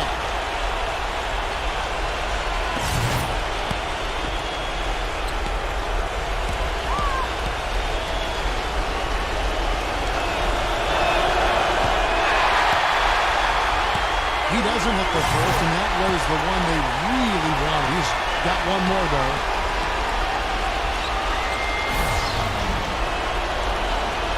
That's good, going 1 or 2 from the line, and that increases their lead to 6. Russell kicks to Lillard. Pass to Little. Off target with his 3.